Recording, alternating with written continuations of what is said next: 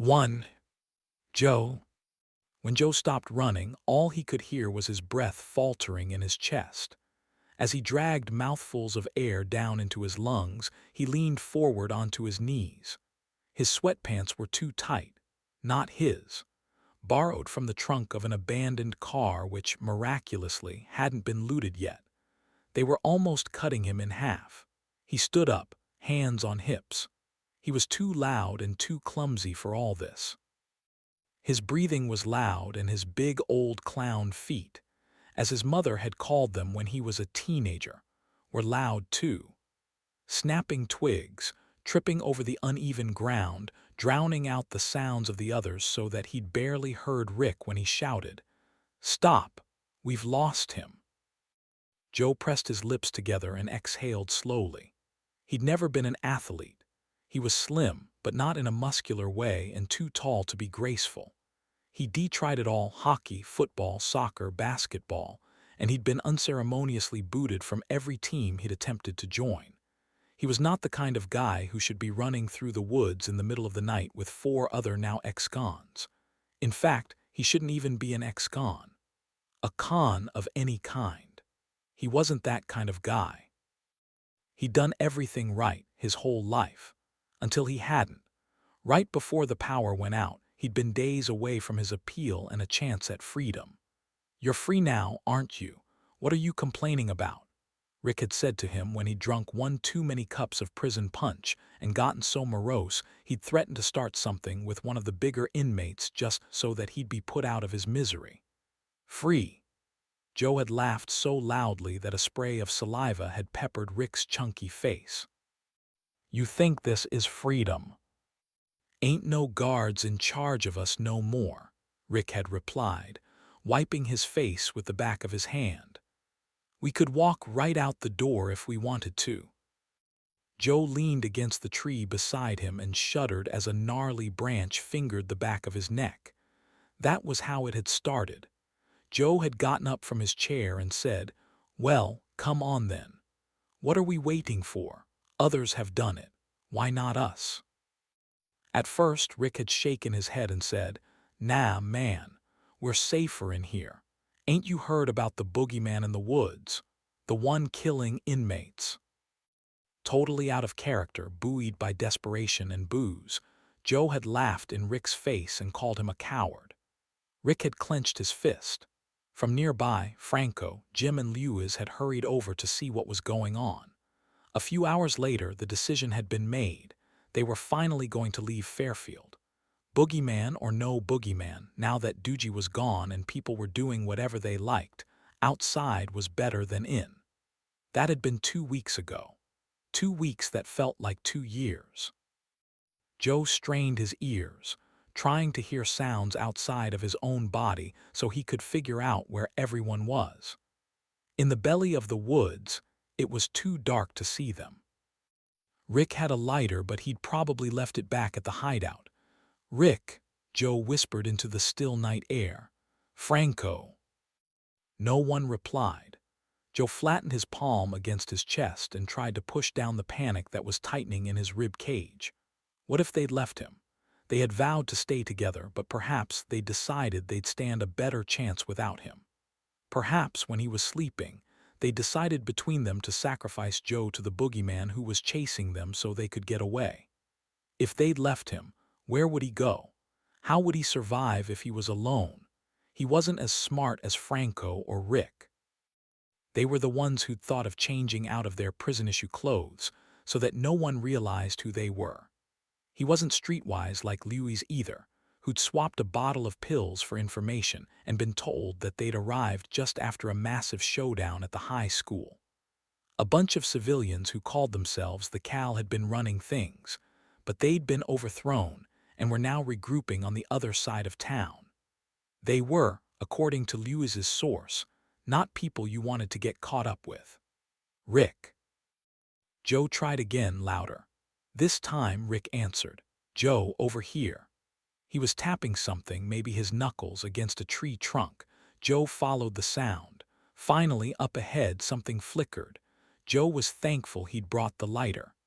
As the others gathered around, Rick gestured for them to huddle together. The warmth of the other men's bodies made Joe realize that his arms were cold. It was late summer, which meant the nights were growing cooler. The prison had been unbearably hot, but out here, at this time of night, whispers of fall were in the air. "You sure we lost him?" Lewis's deep voice rumbled.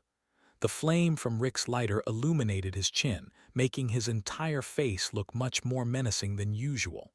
Franco and Jim nodded. "How did he find out who we were?" Joe asked, folding his arms in front of his chest. "We were careful, so careful." "Probably Lewis's contact," Franco spat. "The pill guy. I knew it was a bad idea to trust him. I didn't tell him anything about us." Lewis stood up and squared his shoulders. Waving his lighter a little, Rick told them to settle down. "It doesn't matter how he found out about us. He did, which means our plan to sit pretty in that nice little house on Longfellow is out the window." He paused and looked at each of them in turn. "We've got to leave town." "And go where?" Joe asked. "Where do we go if we leave town?" "My old man used to take me fishing up near Fuller's Woods. It's about 40 miles north of Fairfield. Plenty of cabins up there. Far enough away that I doubt anyone will try and look for us," Jim offered. As the only one of them who was local to Fairfield, his suggestion prompted a series of nods from the others. Joe exhaled slowly. Okay. A plan. They had a plan. "What was that?" Rick snapped his lighter closed and put a heavy hand on Joe's shoulder. "What?" Joe whispered. "I heard." "Stay where you are and put your hands in the air," a voice boomed out from the trees. At the same time, bright white light flooded the spot where they were standing. Joe tried to shield his eyes. It was too bright. He couldn't see a thing. "Put your hands up and surrender," the same voice yelled. Rick's hand disappeared from Joe's shoulder and he felt him move away. At that exact moment, a shot was fired.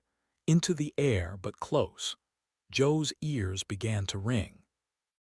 As his eyes adjusted to the light, he realized the others were lining up beside him with their hands raised. He copied them. Behind the light, 4 men with shotguns and flashlights stepped into view. Flashlights. They have working flashlights. Joe's heart fluttered as he wondered, for just a fraction of a second, whether the power had come back on. Well, well, well. Someone was pushing their way to the front of the men with the guns. He was large, older than the rest, and had a saggy chin that implied he'd once been much rounder in the face. He was holding something, and Joe couldn't tell whether he was happy to have found them or furious. "Oh no," whispered Jim. "That's him. Victor."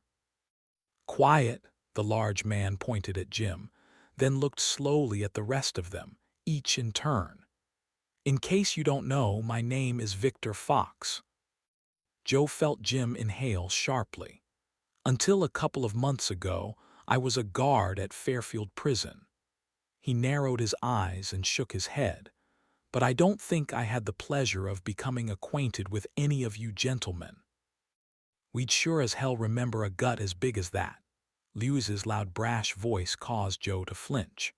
All 4 of the shotguns twitched toward him, but Victor gestured for them to remain still. Ignoring Lewis's attempt to start an exchange of insults, Victor Fox lifted the object he was holding. It was a big black binder, and he was pressing his palm to its cover as if it was the Holy Bible. "So," he said, flipping it open and glancing over his shoulder at the men with the guns. "Let's see who we've got here." Victor began flicking slowly through the pages. Each one contained a mug shot and a list. Some of the pages had big red crosses through them. Others had sticky notes and doodles that looked like maps. Joe's mouth was sandpaper dry. He cleared his throat. "Nervous, are you, son?" Victor looked up at him and smiled with the corner of his mouth. "Well, you should be." He took a step closer. "You must have thought all your Christmases and birthdays had come at once when the power went out. Freedom, just like that. All your crimes absolved. After all, there are no records anymore. No one to care if you serve your time. No one to make sure you pay for what you did. Joe looked at Rick, who shook his head at him. Well, that's where you're wrong. Victor licked his lower lip. Because I have records, and I will make sure you pay. Oh yeah, how? Lewis tipped his chin up at Victor in a way that made Joe's skin crawl. He was going to get himself killed. I'm going to lock you back up, of course. Lock us up, Lewis laughed loudly. You seen the inside of the prison lately. Good luck getting us back in there without getting your own head blown off. Victor opened his mouth to reply but then closed it again, smirking a little as he returned to his binder. Ah, here we are. His eyes widened and he tapped the page. Life sentence for murder and sexual assault. He shook his head and tutted loudly. Should have just gotten the chair. Would have saved everyone so much time and money. Sighing, Victor reached for his gun. Joe turned to Lewis, looking frantically from him to Rick. That's not right, Lewis said loudly. That ain't. Victor stepped forward, but he wasn't looking at Lewis. He was looking at Jim. James O'Malley, I hereby sentence you to death. Bang! Joe slapped his hands over his mouth and stumbled back as Jim's body wavered. Thick red blood oozed from his temple and then he fell. His head landed on Joe's foot. Oh my God, Joe whispered as a clot of nausea formed in his throat. He reached down and started pulling at his sneaker, desperate to get it off his foot, to get the blood away from him. Oh my God, oh my God. You bastard, Lewis lunged forward, screaming. Rick was screaming too. Franco bolted in the other direction, but 4 shots followed him. 1, 2, 3, 4, into his back. He fell face first onto the ground. Run, run, Rick yelled at Joe and dove into the trees. Lewis was on the ground, 2 men holding his arms. Joe was frozen to the spot. He couldn't move. No one's watching you, Joe. They're focused on the others. It's now or never. A voice, perhaps his own, perhaps God's or his mother's or Roxy's, echoed in his ears. He turned and ran, but he'd barely made it 3 feet when something hit him in the thigh. A sharp, searing pain, like nothing he'd ever felt before, ricocheted up and down his leg.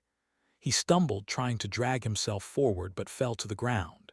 He expected to feel fingers around his ankles, hands pulling him backward, or another gunshot in the back. 1, 2, 3, 4. Nothing came. The others were still yelling. Lewis and Rick, not Franco or Jim. Joe pulled himself along the ground, digging his fingers into the earth and pulling up clumps of it as he moved. He could see nothing. The canopy above was blocking out the night sky, and now that the flashlights were behind him, his eyes were struggling to make sense of anything. He was picking up speed, moving faster when the ground in front of him disappeared. He tumbled. Down and down, rolling over and over.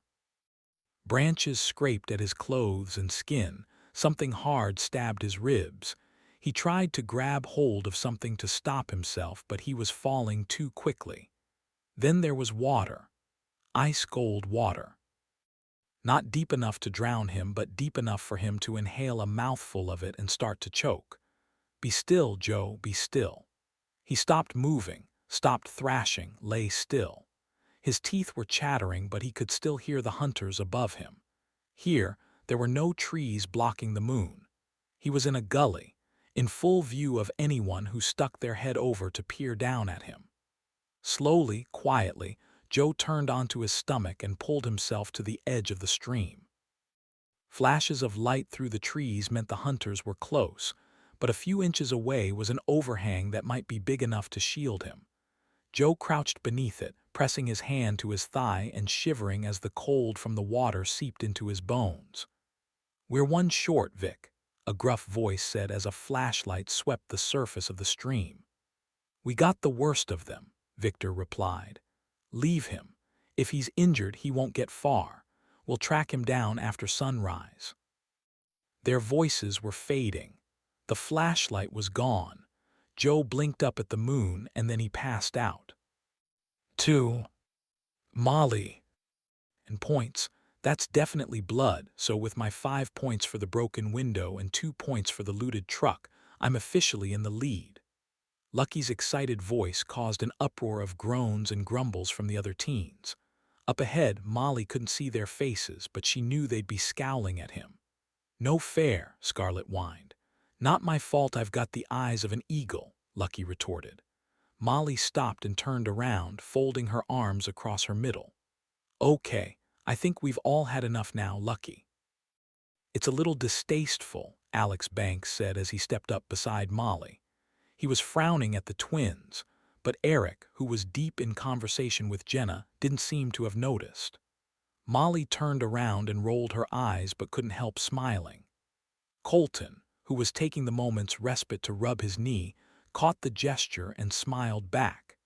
As they started walking again, a little slower this time, he whispered, "What are the rules of this game exactly?" "I'm not entirely sure, but I know you get different numbers of points for spotting different things. Like that dead deer I saw when I peed in the ditch earlier. That would have been a 20-pointer for sure." Colton coughed into his hands to disguise a chuckle. "At least they're getting along," he said, glancing back at the 5 teens who, not that many weeks ago, had been at one another's throats almost constantly. "There is that," Molly replied. Reaching for her water bottle, she tried to ignore the throbbing in the soles of her feet.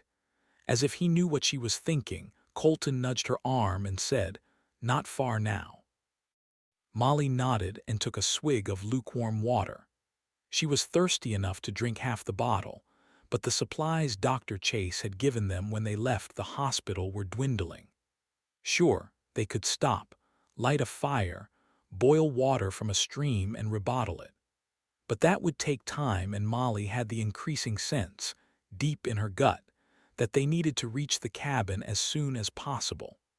Perhaps it was because summer was on the verge of turning into fall. The days were still warm, but the evenings had a snap to them, which said colder months weren't far away.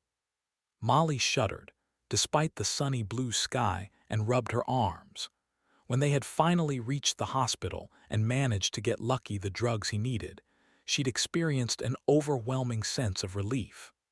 Soon, though, she'd realized that even though they were safe from Diego and the Cal, they had a bigger enemy to contend with: winter. A winter in Maine without electricity was something she'd never even contemplated. They'd need food, heat, and light, as many supplies as they could gather. She was also pretty sure they'd need to do some work on the cabin in order for it to become hospitable for 5 teens, 5 adults, and a dog. Not to mention Laura's wheelchair. As Molly glanced in Laura Banks's direction, she bit the inside of her cheek and tried not to think about how much sooner they'd have made it to the cabin if they hadn't been forced to take proper roads instead of traveling across country. In fairness to Laura, she'd been extremely reluctant to hold them up. Dee offered to give the off-road route a try, hoping her sporty new wheelchair would manage it okay. When Alex had pointed out that she'd need her chair in working condition when they got to the cabin, and that traveling 25 miles through woods and across uneven terrain would likely render it useless before they got there, she'd even offered to take the longer route with Alex and Argent while the others went ahead. Of course, Molly had said no to this. They weren't splitting up again. They were together now, all 10 of them, and that was that. So here they were. 2 days walk away from the hospital and still another 2 hours at least before they reached the edge of the woods. "Should we stop and take a break?" Tommy, who was pulling one of the 2 wagons given to them by Chase before they left Ridgeview Hospital, wiped sweat from his forehead. Alex was pulling the second and looked up as Tommy spoke. "I can take a turn if you're tired," Molly offered. "And the twins could take this one," Laura added, putting her hand on her husband's arm. Alex shook his head. "We need to make it to the woods before nightfall. There's nowhere to shelter out here. We can't sleep out in the open." Grimacing and tensing his jaw, Tommy nodded. "I was hoping we wouldn't need to spend another night under the stars," he said, looking at Molly. How far to the cabin once we reach the woods? Not far. There's a dirt track that leads off the main road toward the woods. A little way down that there's a smaller one. Maybe a 30-minute walk and we'll be at the cabin. Tommy nodded. Well, it's only midday. If we up the pace, we might make it before sundown. Gritting his teeth and groaning, he redoubled his efforts and took a series of large, purposeful strides before slowing again. Too ambitious, he muttered. Beside Molly, Colton turned and waved in the teen's direction. Zach, come give your brother a hand. Eric, you help your dad. We're nearly there. One last effort and we can be sleeping in actual beds tonight. Molly smiled as Zach and Eric did as they were told. I can help, Lucky said, bounding forward and offering to switch with Tommy. No, you absolutely cannot. Molly took hold of his elbow and pulled him back in line next to her. Looking at his hand, which was still bandaged, she raised her eyebrows. You're still healing. Dr. Chase said you need to take it easy for a couple weeks at least. Lucky puffed air through his closed lips and rolled his eyes at her. I'm fine, miss. Mid-sentence he stopped and corrected himself. Molly, I'm fine. Molly ruffled his hair with the palm of her hand, then slung her arm around his shoulders. I know you are, but you'll be more fine if you are properly recovered before you start doing manual labor. Thought you'd have had enough of that back at the cow, Jenna said, tucking her short hair behind her ear as she jogged a little to catch up with Lucky and Molly. Exactly, Molly said as she tried not to flinch at the mention of the Community Action League, and the memory of all those days and nights spent being treated like slaves, doing Diego's bidding, watching people get sick, watching Diego take slow, insidious control of the town.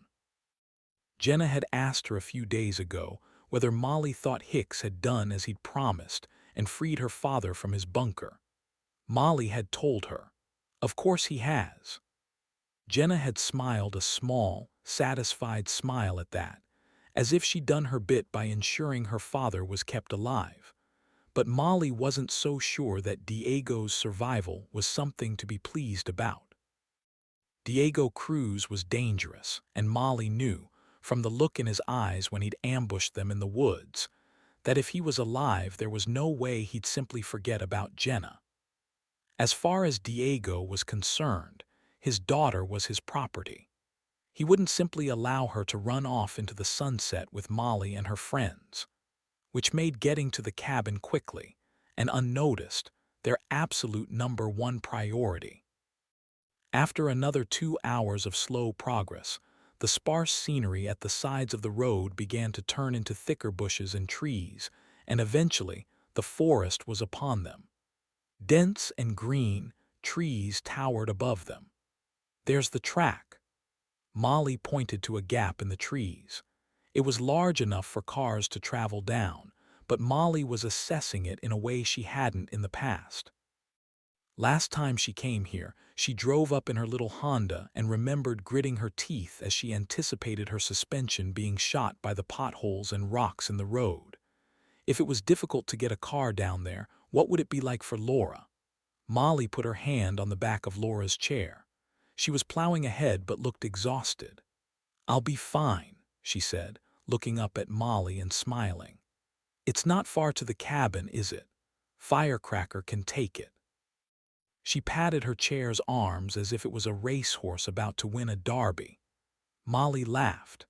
They voted on a name for Laura's chair on their first night outside of Fairfield, on the way to the hospital. Lucky had been unconscious, the other kids exhausted, shell-shocked from their ordeal, and desperately worried about their friend. Laura had suggested naming it as a way to cheer them up, and Jenna had put forward Firecracker as a tribute to both Lucky's tenacity and his neat trick with the fireworks that had gotten them out of Fairfield prison all those weeks ago. Eric and Scarlett had agreed, because the chair's orange frame made it look like it should have flames printed on its sides, and that was that. Firecracker had become the 12th member of their group. "Okay then, love," Alex said, gesturing to the track. "Ready." Laura smiled and nodded, but not 10 minutes into the journey it became apparent that she was struggling. "Argent can help," Alex suggested, taking hold of his leash and stopping to try and fasten it to Laura's chair. "No, absolutely not," Laura said. "He's not a sled dog, Alex. If he pulls me more than a few feet, he'll hurt himself." Molly watched as Laura peered over the edge of the chair at her wheels. "Shoot," she muttered. "The casters are taking a beating." She folded her arms across her stomach and looked up at her husband. "I hate to say this, Alex, but if I puncture one of the inner tubes or the casters go, we're going to be in trouble." "We have some spare inner tubes," Alex said, almost proudly. "They came with the chair." "Yes, but how many? It's not like the nearby bike shop will be open on Monday for extras if we use the ones we've got." Laura winced a little as she spoke, clearly aware she was being sarcastic and on the verge of short-tempered. "Laura," Molly stepped forward and interrupted them. The Bankses turned in unison to look at her. "You might hate this idea, but what if we put you in one of the wagons? The chair folds down, right?" Laura swallowed hard and looked at the wooden cart her husband had been pulling.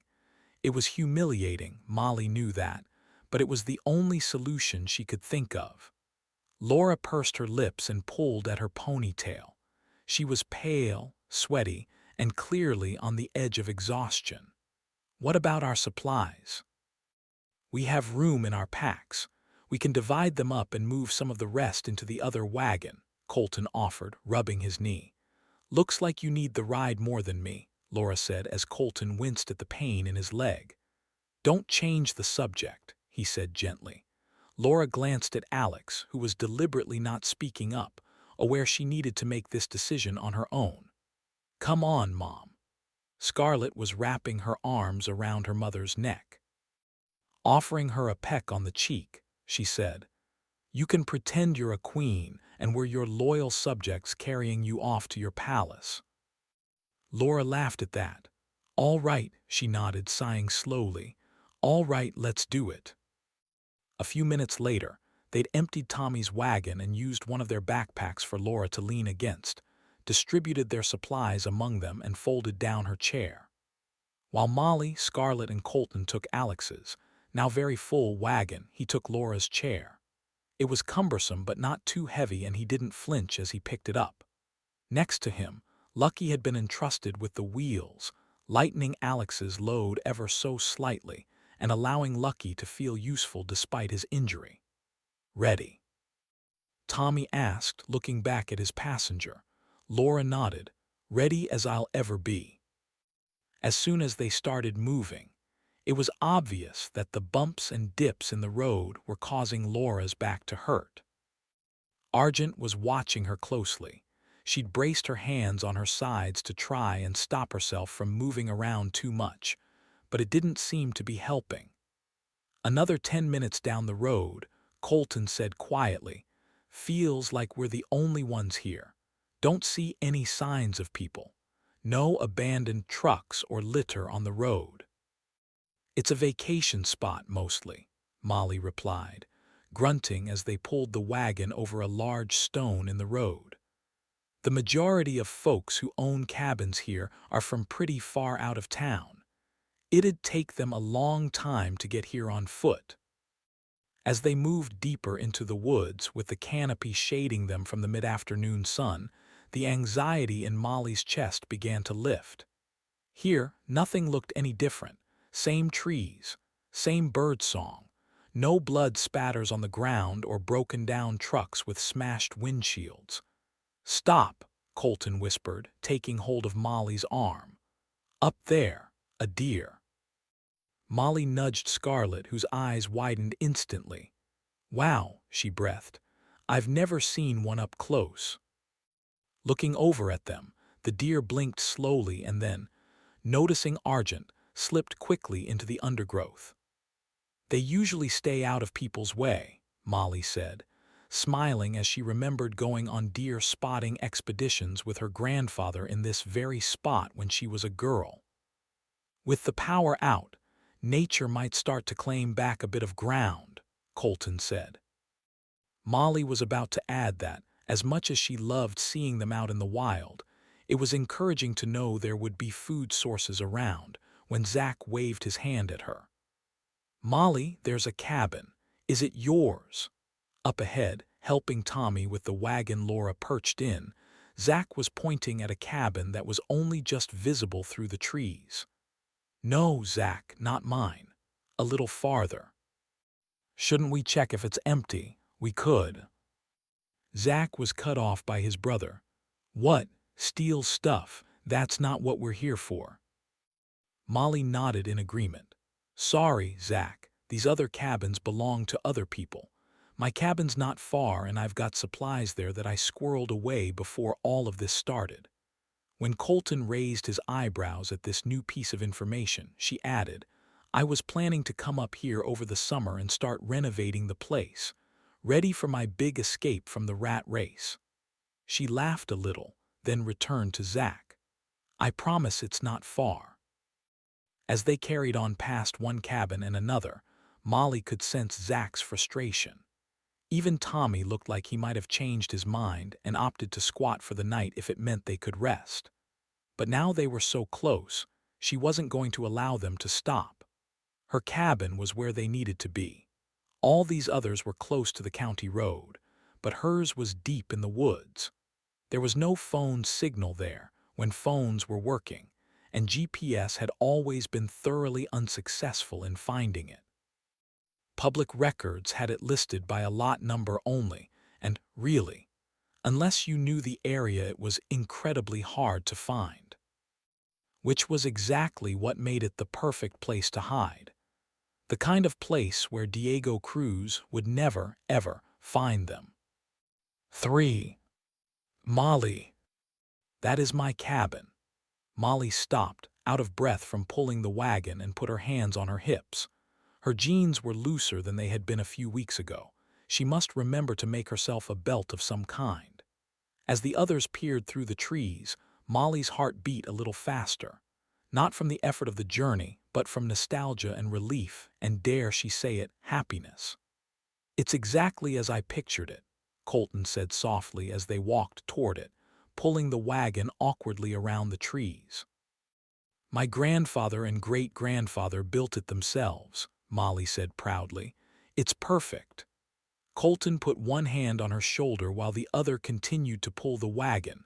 Behind them, Alex and Tommy had switched places, and Alex was telling Laura that they were almost there. "Thank goodness," she breathed, holding her side. "My back can't take much more." "Wait, I hear something." Lucky stopped, a wheel tucked under each arm, and gestured for them to stop moving. "The window's broken." He pointed at the front window, the one that led to the kitchen. "And the door's open." Molly swallowed hard. Surely looters hadn't made it out here. Her fingers twitched as they moved to the back of her jeans. The gun Chase had given them when they left the hospital was cold against her skin. She took it out and held it at her side. Colton was doing the same. Leaving the wagons, the two of them crept slowly forward. "Kids, get behind the trees," Colton whispered. They did as they were told, and clumsily, Alex and Tommy dragged Laura's wagon as far out of sight as they could manage, then crouched in front of it with Argent. "I hear movement," Colton said. Molly couldn't hear anything, but his ears were better trained for situations like this, so she didn't question him. "People." He narrowed his eyes but didn't reply. "Wait here, cover me, I'll go check it out." "Not alone." Molly tugged at his sleeve, thinking about his bad leg but not saying so out loud. "Wait here," he repeated, then moved quietly forward. His footsteps were remarkably light, barely snapping a twig as he approached the front steps. Molly followed him but slipped behind a tree when she neared the front of the cabin. From here she could hear what Colton had heard. Someone was inside, rustling things, moving around. As Colton reached for the door, Molly fought the urge to screw her eyes shut. How awful it would be if they finally reached their destination and ended up in a shootout before they'd even stepped inside. Considering their luck so far, it wouldn't surprise her, but she'd honestly felt that, finally, they were on the home stretch. The door creaked as Colton nudged it open. Inside, the cabin was dark. Most of the windows were shuttered up. Only the front ones hadn't been because the shutters had been blown off in a storm last winter and Molly hadn't gotten around to fixing them. Colton stepped into the cabin. For a moment he remained visible, but then his bulky frame disappeared into the dark. Molly held her breath. She saw his silhouette flash past the broken window. Then there was a scuffle, things falling off surfaces. Colton yelled something indistinguishable, then louder said, "Get out of here. I have a gun." Molly broke her cover and stood facing the steps, gun raised, heart pounding. She'd shot a man before. She'd do it again if she had to. The door moved, swung open just a little. Then in the doorway she saw the black masked face of a raccoon. Bigger than she'd expected, looking thoroughly disgruntled, it hurried outside, jumped onto the porch railing, ran a little way along it, then propelled itself into a nearby tree and was gone. For a moment, Molly didn't move. Then she started to laugh. Leaning forward onto her knees, she told the others to come out. "It was a raccoon," she called. "Just a raccoon." "More than one," Colton grumbled as he emerged from inside. "Little bastards have wrecked the place. I hope most of your supplies were canned." Molly nodded, still laughing more from relief than because it was funny. "You didn't think to shoot him so we could have raccoon meat for dinner?" she asked as she trotted up the steps to join him. "Raccoon meat," Colton frowned at her. "Should have thought of that. Sorry." "You didn't mention there were steps." Alex's voice made Molly turn around. He was standing at the bottom, Laura's wagon behind him. "How's Laura supposed to get in and out?" "Alex, I'll deal with it," Laura said in a tone that implied her husband was embarrassing her and should be quiet. "I'm sorry, I didn't think." Molly rubbed the back of her neck and tried to smile. "But we can build a ramp.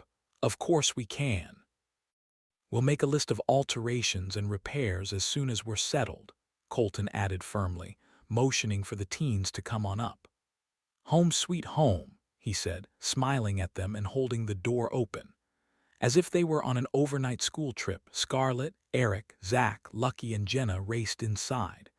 Within seconds, they'd pulled the dust sheet off the couch and had flopped down onto it.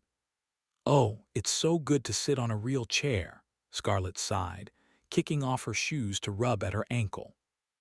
"My feet are," she trailed off as she pulled off her sock. "Jesus, Scar, talk about blisters." Eric wrinkled his nose at his sister's bloodied feet.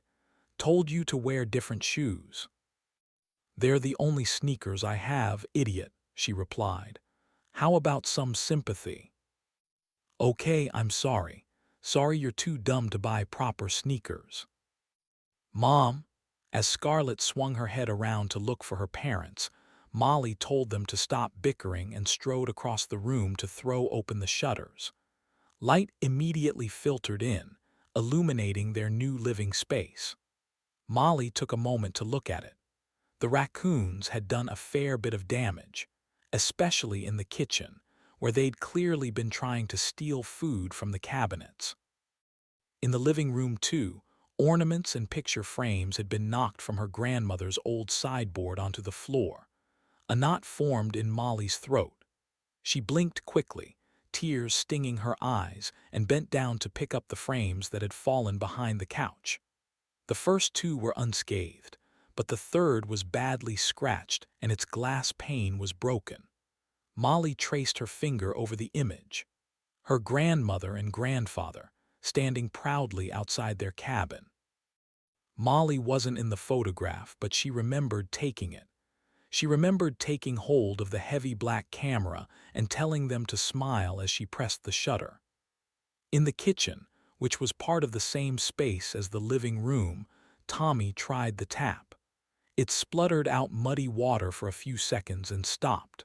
Shrugging, he said, "Worth a try." "So guys, this is it." Molly put the picture, face down, on the sideboard and tried to hide the wobbly note in her voice.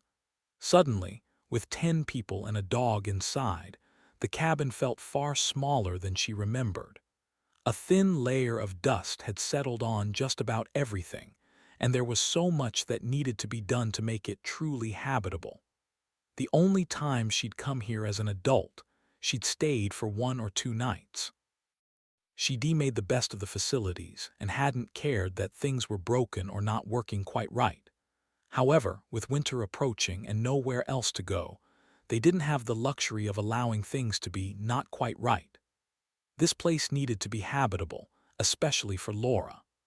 Molly was starting to feel panicky and was leaning on the back of the couch when Eric tapped her hand and said, "How many bedrooms are there?" Presumably, he was hoping he wouldn't have to share with his sister. Forcing a smile, Molly stood up straighter. "When my grandfather built the place, he always wanted it to be a place the whole family could come to. Grown-ups downstairs, kids upstairs was the plan. So there are 3 rooms down here, and the loft has 2 bunk beds. The bathroom's down here too." Alex and Tommy were helping Laura over to an armchair by the unlit wood stove when Alex said, "Right, so how about Eric, Scarlett, Jenna, and Lucky upstairs? Me and Laura, Tommy and Zach, Molly and—" He paused, settled Laura into her chair and looked at Colton. Molly felt her cheeks start to flush. "I'll take the couch," Colton said quickly, not making eye contact with Molly. "You don't have to," Molly countered. "It's fine, really." "Okay, we can take turns," she said, smiling when he finally looked at her. There was a pause in which Molly felt as if everyone was looking at her before Colton interrupted it by saying, "Is that a wood-burning stove?" "It is." Molly almost grinned as she thought of what it would be like to cook a real meal on that stove. And she walked over to the kitchen and triumphantly threw open one of the cabinets. "We have coffee." "Real coffee." "No way." Tommy rushed over and examined the packet, which had thankfully survived the raccoons. "You are my savior, Molly." Looking at his brother, he added, "Zach, give me a hand getting the supplies inside so we can enjoy a cup of this stuff." As everyone started moving around her, Molly leaned back against the timber wall by the stairs. Memories of her grandparents danced through the room. She'd been so happy here. Surely she could be happy again. "Molly," Jenna was over by the door that led to the bathroom. "Sorry, but there's an awful smell coming from here." She de-wrinkled her nose and was holding the door closed as if the smell might poison them all if it was set free. "Ah." Molly straightened herself up and winced. "What is it?" Jenna asked. "That would be the composting toilet." Molly watched as Jenna's face fell. "A composting toilet." "Better get used to it, kid." Eric sidled up and patted Jenna's shoulder. "We're living the high life now." As Jenna giggled at Eric's sarcasm, her face brightened in a way Molly hadn't noticed before. Perhaps these kids really were becoming a family. 4. Alex. Alex stalked around to the back of the cabin and leaned against the basement wall. They demade it finally, but he couldn't help feeling as if he'd made a terrible decision. With the Cal out of action, they could have returned to their home. Sure, Eric and Scarlett wanted to be with their friends, but they'd have gotten over it. At home, they had wide doorways, handles in the bathroom, furniture arranged so it was easy for Laura to move around. There were sidewalks with curb cutouts, smooth roads, proper ramps. Here, in this place, she was barely going to be able to move from the couch, and he couldn't believe she was okay with it. As usual, she was putting on a brave face, smiling, telling everyone she'd be fine once they'd made a few adjustments, but it was more than a few.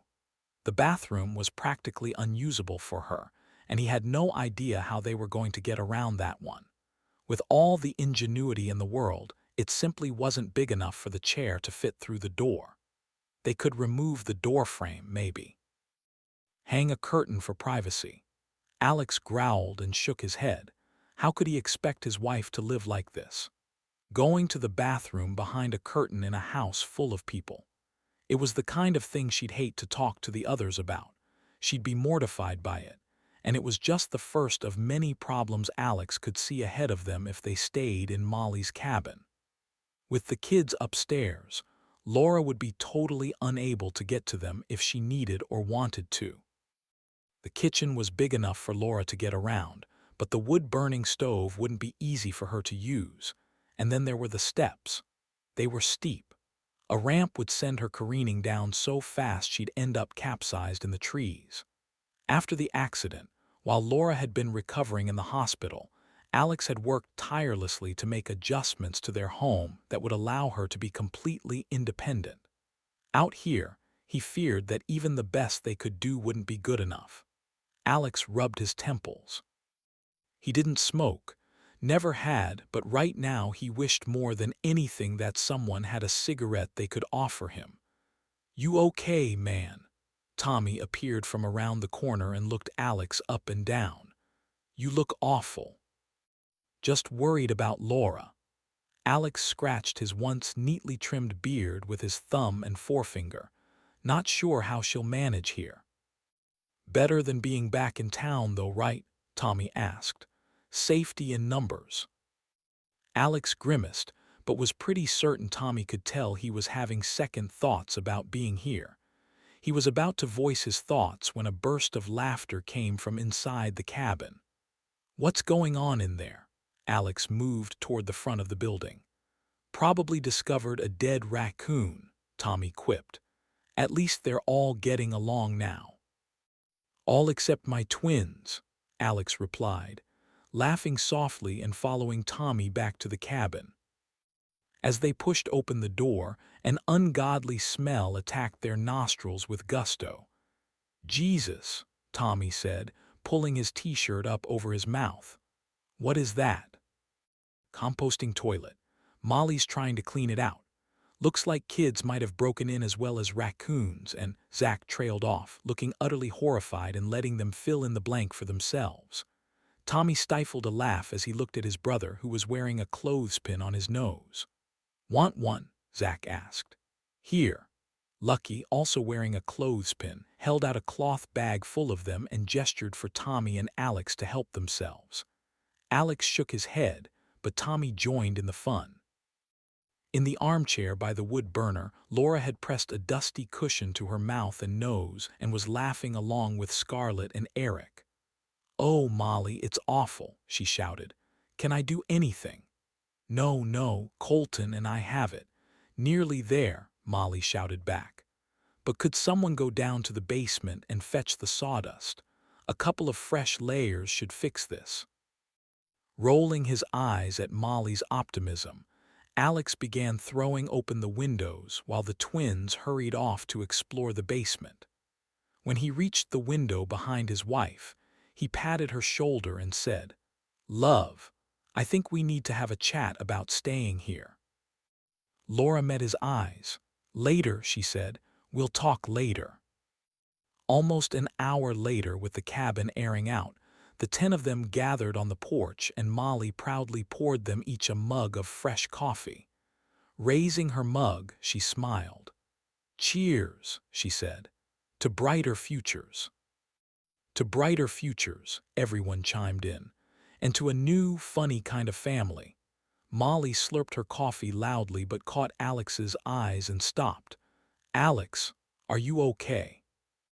He folded his arms in front of his chest and tapped his fingers on the side of the mug. He could feel Laura staring at him, willing him to keep quiet, but he couldn't. He had to speak up. "Not really," he said slowly, choosing his words as carefully as he could.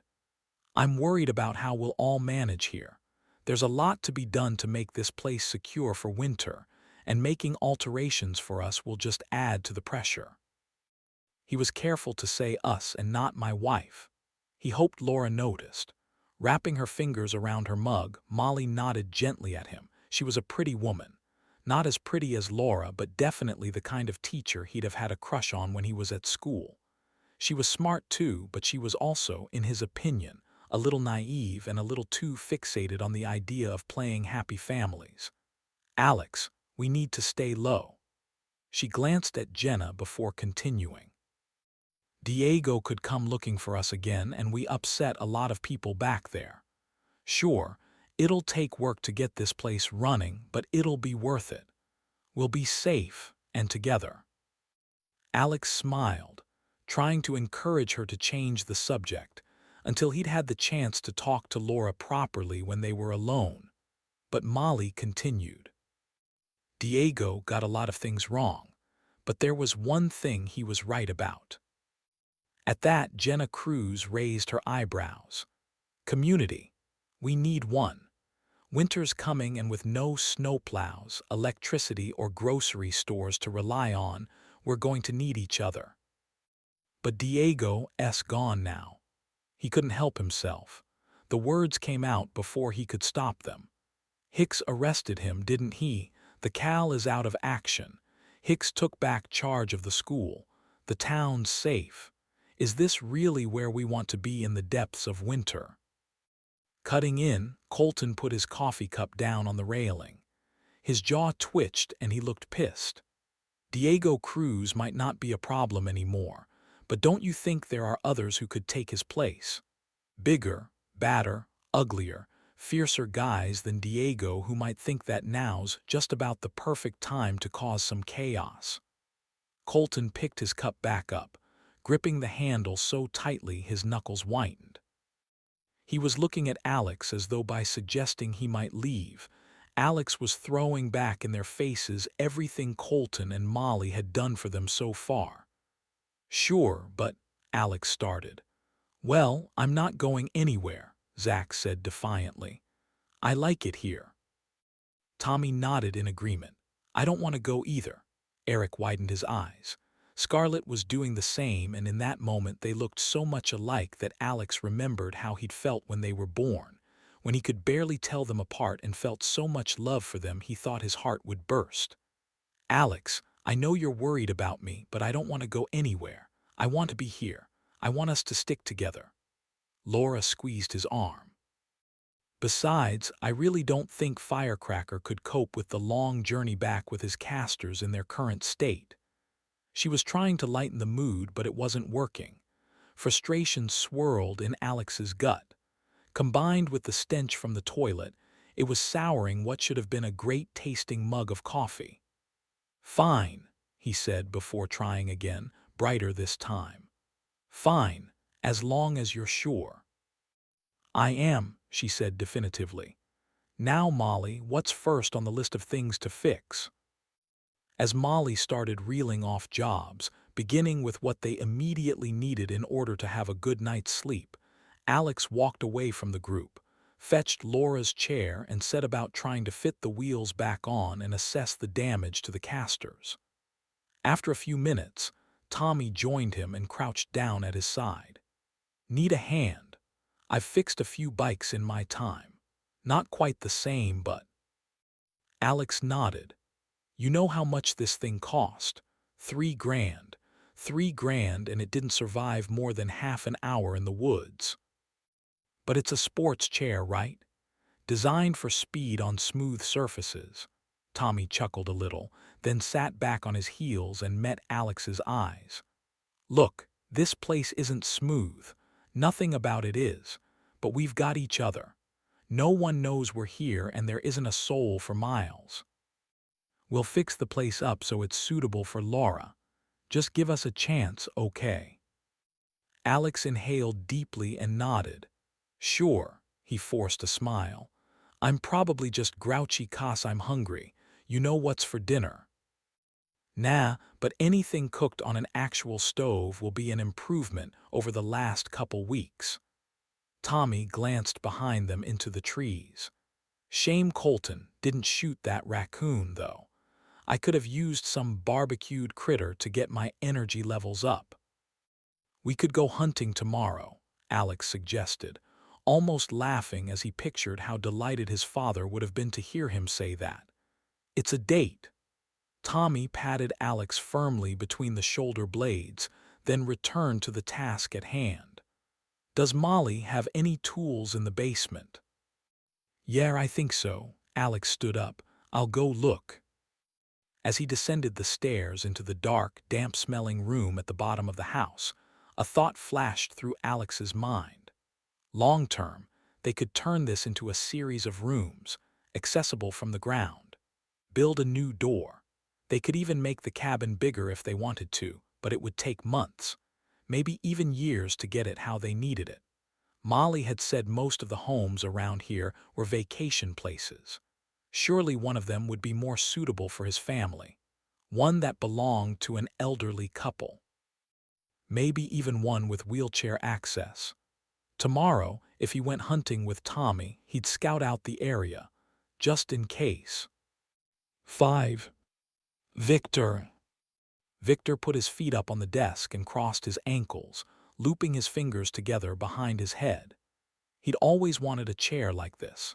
Leather, high-backed, an executive chair.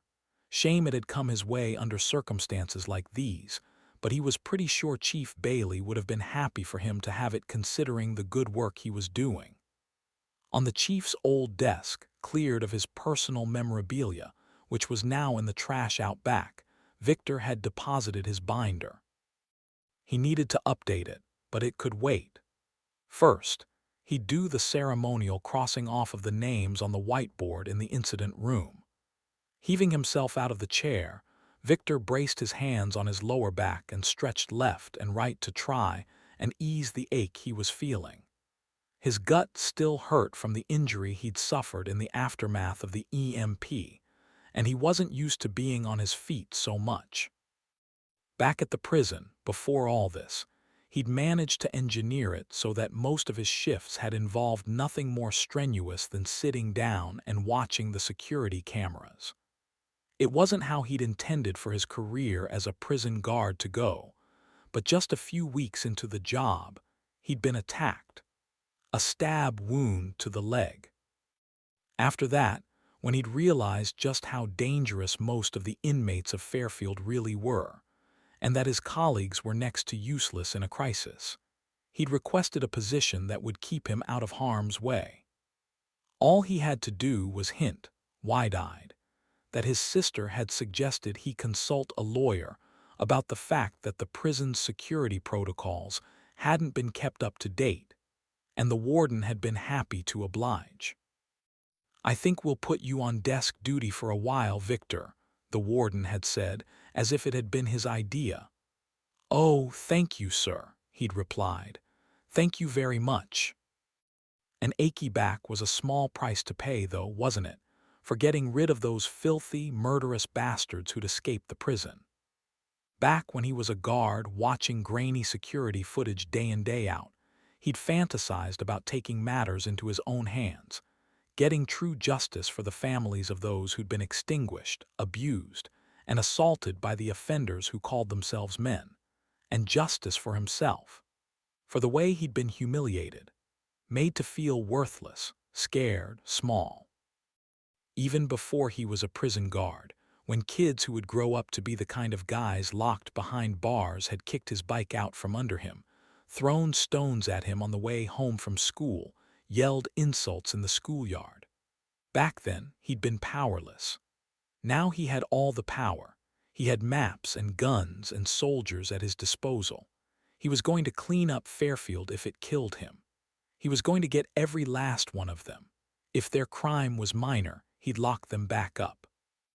If it was more than that, one of the really bad ones, he'd execute them. On the spot. No mercy, just as he'd done to James O'Malley. Sure, the kid looked harmless, but Victor had read his file.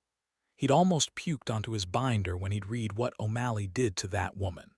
In the incident room, Victor crossed James O'Malley and Andrew Frank from the board, then erased Rick Walton and Luis Garcia and rewrote their names under the heading, Fairfield Police Station Inmates.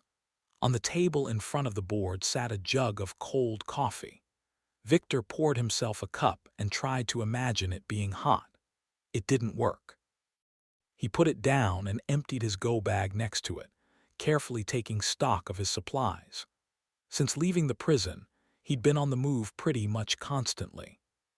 Now that he had a more stationary base at the police station, he'd need to be careful not to get complacent. His bag should be packed and ready at all times. There was no time to rest, no time to let the offenders assimilate into the town or take the road out when they heard there was someone after them. Opening the wrapper on a cereal bar, he made a mental note to grab some more from the kitchen. That was where he'd stored his supplies. There weren't many. Certainly not enough to share with the prisoners, and it was making them rowdy. Pushing his bag aside, Victor flipped open his binder and updated the relevant pages.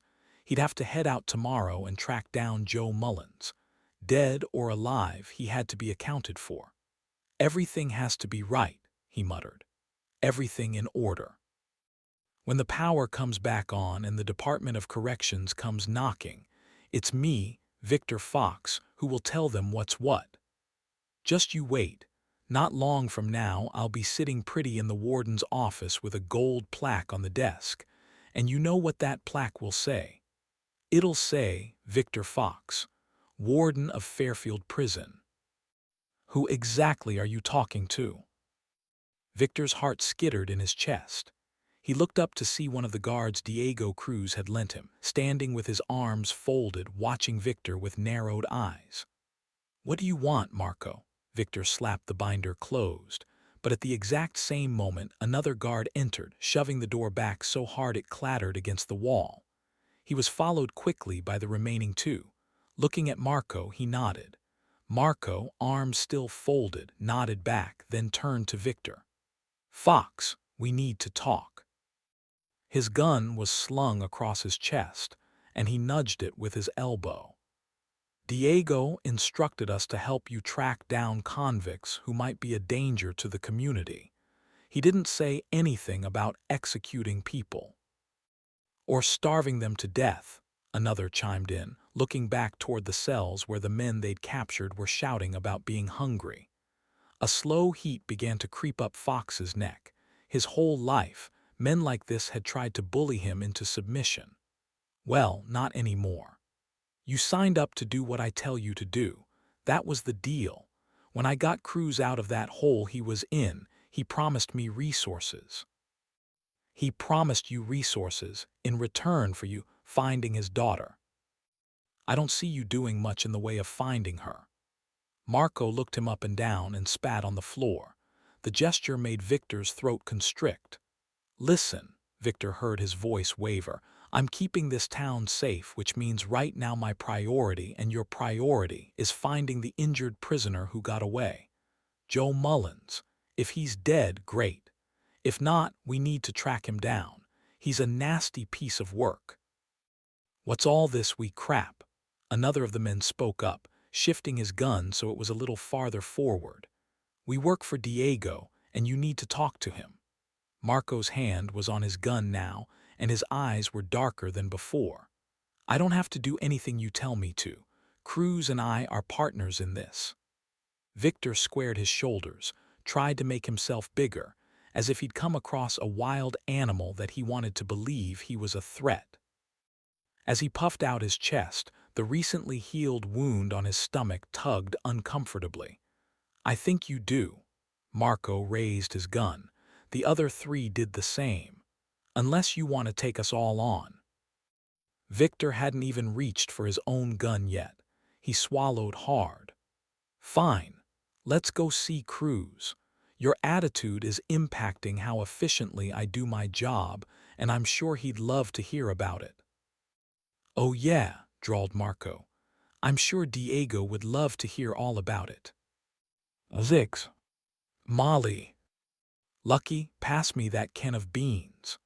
Molly extended her hand and waited for Lucky to press the can into it. You don't have a bunch of frozen pizzas hidden around here, do you? Lucky asked, peering forlornly into the cupboard above the sink as if he might find a working freezer hidden at the back of it. Licking her lower lip at the thought of melted cheese, Molly ground some salt and pepper into the rice she was stirring. I'm afraid not.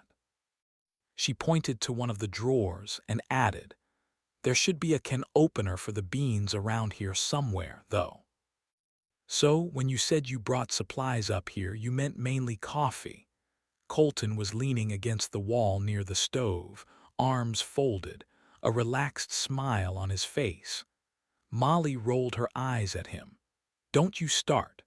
I wasn't expecting the end of the world, was I? Nodding, Colton took the can opener from Lucky and opened the beans so that Molly could tip them into the pan with the rice. At least we have seasoning, she said, gesturing proudly to her salt and pepper shakers. I can't tell you how bland the food was in the cow. I can imagine. Colton rubbed the stubble on his chin as if he was considering whether he needed to shave. Isn't there anything else we can eat? Lucky started moving around the cans they'd brought with them. Some from the bank's house, some from the hospital, donated by Chase when the other doctors weren't looking.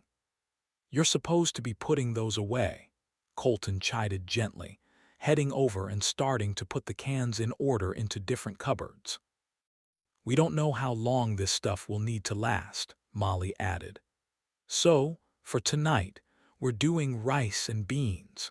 But we have canned peaches for dessert, and tomorrow Alex and Tommy are going to go hunting. Cool, Lucky's eyes brightened. Adults with working arms only, Colton said, raising an eyebrow. Then, why don't you go ask one of the others to help you set the table? Plates are in the sideboard over there. Molly lifted her head and gestured to the large oak sideboard her grandfather had made for her grandmother to celebrate their 40th wedding anniversary. He'd spent hours sanding it. Molly had helped him. As she sighed, Colton put his hand on her shoulder. For just a moment, she raised her fingers and brushed them across his, but then she took them back, blushing, and concentrated on the rice. This place holds a lot of memories. Colton stepped away but didn't take his eyes from her face. Good memories, Molly smiled. Really good. The happiest times in my childhood were spent here. Colton opened his mouth to reply but was cut short by a stampede of teenage feet clattering into the room. As they both turned to see what was going on, Lucky careened inside, followed closely by Zach, who was waving what looked like a small axe around above his head, and Eric, who was holding a hammer. You better run, Zach yelled, laughing. The boogeyman's going to get you, Eric added. As Scarlett and Jenna rushed inside too, laughing at the boys, Lucky leaped over the couch in his effort to escape Eric and Zach. Halfway across the room, he tripped on the corner of the rug and went flying into the sideboard. Lucky yelped and grabbed his bad hand as a vase toppled off onto the floor. Molly watched it in slow motion, another remnant of her grandparents breaking into smithereens as it hit the hardwood floor. Colton's forehead had creased into a disapproving frown. Marching, still with a limp, into the middle of the room, he gestured to where Lucky lay cradling his arm and said, "How old are you boys? What were you thinking?" Zach and Eric had lowered their weapons. Both looked sheepish as Colton helped Lucky to his feet. "We were just messing around," Lucky said weakly. "I can see that, but don't you think this place took enough of a battering from the raccoons without you three adding to the chaos?" Lucky hung his head, glancing guiltily at Molly. Stepping away from the stove, Molly folded her arms in front of her stomach and swallowed hard. "It's not just that," she said, trying not to look at the pieces of broken vase on the floor. "Someone could have been hurt. You're still recovering, Lucky. You're supposed to be taking care of yourself. And what do you think would happen if someone seriously injured themselves out here? Where's the nearest hospital?" Colton was mirroring Molly's posture, arms folded, scowling. Behind them, Molly heard footsteps at the door and turned to see Tommy watching. "Ah, come on," he said, shrugging. "They're kids. They were just letting off steam. They won't do it again." He widened his eyes at his younger brother, then at Lucky and Eric. "Will you?" All three shook their heads in unison. Looking at Colton, Molly wondered whether he was about to tell Tommy he wasn't being hard enough on the boys, but to her surprise, he didn't. "Fine," he said. "Lucky, let's look at that hand. The rest of you clean this up." As Zach glanced at Tommy for confirmation, Tommy nodded and waved at the floor. "Well, go on, clean it up, and put those tools back where they came from." As the teens did as they were told, Tommy took up Lucky's task of setting out plates around the table. Thankfully, her grandfather had built it with a large family in mind, so it was big enough to seat 12 people. Standing back, Tommy examined the chairs, then removed the one on the end for Laura. Despite the twinge of sadness in her chest as she watched her grandmother's vase being swept into a dustpan, Molly smiled at the scene in front of her. Somehow, out of all the madness, they'd formed a chaotic little family. A family she was glad to be a part of. Glancing at the rice and beans, which had gone a little crispy on the bottom after being left unstirred on the stove, she wrinkled her nose. Perhaps Lucky was right. It was their first night. They might have limited supplies, but they could push the boat out a little. Couldn't they? After depositing the pan of rice in the middle of the table and calling to everyone that dinner was ready, Molly returned to the kitchen and stretched into the back of the cupboard near the window. There it was, a bottle of diet lemonade. She'd brought it to the cabin anticipating long summer nights full of white wine spritzers and reading by candlelight. Unfortunately, she hadn't brought any wine. As the others gathered around the table, Molly held up the lemonade and triumphantly waved it at them. "Anyone for a tipple?" she asked, grinning. At the sight of the soda, the kids' eyes brightened a little, but Tommy read her mind by saying, "No whiskey, wine, beer." "I have some beer." Alex Banks stepped out of the hallway that led to the ground floor bedrooms and gestured to his backpack. On the floor beneath the window, it hadn't been unpacked yet. Only 2 cans, but— "Shandies for the grown-ups, then," Molly said, smiling. "Shandies." Alex exchanged a look with Tommy. "The British drink them," Molly said, taking a can from Alex and pouring a little beer into the bottom of a glass before topping it off with lemonade. "I saw it on TV once." As Laura took up her place at the head of the table, Alex took a sip of his shandy and looked quietly surprised by its pleasantness. At the same time, Colton lit some candles in the center of the table and began to dish out equal portions of rice and beans. As the food landed on their plates, Argent tilted his head, perhaps wondering whether he was going to be expected to eat their leftover rice, or if someone had remembered to pack kibble for him. "Here we go." Molly handed out drinks to everyone, then sat down opposite Colton and raised hers into the air. "To our first night," she said. "To our first night," everyone echoed before taking long slurps from their drinks. "Does the cabin have a name?" Laura asked as she set down a bowl of kibble on the floor beside her and turned to her own meal. "Actually, no." Molly put down her fork and looked around at the cabin walls. Why hadn't her grandfather named it? She didn't remember ever asking him. "Maybe we should come up with one." "How about the tree house?" Eric asked, glancing at Jenna. "You know, 'cause that book about the Robinsons was what helped us get Jenna back." As Jenna smiled, Eric shrugged and looked down at his plate. "Or whatever." "Good idea, Eric." Molly spooned some rice into her mouth, chewed quickly, then added, "But does anyone know what the Robinson family called their treehouse?" Gesturing to Jenna not to answer, she waited. "Anyone?" "Jungle House," Lucky offered. "Jungle House," Eric scoffed. "Why the heck would they call it Jungle House?" "They were on an island, not in a jungle," Zach muttered. "Okay then, smartasses, what they call it then," Lucky bit back. "Falcon's Nest," Jenna finally cut in. "They called it Falcon's Nest." I haven't seen many falcons around here, Lucky said, smarting from being made to feel stupid. What about Raccoon's Nest then? Scarlet, who was sitting next to her brother, grinned around the table. A ripple of laughter moved through them. Raccoon's Nest, Molly said, pressing her index finger to the side of her mouth. Raccoon's Nest. She glanced at Colton and saw him smiling at her. Yeah, I like that. She patted the table firmly. Raccoon's Nest it is. Who wants to make a sign for the door? Scarlet's the artistic one, Eric said quickly. Sure, his sister replied, shrugging. I'll do it. As Molly returned to her food, she glanced at Alex. While Laura looked happy and more relaxed than Molly had seen her in days, Alex still looked unsettled.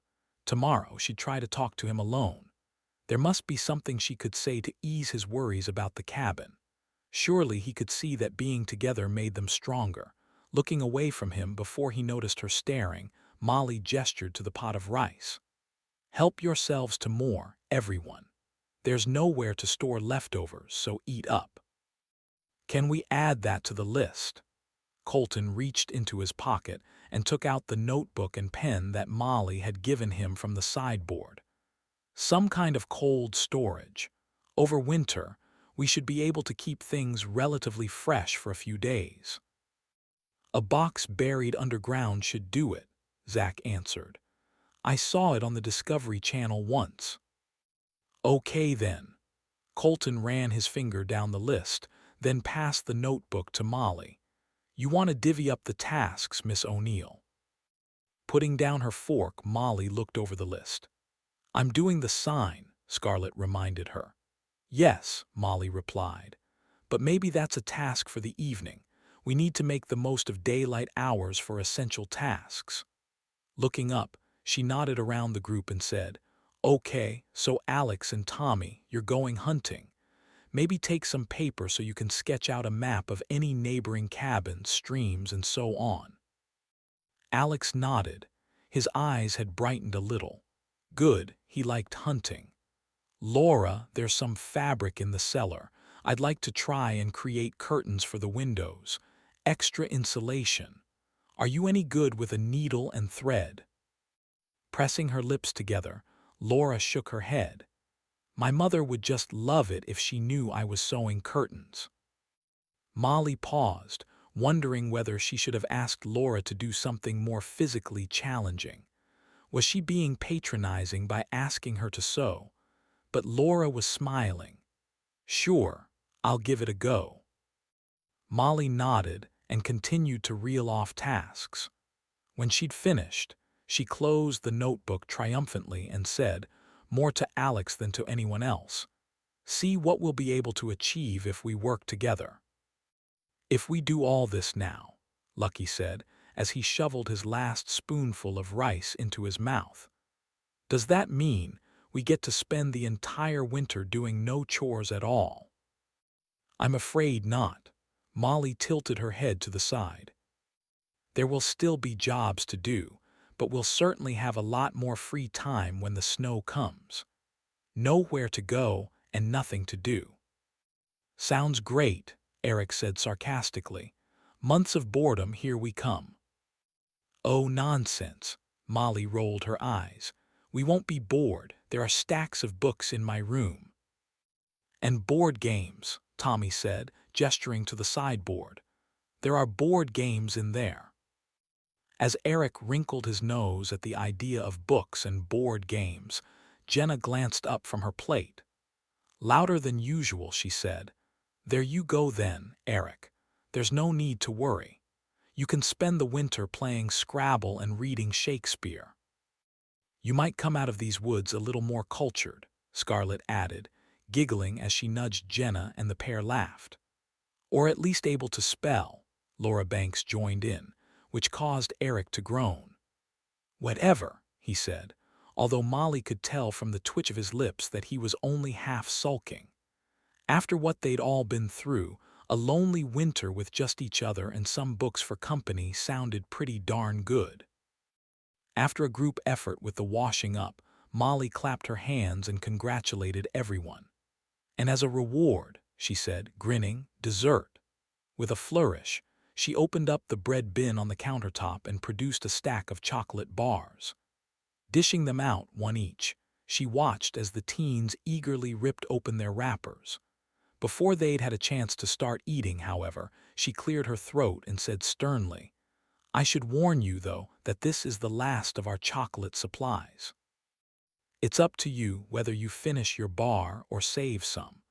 But unless we discover a convenience store around the corner, it'll be the last sugary treat you have in a while." For a moment the teens looked bereft. Staring at one another, they fiddled with the tops of the wrappers as if they were seriously considering handing them over, keeping them for an emergency. Then, almost at the same time, they grinned and tucked in anyway. Laughing, Molly sat back down in one of the dining chairs and nibbled the end of her own chocolate bar. Tommy had consumed his in a couple of bites. Laura and Alex too, but Colton was turning his over in his hands. "Don't tell me you don't like chocolate," Molly asked, nudging him with her elbow. Standing next to her, Colton waved the bar at her. "I'm a pessimist," he said. "I'll keep mine." Looking down at her own chocolate bar, Molly shook her head. "Well," she said, "I'm a cautious optimist, so I'll save half." She gestured to the bread bin. "Mind putting this back?" "Sure." After depositing both of their bars back into the bread bin, Colton glanced at the clock.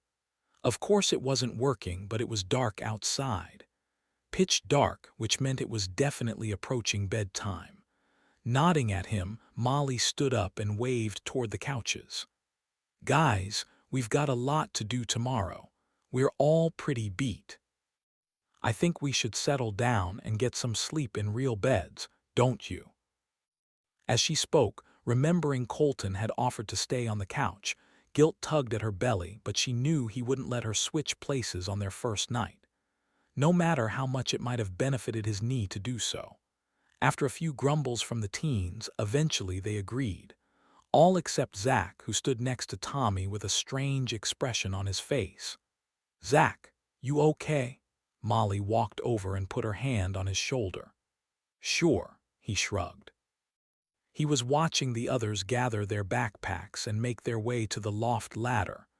Molly exchanged what she hoped was a meaningful glance with Tommy. "You don't have to bunk up with me, you know," he said, pointing to the loft. "I'm sure there's space." "Plenty," Molly said. "I'm not sure we could get the single bed up there, but you could take the mattress from Tommy's room, if you want to be with the others." Overhearing them, to Molly's surprise, Eric yelled, "What you waiting for? You really want to sleep downstairs with the grown-ups?" "How old are you?" "6," Zach grumbled back, but he was hiding a smile. Glancing at his brother, he added, "Fine, if it'll stop you ragging on me. Come help me with the mattress." Shoving his backpack at Scarlett so she could take it upstairs for him, Eric hurried over and followed Zach down the hall to the room he and Tommy should have been sharing. "That was nice of you," Molly said, studying Tommy's face as he watched his brother. Tommy shrugged. "I'm glad he's made friends." He cleared his throat and smiled at Molly. "Thanks for bringing us with you. This place," he looked up at the ceiling, then at the timber walls and the candle-lit table, "it's exactly what he needs." Molly was about to tell Tommy that it wouldn't have been the same without the Hargrove brothers when Alex interrupted. "We're heading off to bed," he said, then lowered his voice. Across the room, Laura was navigating her way toward the hallway, Argent at her side. "But tomorrow, we need to do something about the bathroom door. It's too narrow for Laura." Molly's eyes widened. "Oh, right." Laura hadn't said anything. "Of course," she nodded. "We'll think of something." Alex pressed his lips together, but he didn't say thank you. "Right, see you tomorrow." "He's still not happy about staying, is he?" Colton asked, as soon as Alex was out of earshot. Molly bit her lower lip and tugged at the end of her ponytail. "No, I don't think he is." A little while later, with everyone settled in their rooms, Molly was lying in bed staring at the ceiling and trying to sleep. Upstairs, giggles, shouts, and loud footsteps reminded her of the few times she'd supervised overnight school trips. High on sugar and relief and tiredness, the teens had gone loopy. At first, their energetic noise-making made her smile. Despite everything, they were still laughing. When they didn't show any signs of settling down, however, the smile wore off. She was about to get up herself when she heard Colton growl, "Quiet up there, you kids." It was the kind of voice he'd have used when he was driving the school bus. Assertive, but not enough to get them to listen to him. After a few seconds of silence, it simply drew more laughter and a cacophony of loud shh-ching. Pulling her cardigan from the bedpost, Molly wrapped it around herself and swung her legs out of bed. She shivered a little, then straightened her shoulders, cleared her throat, and flung open her bedroom door. As she marched toward the bottom of the ladder, she sensed Colton staring at her. "Now, listen here," she shouted, using her best teacher voice. "You've had your fun, but now it's time for sleeping. If this continues, we'll have to consider splitting you up. A grown-up and a kid in each room. Does that sound like fun?" A pause, does it? No, Miss O'Neill. Then, might I suggest you all settle down and go to sleep? Yes, Miss O'Neill. If I hear one more peep from you, you're on permanent toilet duty. Understood? Yes, Miss O'Neill. Sorry, Molly. We'll be quiet. Molly looked over at Colton. He was silently applauding her. Her mouth twitched into a smile. "Good," she said sternly. "Now bed." After lingering for a moment at the bottom of the ladder, Molly tiptoed back toward her room. Pausing by the couch, she watched as Colton added another log to the fire. Lightly, she touched his arm. "Good night," she whispered. Colton glanced toward the loft, then back at Molly. She expected him to move closer, perhaps take her hand in his, but he didn't. "Good night, Molly."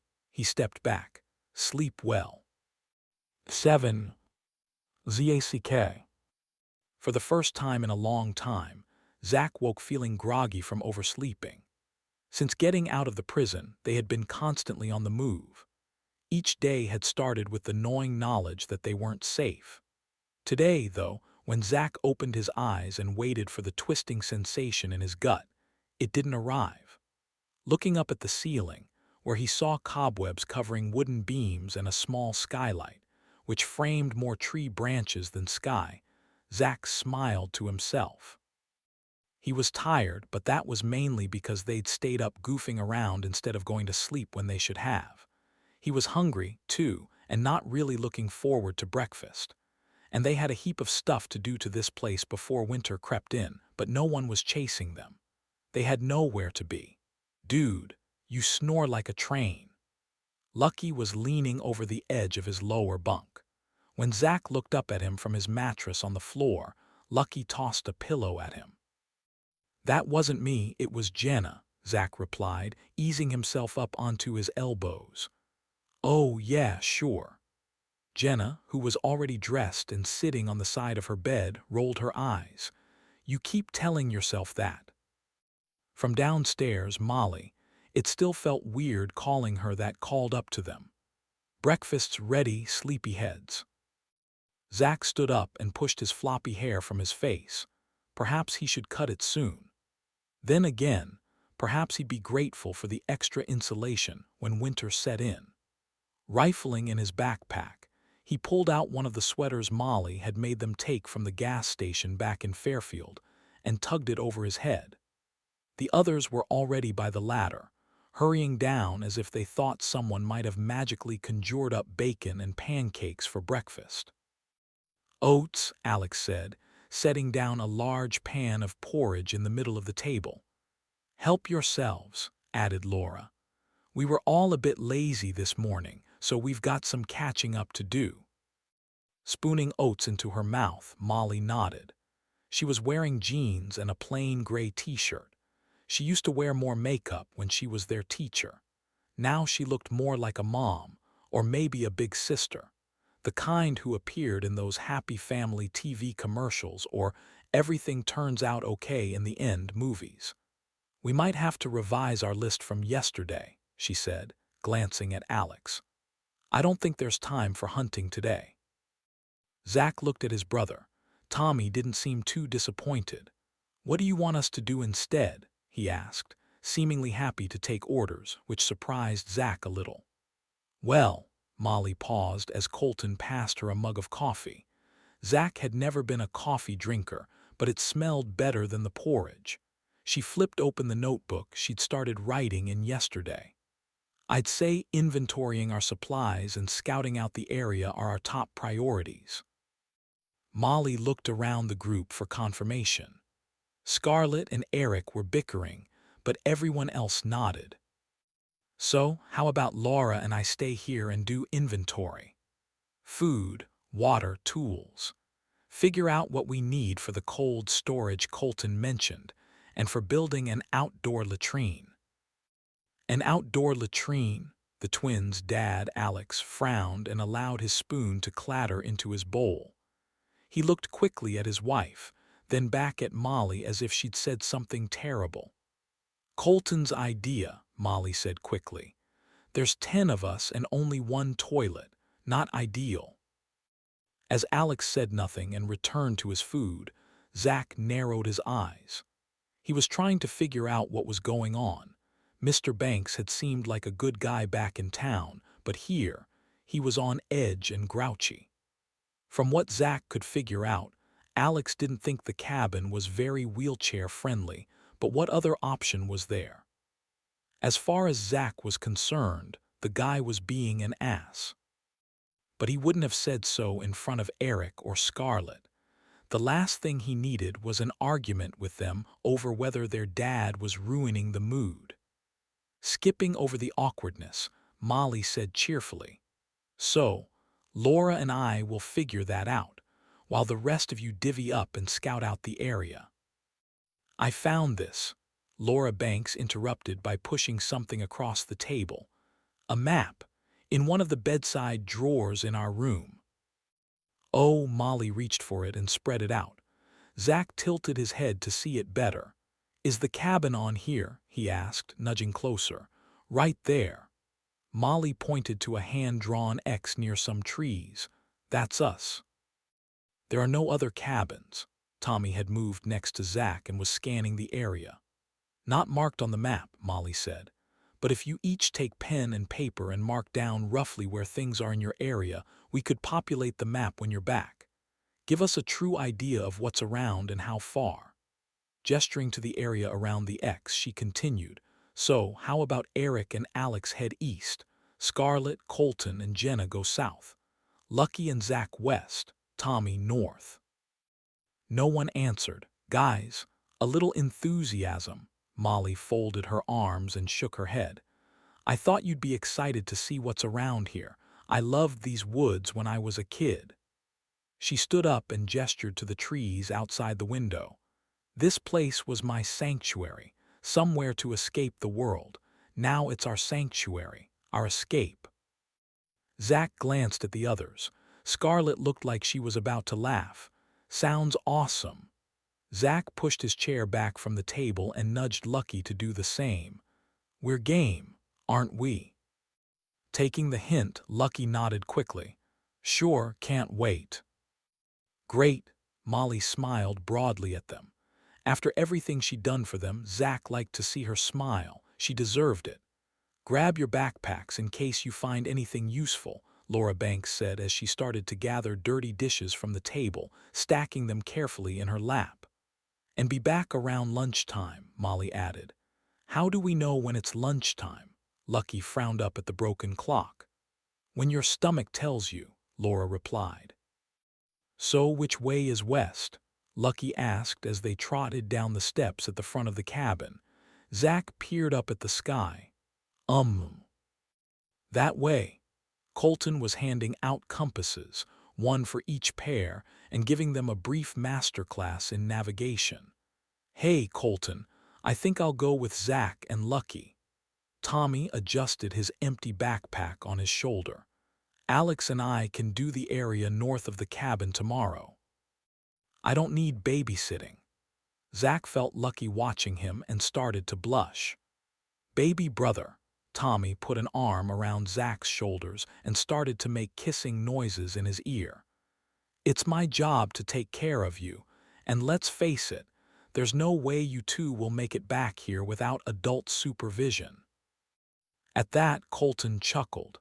As they headed off away from the cabin, Lucky leaned in and made a pinched kissing face. Baby Bewother, I love you. Get lost, Lucky. Zach bit back a smile as he shoved Lucky's good arm. That's what I'm trying to avoid, Tommy added, grinning. Oh yeah, like you're the expert on navigation. Remember when we visited Uncle Joe's farm and you got me lost in the woods for like 10 hours? 10 hours, more like 10 minutes. Tommy picked up a large leafy twig and batted Zach over the head with it. Seriously, Tommy, get off me. Zach stooped to find his own twig, gesturing for Lucky to do the same so they could play fight. As they raced after Tommy, watching him weave through the trees, Lucky grinned and yelled, "We're supposed to be taking this seriously. Writing stuff down." "We will, as soon as we get Tommy back for being such an ass," Zach said, charging after his brother. For a second, as Tommy disappeared behind a tree, they lost sight of him, but then there he was again. Except he'd stopped running. "Give up, do you?" Zach and Lucky raced up to him, both brandishing their weapons. "Surrender!" They pointed their branches at Tommy, expecting him to turn around, but he didn't move. Holding out his hand, he dropped his branch to the ground and whispered, "Don't move." "What is it?" Lucky's eyes widened. "A bear, not a bear. Do they have bears here?" "If they did, it'd have eaten you by now," Zach retorted. "Not a bear." Tommy was pointing at something. "A man." "Is he alive?" Lucky whispered. Peering over the edge of a shallow gully, Zach swallowed hard. A guy about his brother's age was lying face down in the ditch. His thigh was bleeding. "I'll check him over." Zach moved forward and before Tommy could stop him, slid down next to the man. With shaking hands, he checked for a pulse, then held his palm in front of the guy's mouth. Something he'd done for his mother numerous times when she'd passed out on the couch. "He's breathing," he said, looking up at his brother. "He's alive." He sat back on his heels and looked the man up and down. "Looks pretty beat up, though. He's missing a shoe." "We should take him back to the cabin." Lucky slid down next to Zach and waved for Tommy to join them. "Bad idea." Tommy was still standing above them, arms folded, shaking his head. "We're supposed to be lying low. The last thing we should be doing is bringing a stranger back to the cabin. We have no idea who this guy is." As a rush of indignation surged in his belly, Zach rolled his eyes. "Seriously? Tommy, come on, he's hurt, bad. We can't just leave him here." "He's right, man," Lucky said quietly, gesturing to his own still healing hand. "You guys helped me." "We know you," Tommy bit back. "We have no idea who this guy is." "So we walk away and wait for him to die." Zach's mouth dropped open. He couldn't believe his brother would be so callous.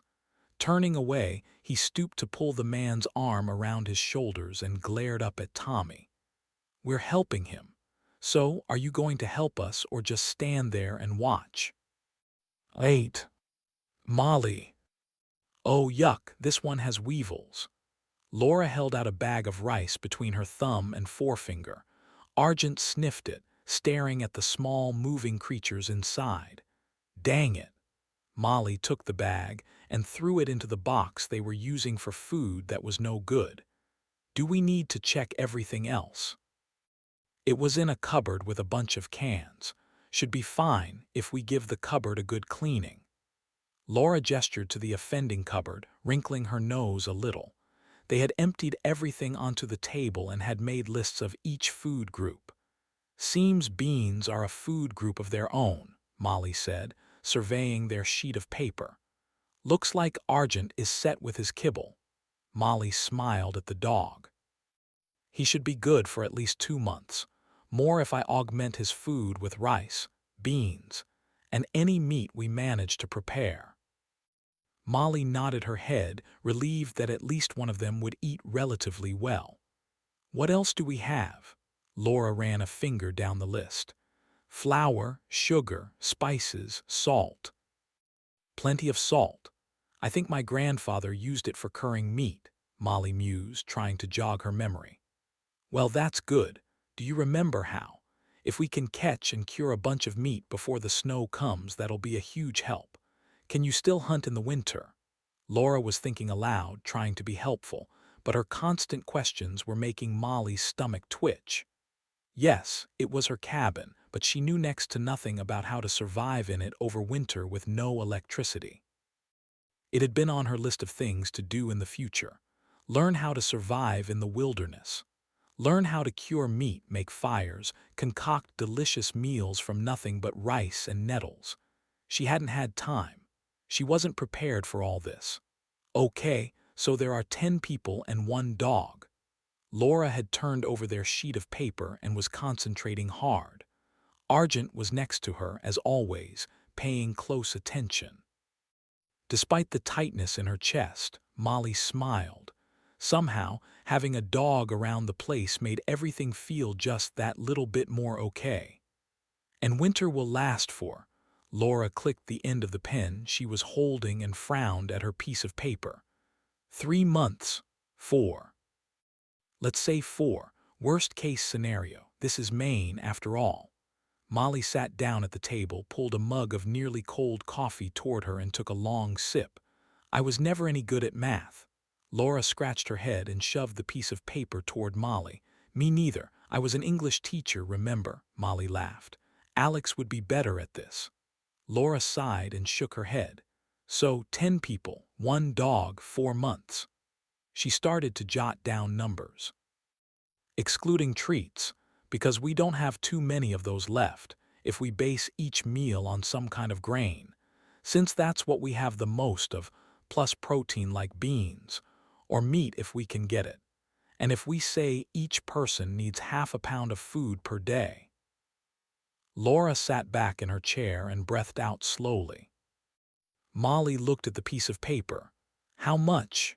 She put down her coffee mug and picked up Laura's pen. That can't be right. I think it is. Laura swallowed hard, which is a heck of a lot of food. They both looked at the table. It seemed like a lot, spread out like this, but over the course of 4 months, even 3, it would soon disappear. How much is there down in the basement? A cold sweat was creeping up Molly's spine.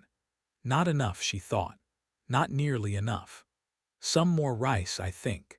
The raccoons got a hold of anything tasty, though.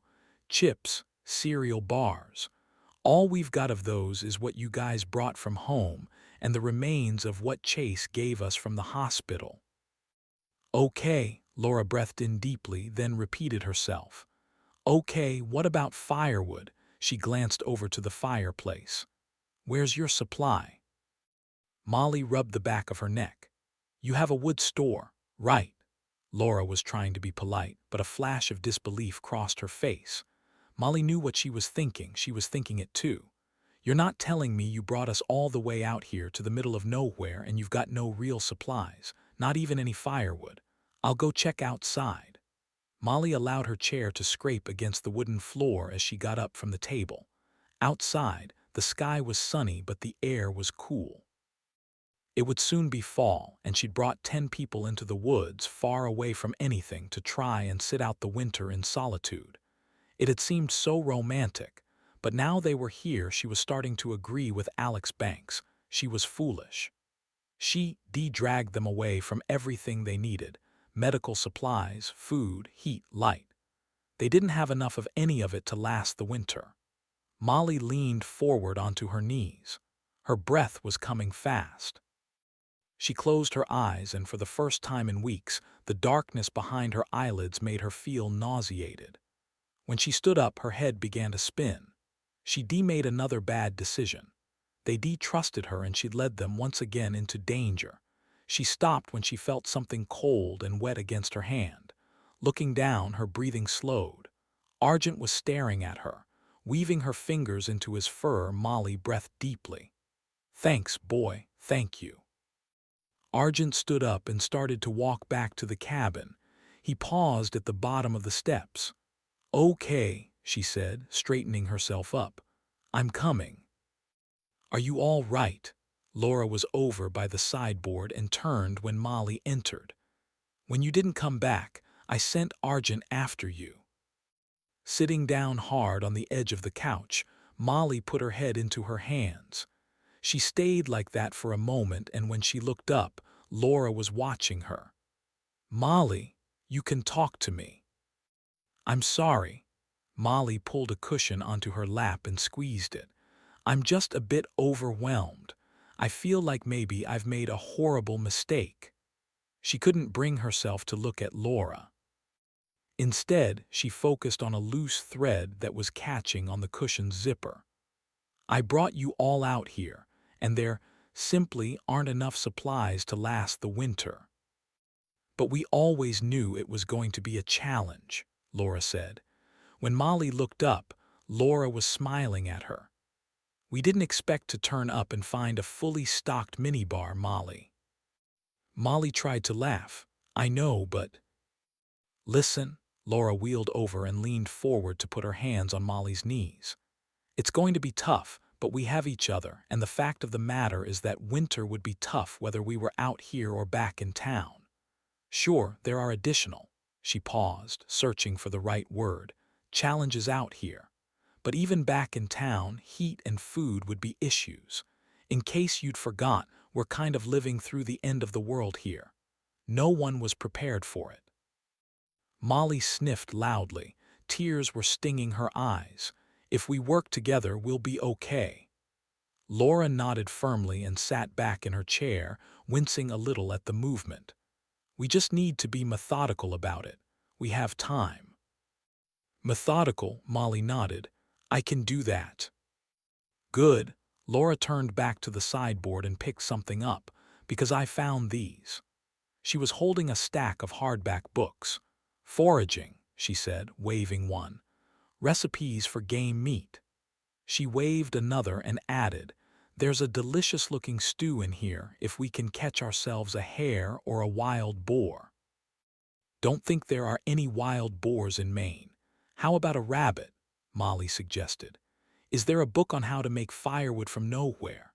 She walked over and took the stack from Laura, smiling as she remembered how they'd sat on her grandmother's shelves when she was a girl and thought such books were dreadfully dull.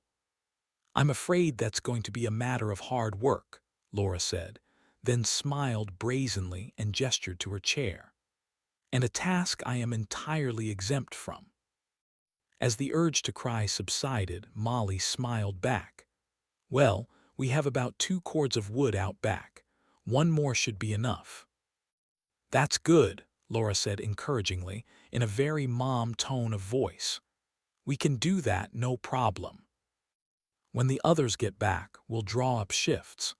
If we put in time every day getting it chopped and put away, we should be okay." "Which trees are best?" Laura looked toward the window. "They'll all burn, but my grandfather always used the ones closest to the cabin for firewood. He liked to clear some ground between the cabin and the trees to prevent anything falling and causing damage."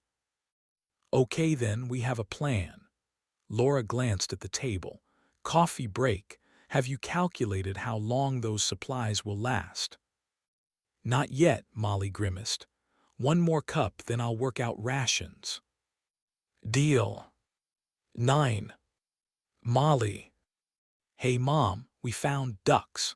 Eric clattered in through the front door and ran over to where Laura and Molly were stacking food back into the cupboards. Looking toward the window, Molly guessed it was past midday but not yet late afternoon. "Ducks." Laura put down the can she was holding and tilted her head at Eric. They really did look remarkably alike. Both twins resembled their mother more than their father. They won't be around much longer, though. They'll migrate soon. So me and Dad are going to head back out tomorrow and shoot some. Oh, you are you? Laura smiled as her husband strolled slowly into the room and set his backpack down on the table. Eric tells me you're going duck shooting tomorrow. Alex laughed and shook his head. I said I was going shooting. I didn't invite Eric.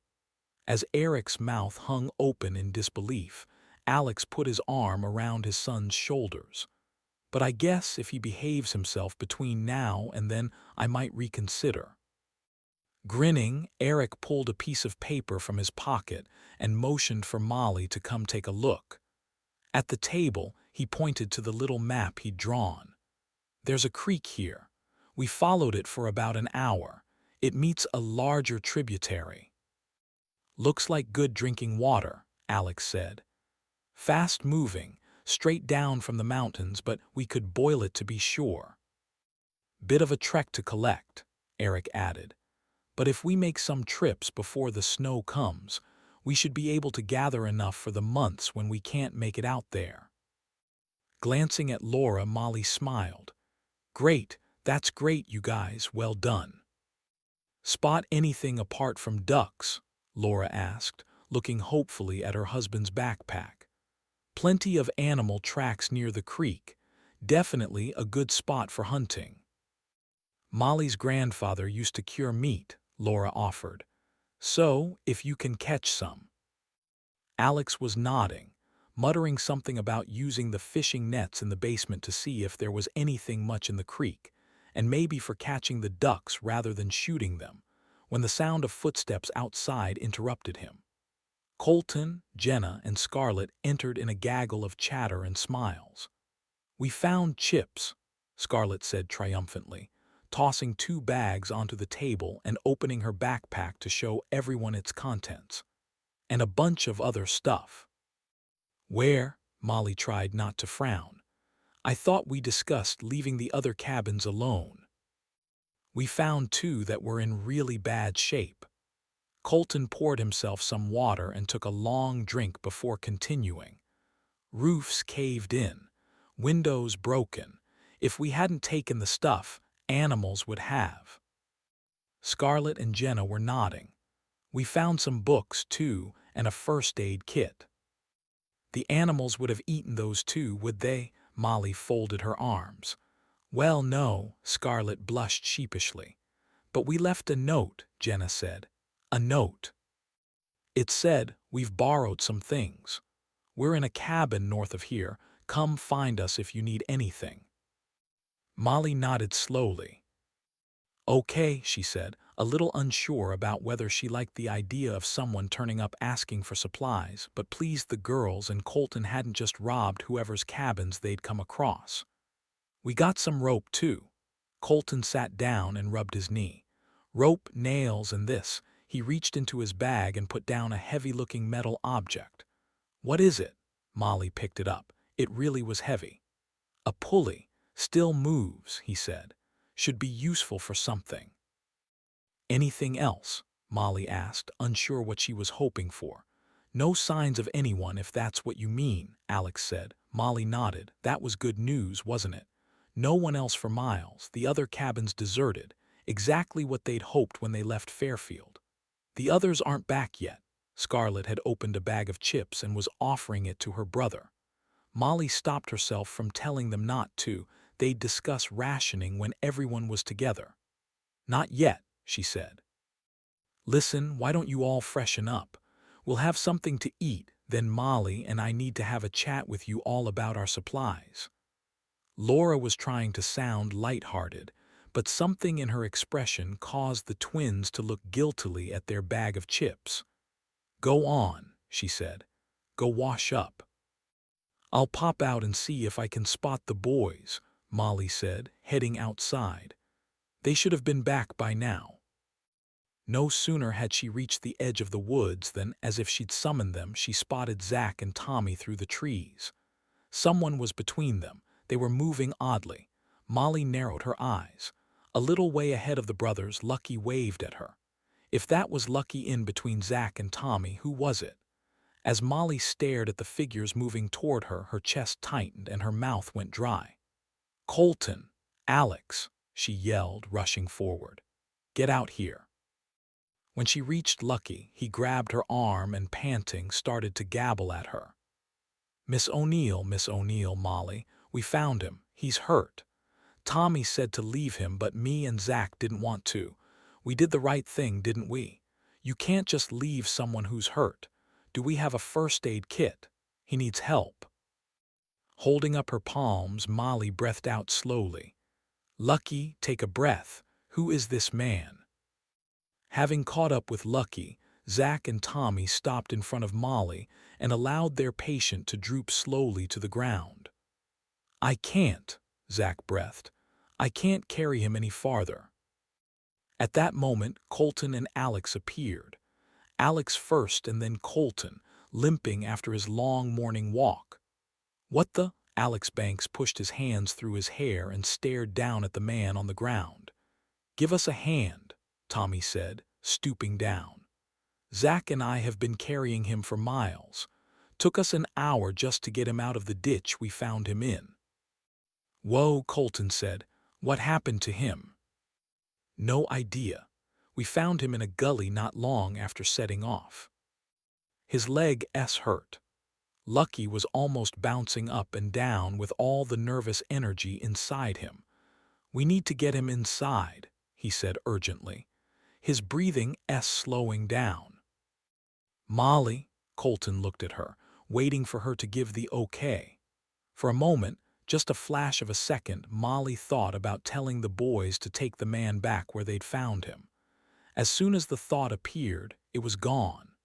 Shaking her head, she brushed down her shirt and bent to help Tommy. "Colton, Lucky, go tell Laura to get the first aid supplies ready," she said as Alex and Tommy helped her lift the man back to his feet. Draping his arms over their shoulders, while Tommy followed with Zach, Molly and Alex dragged the man toward the cabin. "Are you sure this is a good idea?" Alex growled. "No," Molly replied. "I'm not, but what kind of people are we if we turn away someone who needs our help?" Inside, Laura was waiting by the couch, ready to assess the incoming patient.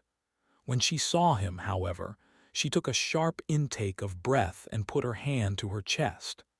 "His thigh's injured, Mrs. Banks," Zach said, pointing to the man's upper leg. "Not sure what else."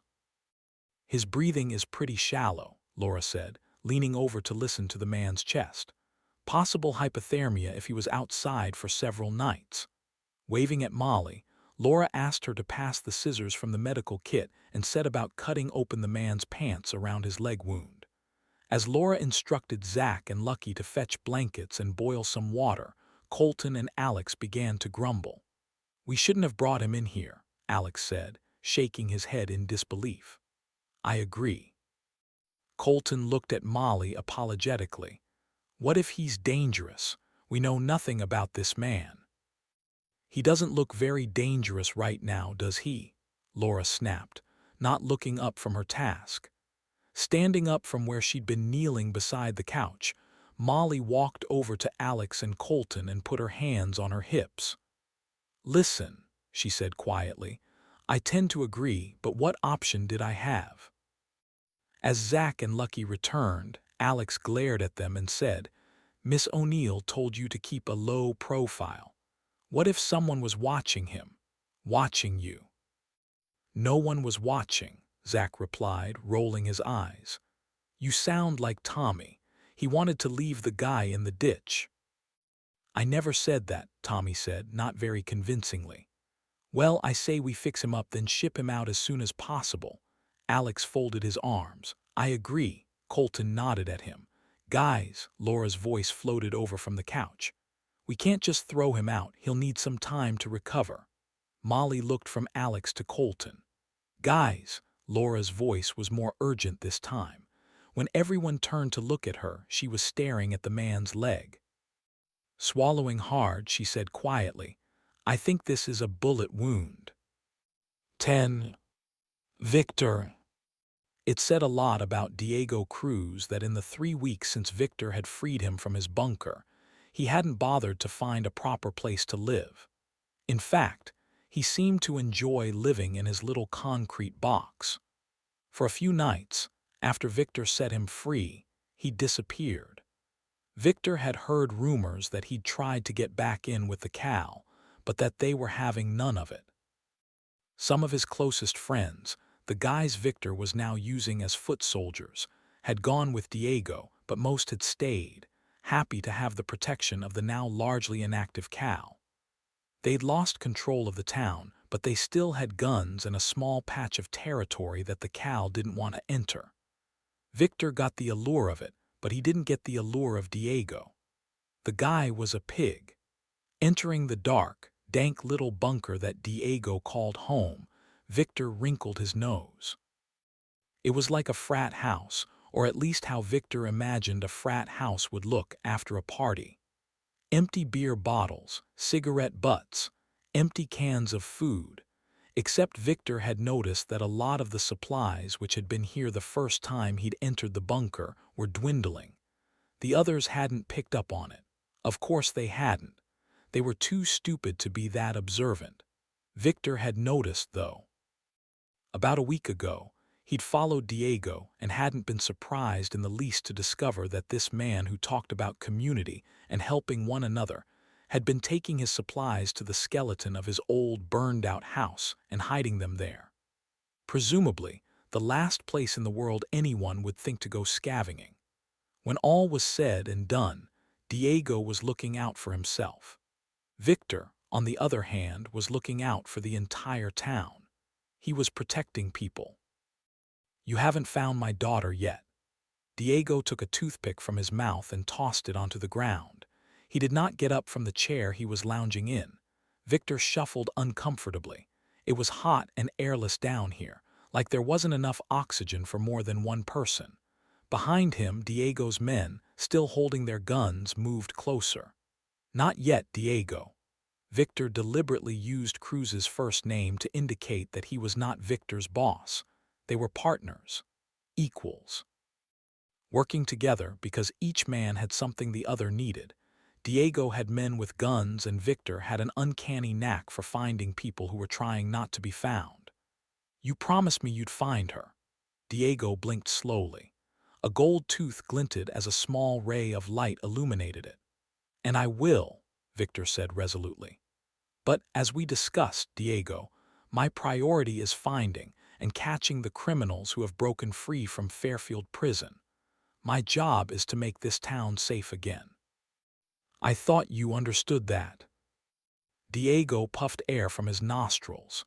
"Do you realize you sound like an idiot?" He narrowed his eyes and leaned forward onto his knees, grinning. Behind Victor, the guard sniggered. A pinkish heat began to creep up Victor's neck. "I beg your pardon," he spluttered, struggling to maintain his composure. "You think anyone cares about this town?" Victor waved toward the slice of daylight outside the bunker.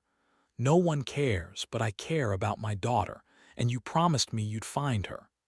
Diego stood up and began to pace up and down. "I kept my end of the bargain, Victor." He gestured to the guards. "I gave you some of my best men, and what have you given me?" Victor swallowed hard. His mouth was dry and his back felt sweaty. It was too hot in here. Way too hot. "I assure you I have been looking for your daughter." "That's not what I've heard." Diego stopped and leaned back against the cold concrete wall. "So, I'm going to make this very clear." He narrowed his eyes and looked Victor up and down in a way that made Victor's blood start to fizz furiously in his veins. "You find my daughter, or not only will I take my men back, I'll also have them shoot you first. Shoot you, then set your precious prisoners free." Victor's lower jaw began to tremble. He wanted to yell. He wanted to turn around like some hero in an action movie, grab one of the guards' guns and turn it on Diego. Tell him he didn't need him and his men, that he'd make the town safe on his own if he had to.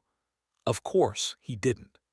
"Diego," he said, forcing a smile, "there's no need for us to fight about this. Maybe your daughter doesn't want to be found." There was a pause in which the small amount of air in the room seemed to completely disappear. A cold sweat broke out on Victor's palms. He shoved them into his pockets and laughed nervously.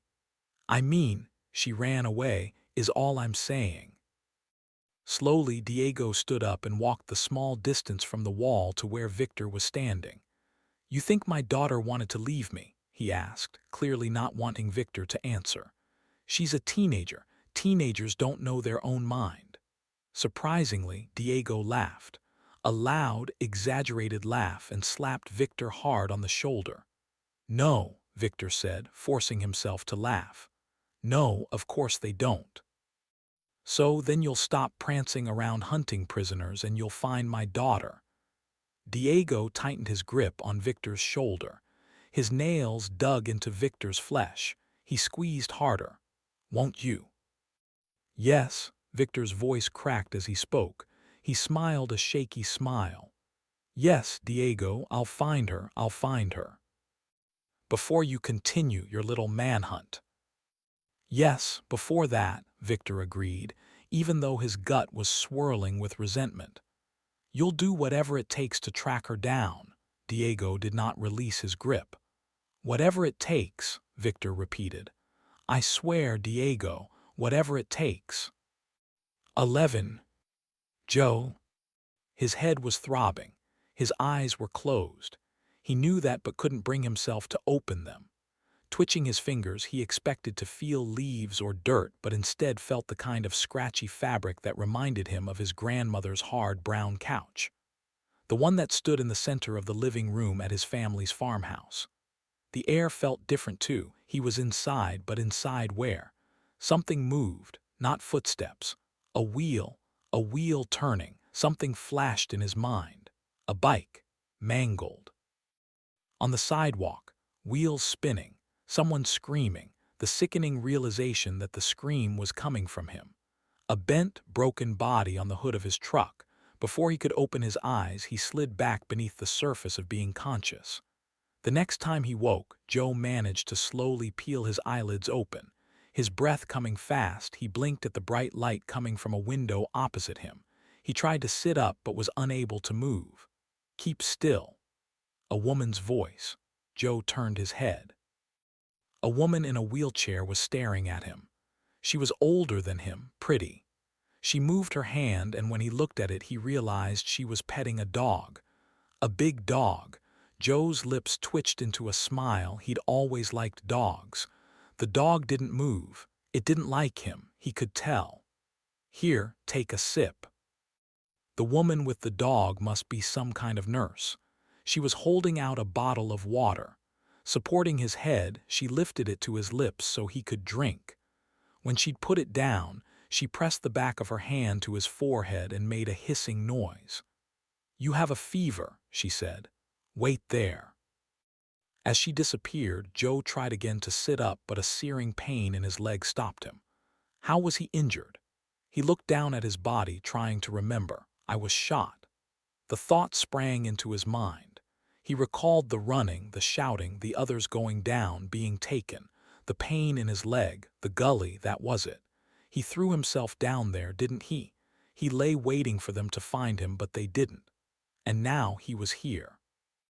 Joe looked up at the ceiling, then craned his head to examine his surroundings. He was in some kind of timber cabin, not a hospital or a house. It reminded him of Jim's cabin, where they'd all been heading before. He swallowed hard. He wanted more water but didn't feel strong enough to reach for it. He was about to try when the woman returned. Did she live here alone? Just her and the dog? Joe couldn't see anyone else, but surely she wasn't all alone. "Take these." She pressed 2 small white pills into the palm of Joe's hand. What are they?" Joe managed to ask. "They should bring your fever down," she replied. Figuring that if she'd wanted to kill him, she'd have done so while he was unconscious rather than drug him, Joe did as she instructed and swallowed the pills. "How did I get here?" he asked as a wave of exhaustion washed over him. "Rest," she replied. There'll be time for that later. Just rest. Joe allowed his head to fall back onto the pillow behind him. He wanted to talk to her. She was kind and he liked her dog even if it didn't like him, but before he could speak, he found his eyes drooping closed and was asleep once more. The third time Joe woke, the light in the cabin had changed. It was darker. The fire was crackling. Orange flames danced back and forth in the grate. This time he was able to push himself up onto his elbows, then farther so he was leaning against the arm of the couch. The bottle of water was on a small wooden table next to him. He reached for it and took a long drink. His leg hurt, but not as much as before. Looking around, he searched for the woman in the wheelchair. Behind the couch was a kitchen and a large wooden table. Dishes were drying beside the sink. Lots of dishes, so it couldn't just be the woman living here.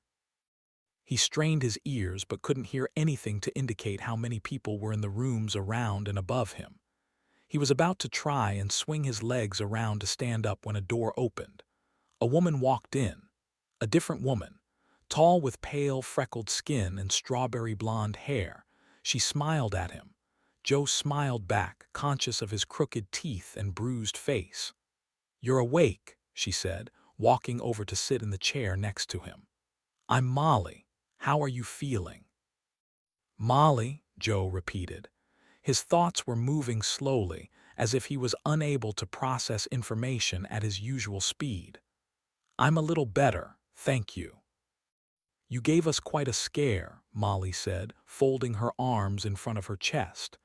Did she glance at his leg as she said that, or was he imagining it? "I'm sorry," Joe said. "You found me." Molly didn't answer. Instead, she said carefully, "Do you remember what happened to you?" Joe blinked at her. She was suspicious of him. Understandable, given that he had a pretty obvious gunshot wound to the thigh. He shook his head. "I don't," he said. "I can't." Molly nodded slowly. Forcing a smile, she said, "It's okay, don't rush yourself. It'll come back to you. Do you remember where you're from, your name, who shot you?" Molly didn't take her eyes from him, examining his face as she mentioned his injury.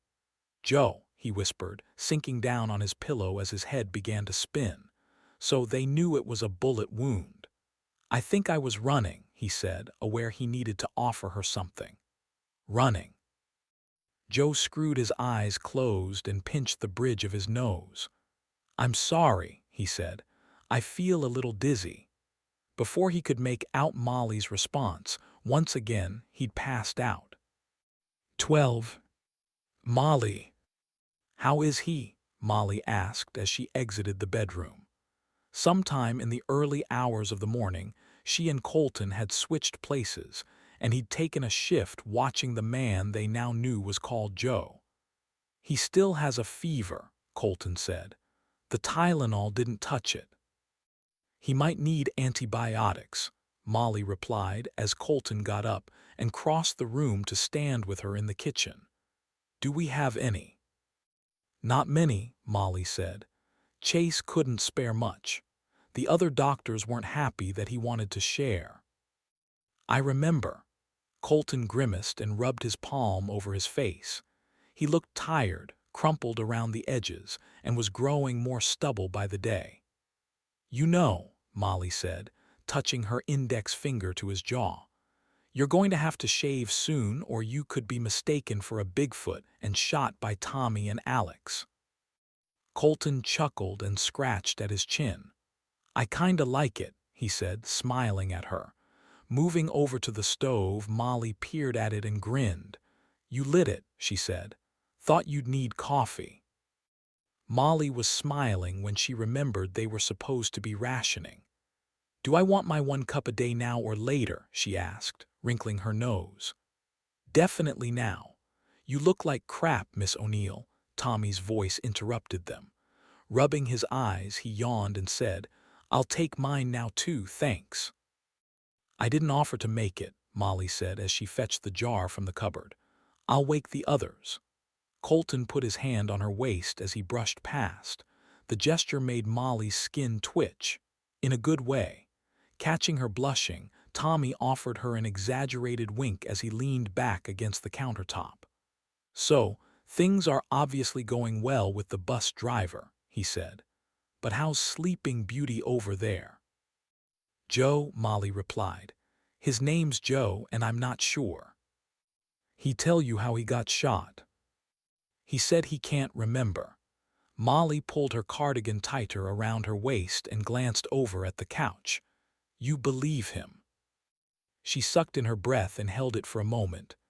"Honestly, I'm not sure. I'm really not sure." By the time the coffee was brewed, the others had made their way out of their rooms and were helping themselves to porridge. "A cup each," Molly reminded them. "No more." At that, Lucky rolled his eyes sarcastically. "What, you mean I can't have 2 helpings of gruel?" "Gruel," Jenna jibed. "You're not Oliver Twist." Almost as soon as she spoke, Molly saw her freeze and glance at Lucky. Having lost both his parents, he was now technically an orphan, but the reference seemed lost on him, and he simply held up the sugar jar and said, "How much can I have? 1 cup or 2? 1 teaspoon, Molly replied, ruffling his hair. "More than that's bad for your teeth anyway." Leaving the teens to eat, Molly gestured for Laura to join her in the kitchen. Her face was grave as she repeated what Colton had said earlier. "He's got a fever, Molly. The Tylenol didn't touch it. He needs antibiotics." "How much do we have?" Molly lowered her voice. "Not much." Laura had a sweater in her lap and twisted it between her fingers. "I might have some." Jenna, who had been collecting her bowl of porridge, stopped next to Laura. When Molly and Laura both widened their eyes at her, Jenna put down her bowl, which was hot and scalding her fingertips, and explained, "I took some of my dad's stash of pills before I ran away from the cow. I'm not sure what's in there, but I can go fetch it." "Yes, please, Jenna," Laura said, nodding. But instead of going upstairs, Jenna simply stood at the foot of the stairs and yelled up, "Lucky, when you come down, bring my bag, would you?" Laughing a little, Laura rolled her eyes and Molly returned the gesture. "Teenagers," Laura said. "Indeed." A few minutes later, though, when Lucky appeared, he looked unexpectedly pissed. "What's up?" Jenna asked as he thrust her bag at her. "You've been hiding stuff," Lucky said gruffly. From the living room, where he'd been taking his turn guarding Joe, Eric looked up. "Hey, Lucky, leave her alone." "Shut up, Eric. You don't know anything about it." Lucky took a hand from behind his back and waved a box of what looked like protein bars in the air. Jenna had begun to blush and reached for them. "Why were you going through my stuff, Lucky?" "You asked me to," he yelled back, then turned to Molly. "She's no different from her dad, hiding stuff when she should be sharing it." With a scrape as he pushed his chair back across the floor, Eric yelled, "Don't be a jerk, Lucky. Apologize. Miss O'Neill, make him apologize." "Okay, first of all, everyone stop yelling." Molly looked in Joe's direction. He was still sleeping, but God knew how with the racket the teens were creating. "Second of all," she softened her voice, "Jenna, did you forget you had these?" Jenna's eyes were becoming moist. She cleared her throat and looked down at her feet. "No," she said. "I knew I had them. I was just scared that my dad would come back and I'd have to run away again." As if he was about to challenge her, Lucky opened his mouth, but then Molly saw a flash of guilt as he realized Jenna was telling the truth. "Sweetheart," Molly put her hand on Jenna's shoulder, "your dad isn't going to find us here. And even if he did," Eric had crossed the room and was standing next to his mother, "we wouldn't let anything happen to you." Realizing the others were all staring at him, Eric cleared his throat and added, "I mean, we're supposed to be a family, right? Families stick together, don't they? We wouldn't let her just run off." Exactly right, Molly said, nodding. Now, she gestured to Jenna's porridge. Finish up your breakfast. While the teens ate, Laura and Molly checked Jenna's bag and discovered a full bottle of antibiotics as well as some painkillers, clothes, and more protein bars.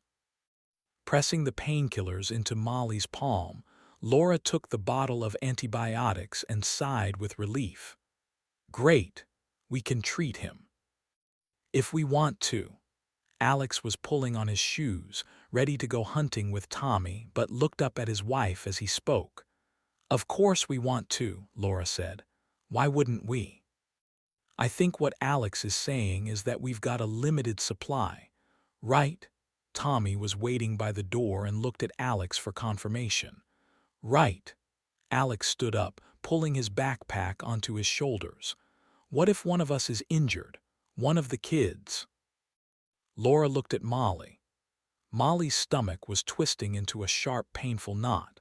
The thought of one of the teens getting sick and not being able to help them made her feel nauseated. But if they withheld medication, how were they any different from Diego? Shaking her head, Molly said firmly, No. We can't think like that.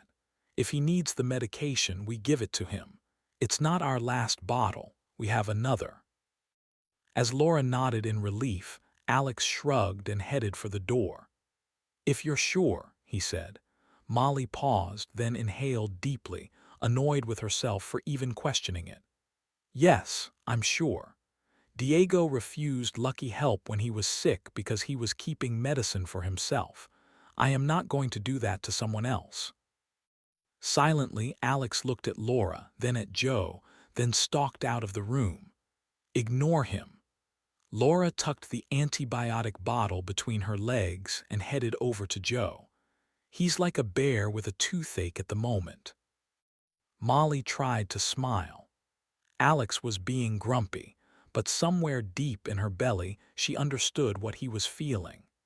If giving Joe the antibiotics was the right thing to do, why was it such a difficult decision to make?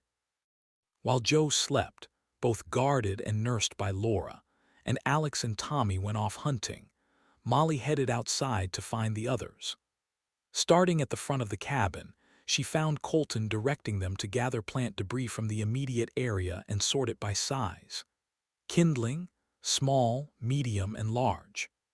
Between them, Eric, Zach, and Jenna were managing to drag the larger branches over to Colton so he could chop them up for firewood. Once chopped, Scarlet and Lucky were transporting the logs to the basement hatch so they could start building up an indoor log store. Well, it looks like you guys certainly know what you're doing, Molly said, impressed by how quickly things were moving with most of the group focused on one task. As Colton lowered his arms and breathed out heavily, Jenna offered to take over for a few minutes. I've always wanted to try it, she said eagerly. With an okay then expression on his face, Colton stepped aside and offered her brief instructions, but Jenna hardly needed them. Barely breaking a sweat, she swung the axe down and split a huge chunk of wood into two pieces. The axe made a satisfying thwack sound as it met the wood, which caused Jenna to grin. Clapping, Molly grinned at her former student. Despite everything, Jenna was growing in confidence. When they first boarded the bus to Fairfield Prison that day, Jenna had been surly and aggressive. Since leaving her father behind, however, she smiled more. And Molly wasn't the only one who'd noticed. As she cast a glance at Eric Banks, Molly tucked a strand of hair behind her ear and chuckled to herself. Eric was watching Jenna, completely awestruck, and the expression on his face made Molly's heart swell. Even in the darkest of times, teenagers still develop crushes, Molly said quietly to Colton. Huh, he frowned at her, then followed her gaze and noticed Eric. Laughing, he shook his head, then raised his voice and called, Hey, Eric, put your tongue back in and get on with your work. Colton. Molly elbowed him hard as Jenna looked in Eric's direction, and Eric turned away, blushing furiously. Sorry, he said. Couldn't resist. Molly, Scarlet was waving at them from the trees. I think there's a well over here. The well, Molly instantly started over towards Scarlet. You found it. Sure, Scarlet shrugged. He finally finished it, Molly said, placing her hands on the sides of the hole. Lucky no one fell down it, Colton said as he approached. My grandfather spent years building this, Molly said. I didn't realize he'd ever finished it. Looks like it works. Scarlet tugged on one of the pulleys. Ah, but the bucket has a hole in it. She laughed and peered down into the depths of the well. Won't get much water with that, will we? There's a bucket in the basement, Molly said. Want to come with me? Scarlet nodded. Won't we need something to purify it with? I mean, what if an animal died down there or something? As they ascended the steps to the house, Molly laughed. You're probably right. I know there's a filter in the main system, but that's driven by electricity so. The two of them exchanged a look. Opening the basement door, Molly instinctively reached for the light, then corrected herself. With the light from the hatch, they didn't need it anyway. Downstairs, Molly ran her fingers along the shelves near the steps. I think Granddad had some testing kits somewhere to test the quality of the water supply.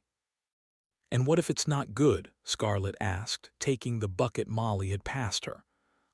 Molly paused. She spotted something large and shiny. Well, thank you, Granddad. She dragged the item out from its hiding place and grinned at Scarlet. What is it? Scarlet asked, frowning. Looks like a giant kettle. I believe, Molly said, taking off the lid and peering inside, that it's a water filter. But you said the filter was electric. Pulling out a sealed packet of unused instructions, Molly waved them at Scarlet. Not this one. Scarlet took the instructions, opened the packet, and angled the leaflet toward the light so she could read. As she ran her finger down the page, her eyes brightened. Molly, it says here that this will purify up to 3,000 gallons of water before the filter needs replacing. That's a lot, right? Trying to recall her and Laura's calculations from yesterday, Molly tilted her head from side to side. Not as much as you'd think, but it looks like there are spare filters. Want me to try and set it up? Scarlet asked. Yes, I absolutely do. Molly smiled and felt some tension drop from her shoulders. Perhaps they'd be okay after all. 13. Alex, you ever plucked a duck? Tommy asked as they journeyed back through the woods. Having made it up to the creek, they'd managed to catch 3 large plump ducks. Looking at the sack on Tommy's shoulder, Alex wondered whether they should have bothered since they didn't have cold storage set up or figured out how to cure anything they did catch. Still, 3 ducks were better than no ducks. At least they'd eat well tonight. Can't say I have, Alex replied. My old man plucked plenty, though. Watched him do it a few times. Was he a hunter? Tommy asked. Yeah, loved it. Alex sighed a little. Always wanted me to join him, but it wasn't really my thing. He paused and glanced at Tommy. How about your dad? He hunt? Tommy offered an exaggerated shrug. Never met the guy, he said, so I wouldn't know. Sorry, Alex shook his head at himself. He should have known that family was a sensitive subject for the Hargrove brothers. Don't be, I'm not. From what I've heard, he was an asshole. Sensing that Tommy was okay with chatting, Alex decided to go with it. If they were going to be stuck out here together for months on end, they might as well get to know one another a bit better. Died, I think. Rumor is he overdosed when I was 10. Can't be sure, though. Tommy swallowed hard. Zach was only a few months old at the time. Your mom couldn't tell you. At the mention of his mother, Tommy began to clam up. Breathing in sharply, he changed the subject. Almost back, he said, gesturing to the trees ahead. Home sweet home. Yeah, home sweet home. As soon as they reached the cabin, they realized something was going on. "Dad," Scarlett waved him over to what looked like a well. "Look what we found," Eric said proudly, pulling the bucket up and tilting it so everyone could see its contents. "And I got this working." Scarlett was standing next to a giant metal cylinder with a black lid and a tap on the front. "It'll filter the well water. It's really cool." Scarlett patted the cylinder's lid and grinned. "It's a gravity-based system, no electricity needed. You just pour the water in the top and clean water comes out the bottom." She laughed and tucked her long dark hair behind her ear. Alex was glad she wasn't wearing her old dark, heavy makeup anymore. He liked seeing his daughter's face. "Well, actually, it's a little more complicated than that, but that's the gist of it," she said. Alex put his arm around Scarlett's shoulders and kissed the top of her head. "That's great, Scar, well done." "You catch anything?" Zach interrupted, looking from Alex to Tommy. "We sure did." As Tommy opened up his bag to show off the ducks, Alex looked around. Everyone was here, except for his wife. "Eric, where's your mom?" Alex asked, tugging his son's arm. "Inside watching Joe," Eric said quickly, far too interested in the ducks to notice the disbelief on Alex's face. "You left her inside alone with some guy we don't even know." As Alex raised his voice, the others stopped talking and looked at him. "We've been in and out," Molly said gently. "Laura's fine. Argent's with her. She's working on those curtains we talked about and—" Alex let out a puff of air from his nostrils and ditched his bag on the ground. Stomping up the front steps, he clenched his fists at his sides. Was he the only one who cared about Laura's safety? Inside, he found Joe, if that really was his name, still sleeping on the couch. He looked a little less gray around the edges than he had earlier, but didn't move when Alex started calling Laura's name. He was about to head for the bathroom when he saw Laura's chair, behind the couch, right in front of the door that led to the basement. "Laura!" Alex ran over to it and flung open the basement door. On the other side, Laura was sitting on the top step, reaching for the handle. Next to her, Argent barked when he saw Alex. "Thank goodness," Laura said, laughing a little. "I was running out of steam." She was out of breath, sweating, and her cheeks were flushed, but she was smiling. "What happened?" Alex stooped down and pulled Laura into his arms. After lifting her into her chair, he put his hands on her knees and stared up at her. "Laura, what happened?" He looked toward the couch as if Joe might have been the one to carry her down there. Sitting up and gesturing to her back pocket, Laura motioned for Alex to remove its contents, a bottle of pills. "I dropped them," she said, sitting back and breathing out loudly in the way she did when her back was truly causing her pain. For a moment, one awful moment, Alex pictured Laura throwing herself down the stairs because she needed the pills, because she'd been hiding them from him and wanted to get them back, because she'd pushed herself too hard and was in too much pain and couldn't stay sober any longer. As if she was reading his mind, Laura sucked in her cheeks and inhaled through her nose. Her nostrils twitched. "They're Joe's antibiotics," she said flatly. Unable to control himself, Alex stood up and waved at the door. "So, why not have one of the others get them for you? Why put yourself at risk like that?" "Because I didn't need their help." Laura reached for Argent and stroked his neck. As she moved her arm, a flash of red caught Alex's eye. "You're hurt." He pointed to her arm. "You've cut yourself." "Have I?" Laura shrugged. "I didn't notice. I probably caught it on a nail on the stairs." She paused and caught Alex's eyes. "It's not a big deal, Alex." "Except it is. It is a big deal." Alex pulled a chair out from the table and sat down, leaning forward onto his thighs. "Out there, Laura, in the real world, the world we lived in before this madness, it wouldn't be a big deal. But here, in this place, it is." Laura blinked back at him.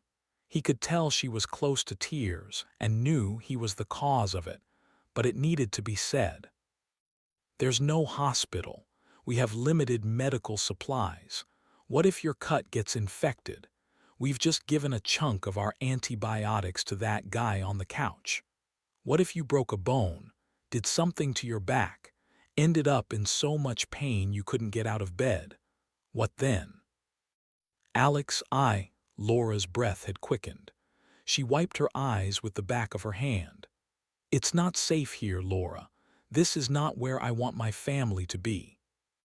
For a long moment, neither of them spoke. Then Laura reached for his hands and squeezed them.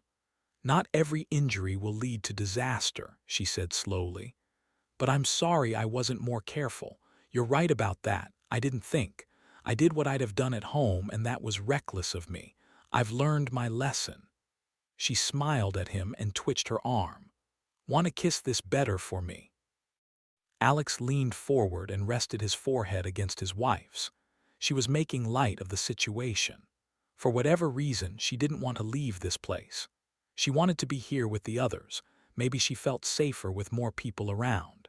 Alex, however, had had just about enough. He was about to try one more time to persuade her to see things from his point of view when the front door opened. Immediately, Molly flew in and took hold of Laura's arm. "What happened?" she asked. As Laura explained, Alex stood up and walked over to the stove to boil some water. "We need to clean the wound," he said as Colton stepped up behind him.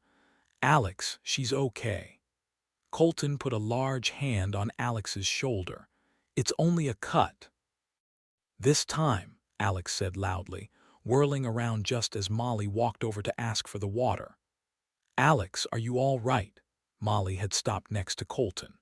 She was looking at him with those wide, naive eyes of hers as if simply willing them to be a happy family and willing the cabin to be habitable would make it so. Until they got here, he'd liked Molly O'Neill. She'd protected the kids. She was smart, feisty, and clearly her heart was in the right place. Out here, though, he was beginning to find her naivety infuriating. "No, I'm not," he sighed, rather than getting angry, and rubbed his beard. "This place isn't suitable for Laura." "Alex, please." From the living room, where she was half checking her own arm and half checking on Joe, Laura called over to him to leave it alone for now. "Sorry, Laura, but I can't." Alex turned back to Molly and Colton. "Tommy and I spotted some empty cabins nearby when we were out hunting today. At least one of them looked like a better fit for us. I want to take my family away from here, Molly." As Molly stepped back, looking like she'd been physically slapped in the face, Laura wheeled urgently over to them and reached for Alex's hand. "Alex," she said, "I told you, I want to stay." Before Alex could reply, Molly said, "So do we. We want you to stay." Looking from Alex to Laura and back again, she added, "What can we do to make it better for you? Just tell us and we'll do it. We were preoccupied today getting the firewood sorted and the water and with Joe." She glanced at the couch, then continued, "But if you tell us what you need, we'll get it done." "See," Laura said quietly. "It'll be okay, Alex. Molly and the others will help us adapt things. We just need to give them a chance." "Seriously," Colton said, moving protectively toward Molly. "Whatever you need, Alex." Not missing a beat, Alex nodded. "Okay then, first up we need better access. The stairs are too steep for a ramp, and I don't want Laura feeling like she's stuck inside." "Would an elevator work?" Colton asked. At first, Alex thought he was being sarcastic, but Colton's expression didn't change. "An elevator. I found rope and a pulley yesterday when we went out scouting." "You're thinking a counterweight system would work?" Alex's spirits brightened a little. Colton shrugged his shoulders. "I've never constructed one before, but it'd need to be strong enough to carry Laura and the chair. Stabilizing it will be tough. We'd have to." "You sound like Eric," Laura said, smiling as she cut him off. "I'll probably need his help," Alex replied. "But it could work." "Okay," Molly nodded purposefully. "You and Eric should do that. Work on the elevator as long as it takes. What else? The bathroom, Alex said. And I don't think Laura, or anyone, actually, should be left alone with Joe until we know more about him. That I agree with, Colton said, scowling as he looked in Joe's direction. He and Colton might disagree about some things, but they were both adamant that bringing Joe into their group was a terrible idea. I'll get started then. Not even stopping to wash up or rest after the morning's hunting, Alex headed for the door. It wasn't what he wanted. He wanted his family out of here, but if Laura was set on staying, then he was going to make sure nothing like this ever happened again. Eric. He called, trotting down the steps. I need your help with something. 14. Alex. So we attach the pulley here, Eric said, pointing to the diagram he'd sketched in a matter of seconds. Thread the rope through here and attach the platform at these points here, Alex finished, aware of the buzzing sensation in the pit of his stomach. A sensation he hadn't felt in years, ever since Eric became too old to take on projects with his dad and too interested in computers to do anything that didn't involve a screen. Colton's pulley is pretty big. It should do the job. Maybe someone in a nearby cabin intended to do the same thing at some point, Alex mused. Shame we can't find a ready-made elevator to borrow. Nah, Eric said, shoving the diagram into his pocket. Making our own will be way cooler. You think we'll get it done today? Maybe not today, but we can certainly go out and get some more supplies. Alex pointed in the direction he and Tommy had gone for their hunting expedition. There are some abandoned cabins north of here. A couple looked in pretty bad shape. We might find some loose pieces of wood we can use as our platform. We'll need a railing too, a frame, to stop Mom sliding off the side. Alex half expected Eric to be smiling, but when he looked he discovered his son was being remarkably serious. What are we going to use as a counterweight? Eric asked, biting his lower lip. And how heavy does it need to be? Do you know? Trying to loop his memory back to his own high school physics lessons, Alex narrowed his eyes. He remembered them doing something similar once, but he'd probably been at the back of the class goofing around with his buddy Trevor. I guess we need to factor in Mom's weight and the weight of the chair. Whatever we use as a counterweight can't be the same, Eric mused, or nothing will move. But it can't be too much lighter either, or Mom will plummet to the ground. Alex rubbed his forehead as if he might be able to force the memory to the surface. Maybe just trial and error then, Eric shrugged. We'll try something just a little lighter than Mom and the chair and see what happens. As they walked through the trees toward the abandoned cabins, Alex felt himself puff out his chest. A physical gesture he'd never really believed existed until he'd had Eric and Scarlett. And now look at them, they were so smart. Where did that come from? Certainly not him, although his father would have said that if he'd only applied himself a little more he could have done great things. You know, Eric said, batting away a stray branch. Scarlett's got this idea. She thinks she can use water from the stream to power a water wheel. Maybe even create our own electricity supply. Alex's eyes widened. Anyone else he'd have said that idea was crazy. His twins, however. Well, if anyone could create electricity from water, it was those two. Jenna's pretty good out here too, Eric continued. Colton taught her how to chop wood and she just got it, just like that. You should have seen her. Alex glanced at his son. Eric's cheeks were flushed, and there was a note in his voice that Alex hadn't heard before. Did he like Jenna Cruz, the daughter of the guy who'd basically tried to kill off the entire town? Colton and Molly are great, aren't they? Eric smiled at his dad. I know you'd rather be back home, and I know you're worried about Mom. But seriously, Dad, I think we're in the right place. First cabin's just up here. Alex gestured up ahead and shoved his hands into his pockets. He shouldn't feel resentful toward Molly, but as antiquated as it sounded, she made him feel useless. He was the head of his family, but out here he was in charge of nothing. Decisions weren't his to make. Tasks weren't his to allocate. He couldn't even persuade his own wife to be on Team Alex. Everyone, it seemed, was on Team Molly, and everyone wanted the Bankses to stay. Everyone except him. Dad. Yes. Alex had stopped walking but blinked when Eric called him. "Sorry," he said. "Just thinking about what we need. This one looks in pretty bad shape. You're sure we shouldn't try another?" Eric looked at the ramshackle cabin in front of them and wrinkled his nose at it. "The fact it's in bad shape is exactly why we should try this one," Alex replied. "See, there." He pointed to one of the walls, which had completely fallen in due to, he presumed, storm damage. "The roof has collapsed too, but it's protecting this section of wall here. Might be some useful pieces of wood or something we can use for the frame." Eric's eyes widened as he understood what Alex was saying. "I'll see if I can crawl in," he said, hurrying over. "Careful." Alex walked behind him and watched as Eric ducked beneath an overhanging section of roof and disappeared. "You're right." A few minutes later, Eric's head popped out of a hole farther down the wall. "Some of the original timber is exposed. Colton gave us a crowbar." Eric gestured to the backpack he'd left on the ground nearby. "We should be able to pry some of these 2x4s free.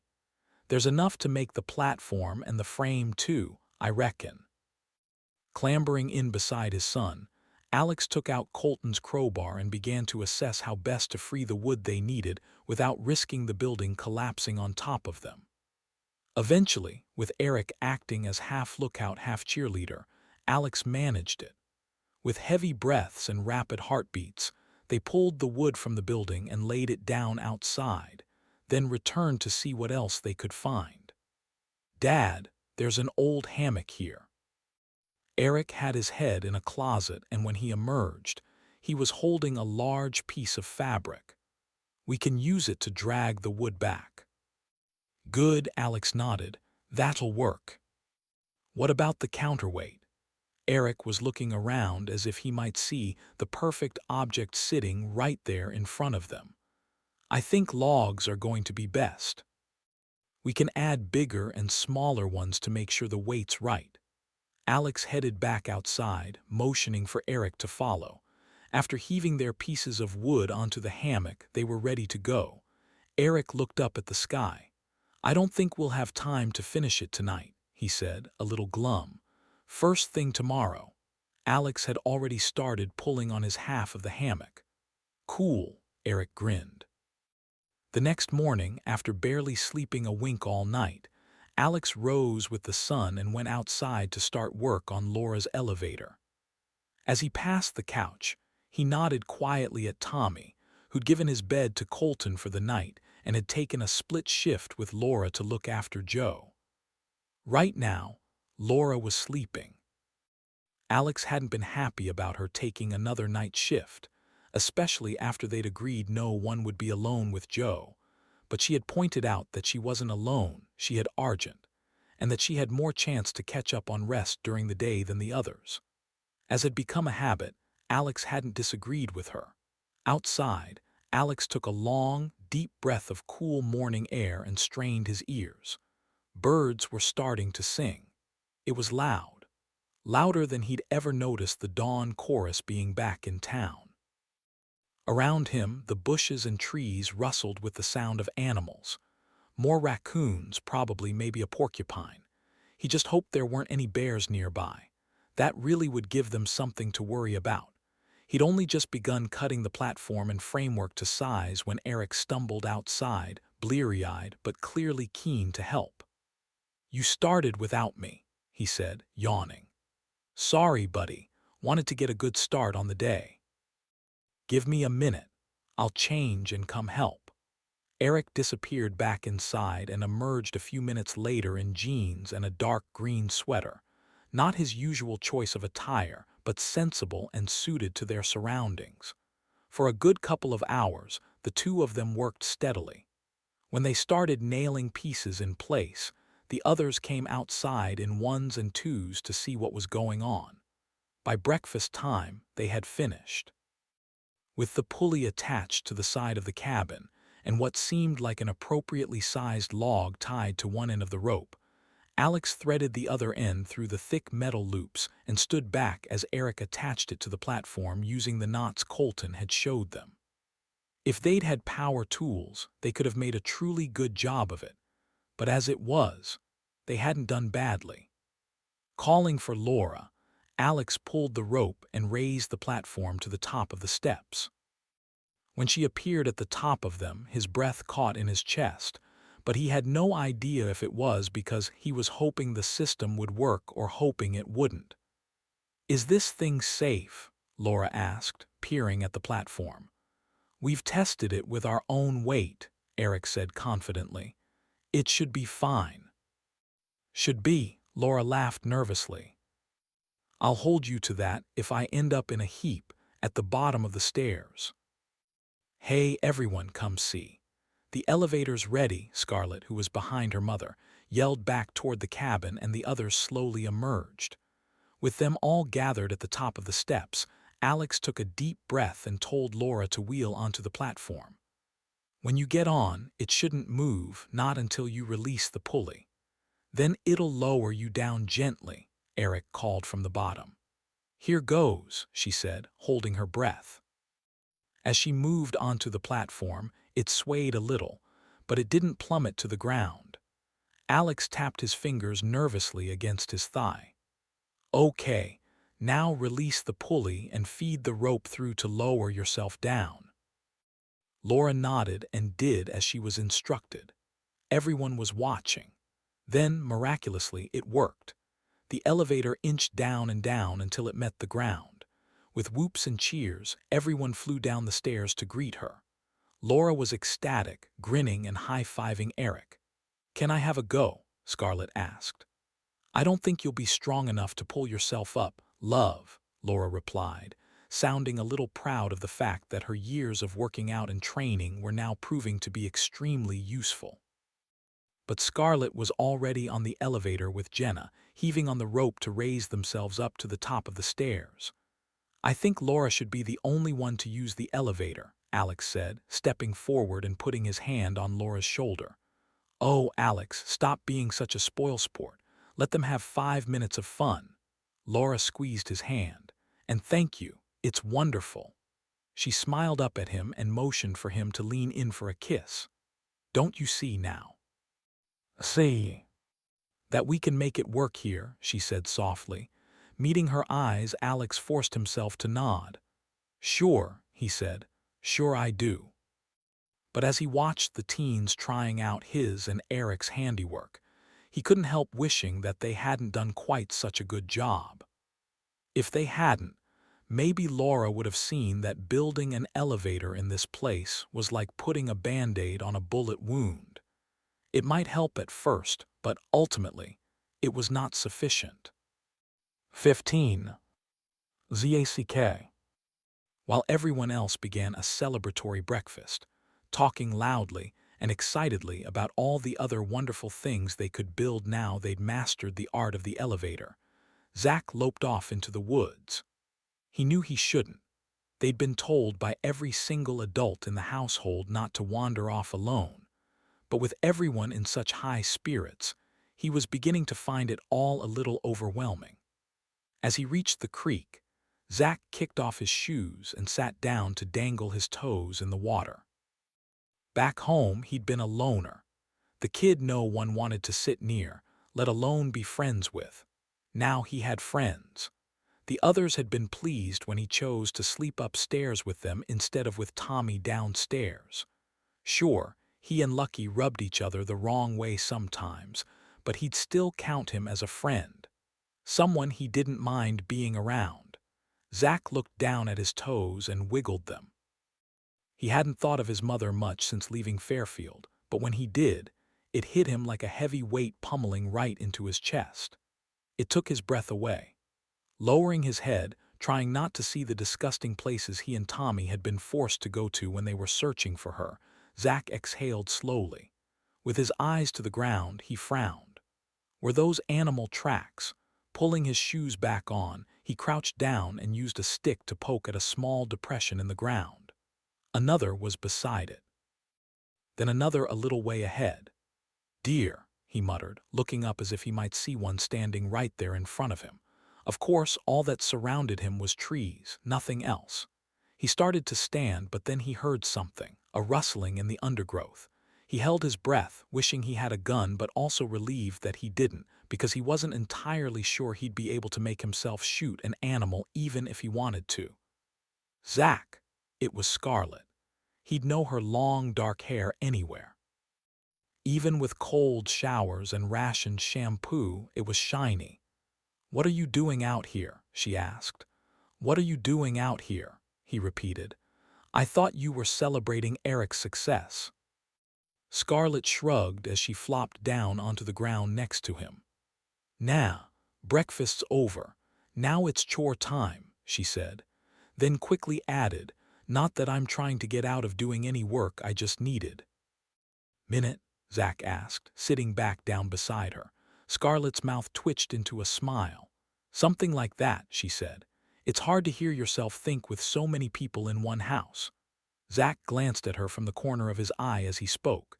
He didn't think they'd ever talked to one another alone before and wasn't sure whether he was handling it okay or whether he sounded horribly awkward. "Exactly." Scarlet looked down and noticed the same mark Zach had noticed. "Ooh," she said. "What's this?" "Deer tracks." Zach pushed his hair from his face, then hesitantly reached out and traced the shape of the deer's footprint with his finger. "See? How'd you know it's a deer?" Zach tilted his head to the side, then chuckled at himself. "Well, the way I remember it is stags have horns, right?" Scarlet frowned but nodded. "See these? The shapes look kind of like devil's horns if you look at them the right way." Zach shook his head and shrugged. "It sounds dumb." "It's not dumb," Scarlet countered. "It's cool. What other tracks do you know?" For a second, Zach studied Scarlet's face. After years of being one of the most unpopular kids in school, his instinct was that everyone was making fun of him whenever they showed even the slightest interest in him. Scarlet's expression, however, was open and genuine. "Okay, so." Zach searched for a twig he could use to scratch markings in the dirt. "These would be raccoon. They look almost like little handprints." He looked up to make sure Scarlet was still paying attention. "These would be rabbit, big hind feet out in front and little forefeet behind." Scarlet nodded. "And these," Zach grimaced as he drew two more prints, "these would be bear." "Are there bears around here?" Scarlet looked more intrigued than worried. "I mean, I know they go into town occasionally, so I guess there must be some around here somewhere." She swallowed hard. "Maybe the first thing I'll wire up when I've got our electric water wheel working is a bear alarm." "Electric water wheel." Zach raised his knees to his chest and looped his arms around them.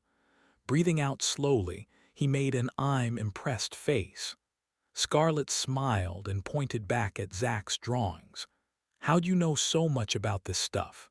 You don't strike me as the outdoors type." As Zach recoiled a little at her comment, Scarlet shook her head and put her hand on his arm. The contact made him flinch. Her skin was warm and soft. "No, no, I mean neither am I," she said. "I wasn't poking fun or anything." After a pause in which he considered whether or not to continue their conversation, Zach eventually answered her. "I read a lot. I like adventure stuff. Got some books from the library." "The only books I ever read were ebooks," Scarlet said. "Mostly tech stuff." "You must feel a bit lost without your computer." Zach stood up and offered Scarlet his hand. "You could say that." Gesturing to the ground, she added, "Want to keep looking for animals." Zach looked back in the direction of the cabin, then at Scarlet. "Screw chores. They could wait a few more minutes." "Sure," he said. After a while, having found nothing but some rabbit droppings and a bird's nest that had fallen from a tree, they stopped and sat down again. "You missed the library?" Scarlett asked. Zack thought for a moment, then said, "Yeah, I guess I do. I used to go there a lot after Tommy went away, whenever I needed to get away from Mom and one of her boyfriends." Looking at Scarlett, Zack expected to see her giving him a look full of pity. Instead, she simply nodded. "I don't know what that's like," she said. "But things were pretty rough after my mom's car accident, so I get wanting to be someplace that isn't home." Grimacing, she added, "I kind of turned into a dick for a while. I feel bad about it now. I didn't exactly make things easier for my parents." "Don't be too hard on yourself," Zack nudged her. "Some of your antics are legendary. Well, you and your brother." At that, Scarlett laughed. A real belly laugh that caused Zack to blush. He'd never made a girl laugh like that before. "Seriously," he said, "I wish I had half your skill." "Skill?" Scarlett scoffed. "My skills are pretty useless now, aren't they?" Zack tilted his head from side to side. "Maybe," he said. Then his eyes brightened. "Hey, maybe, one day, we can sneak back to town and visit the library. I'm sure no one's been clamoring to take out books in the middle of all this. You could find a new skill." "If only," Scarlett smiled. "But I think we're stuck out here for a while." "In that case, maybe I should just teach you all I know about animal tracks." Zack stood up and pulled Scarlett to her feet beside him. For a few minutes, they walked side by side without talking, until Scarlett stopped and waved excitedly at a nearby patch of ground. "Zack, that one looks like a tiny person." "A tiny person," Zack frowned, then bit back a laugh. "What?" Scarlett asked, hands on hips. "What's so funny?" "That's not a tiny person, Scarlett. That's a skunk." "Oh," Scarlett chewed her lower lip, then looked at Zack, grabbed his hand, and ran off into the bushes. "Then we'd better hurry back," she yelled. "I don't want to end up covered in skunk stink." 16. "Molly, that elevator is seriously cool." Jenna pulled a box from the shelf in the basement and opened the lid. Next to her, Molly nodded in agreement. "It sure is." "You think Mrs. Banks will be happier here now?" Jenna crouched down and peered into the box. "This one looks like camping equipment, some pans and candles." She pushed the box over to Molly, then returned to the shelf for another. "I hope so," Molly said, putting the candles in a pile alongside 2 old oil lamps and some damp matches. "But to be honest, I think it's Mr. Banks who's struggling the most with all this." "I get that," Jenna said. "He wants to keep his family safe." As Molly nodded, Jenna reached for another box. Lowering it to the floor, she tapped the lid and said, "This one says for Molly." Molly's breath caught in her chest. "It does."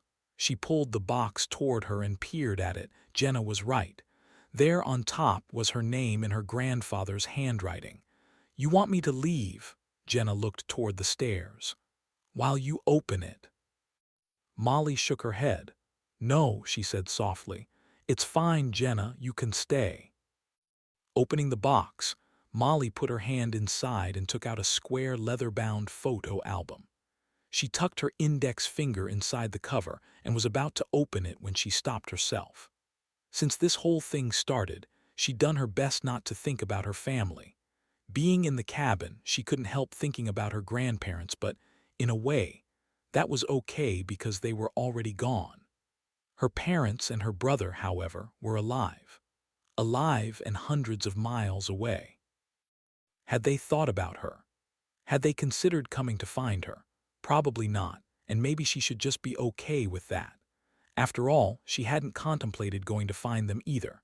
Whether she was okay with it or not, she wasn't ready to look at their faces just yet. "Ah, and my books." Molly's lips twitched into a smile. The the tears in her eyes drying up as she pulled out a small stack of books which had been in her room here as a child, and set aside the photo album. "The ballet shoes books," Jenna said, smiling to herself. "I loved these." Not saying out loud that she'd never pictured Jenna as the ballet shoes type, Molly pressed the books into her hands. "You can borrow them if you like. Some winter reading for you." Jenna's eyes widened. "Really? Thanks, Molly." After a pause in which she stroked the front cover of the first book in her pile, Jenna said quietly, "Why are you so nice to me?" Molly sat back on her heels and put her hand on Jenna's arm. "Because you're a good kid, and because I like you." When Jenna looked up, her eyes were different, a little sad. "You know, even my own dad never said that to me." "Your dad's a difficult person to understand, Jenna, but I think he loves you in his own way."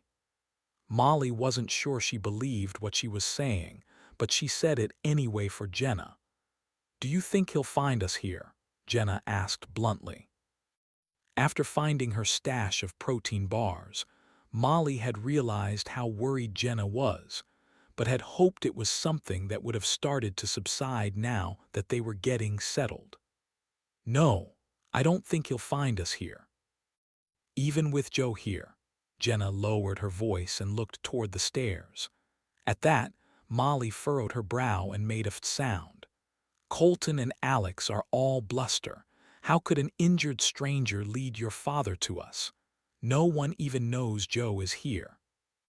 Jenna nodded slowly, but she was rubbing her wrist, the one that had bruises on it back in the cow. "Listen."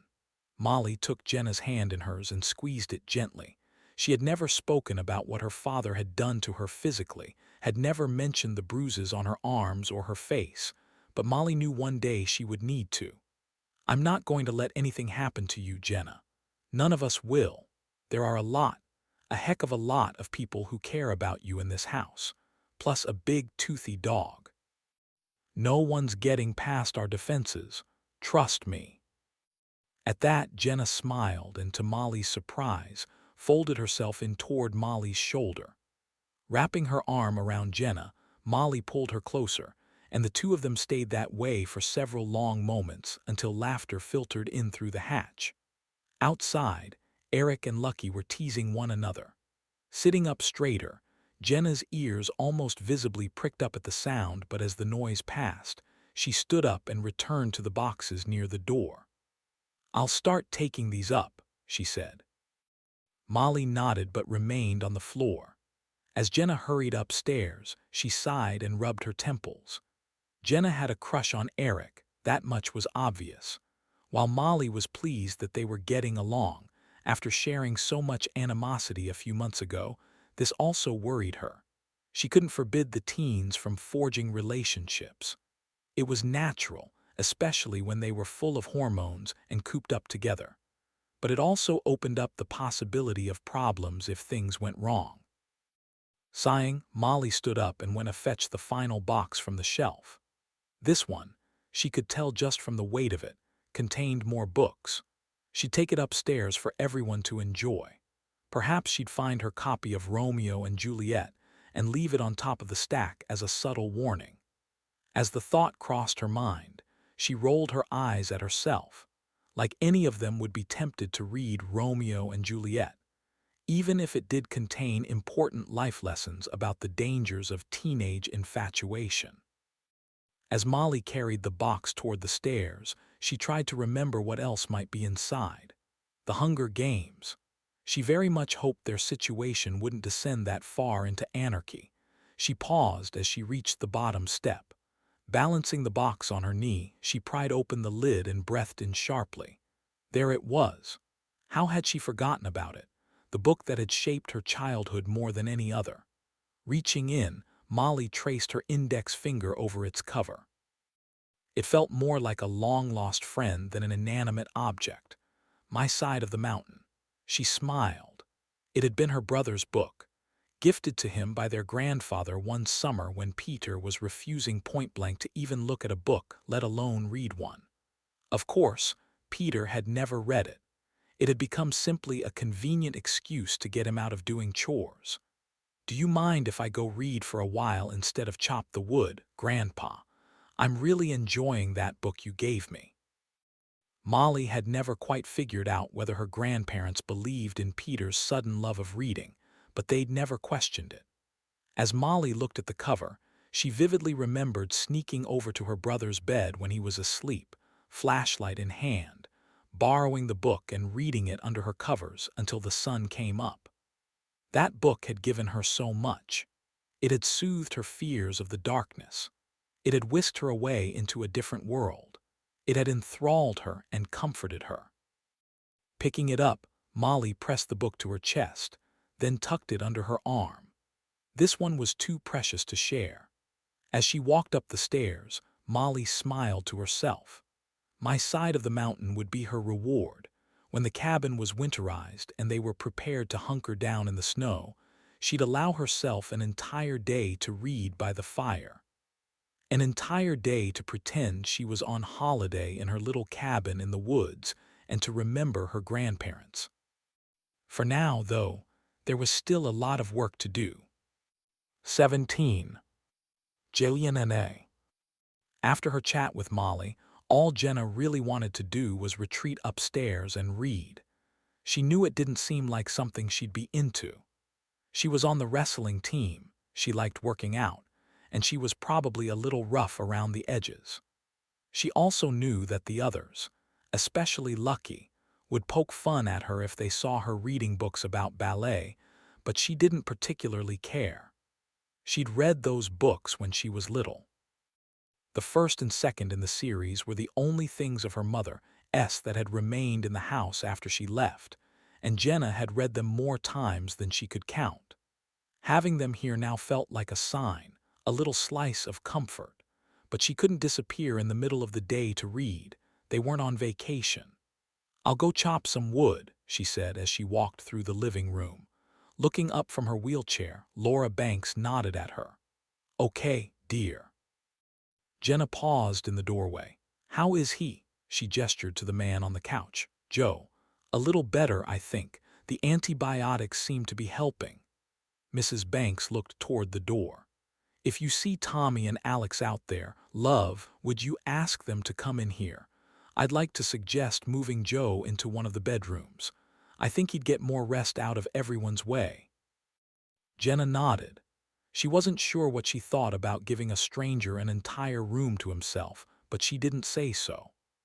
Outside, she passed on the message to Mr. Banks and Tommy, then watched as they walked up the stairs, Mr. Banks giving his elevator an appraising glance as he passed it. Picking up the axe Colton had shown her how to use, Jenna began to chop. It was boring, but a good workout, and she seemed to have mastered the art of it. Plus, it helped that she already had calluses on her hands from all the work her dad made her do in Cal, so she wasn't worried about blisters. She had worse. She worked up a sweat and was getting into her stride when she felt someone watching her. "Eric," she stopped and lowered her arms. They were burning from the effort of the task. "Well, don't just stand there watching." She was probably blushing but was too pink in the face for him to have noticed. "Do something useful." She pointed to the spare axe. Tentatively, Eric weighed the axe up and down in his hands. "How do I?" Jenna rolled her eyes at him, but as she looked away, she smiled. "Just watch what I'm doing and copy me," she said, but after just one swing, Eric huffed and puffed and looked like he was going to give up. "Okay, no, like this." Jenna strode over and took the axe from him, then repositioned it in his hands and showed him how to bring it down in order to split the wood cleanly. "Really, you're far too skinny for this," she said, moving back to her own block. "You need to build up your muscles if you're going to be doing this level of work. No more computers for you to tinker with." She was aware she was being prickly, but wasn't sure how else to interact with someone she'd barely exchanged a kind word with until a few weeks ago. As she glanced at him, she realized Eric was blushing. "You're right," he said. "Not a lot of physical strength needed for computers." "Mental strength, though," she said, trying to soften her rudeness. For being a hacker, you need plenty of brain power, right? A hacker, Eric laughed, grunting loudly as he brought the axe down onto the wood. I wouldn't exactly call myself a hacker. What else do you call it when you break into the principal's files and change your own grades? Jenna raised an eyebrow. Okay, maybe I hacked a little. Eric made a stern face and gripped his axe a little harder. But now I whack. He broke another piece of wood in two, then looked at Jenna. That was a terrible joke, she snorted as she laughed and clapped a hand to her mouth, causing Eric to laugh back. I know, he said. Sorry. Returning to their tasks, still buoyed by the laughter between them, they settled into a companionable silence. Eric was the first to stop chopping. Wiping his sleeve over his damp forehead, he breathed out loudly and leaned forward onto his knees. When he looked up, Jenna frowned at him. Why'd you come out here? She asked. You just got the sudden urge to chop wood. Eric straightened himself up and scuffed the earth with the toe of his shoe. I was hoping, he said quietly, that you might teach me to fight. Jenna opened her mouth and closed it again. Her instinct was to say no, but somehow she found herself saying, okay, but not here. Where? Eric's eyes had brightened. This way. Jenna put down her axe and gestured to a small clearing away from the cabin, where no one would see them and come stomping over to tell them they should be doing something else. Barely skipping a beat, she parted her feet and raised her fists. Okay, so this is your basic boxing stance, she said. Copy me. Eric hesitated. He really was scrawny. Then he raised his arms. Good, Jenna smiled. This could be fun. Half an hour later, as Eric flopped down onto the ground, Jenna leaned against a nearby tree and grinned at him. Not bad, Banks, she said. By the end there, you were getting better. Definitely. Eric rolled his eyes at her. Yeah, right. It'll take more than 1/2 hour practice to get me fight ready. Jenna laughed. She wished she had a bottle of water at hand. Her mouth was parched. Who taught you to fight? Eric bounced to his feet. My dad, Jenna replied quickly. Clearing her throat and looking away, she added, he wanted a boy.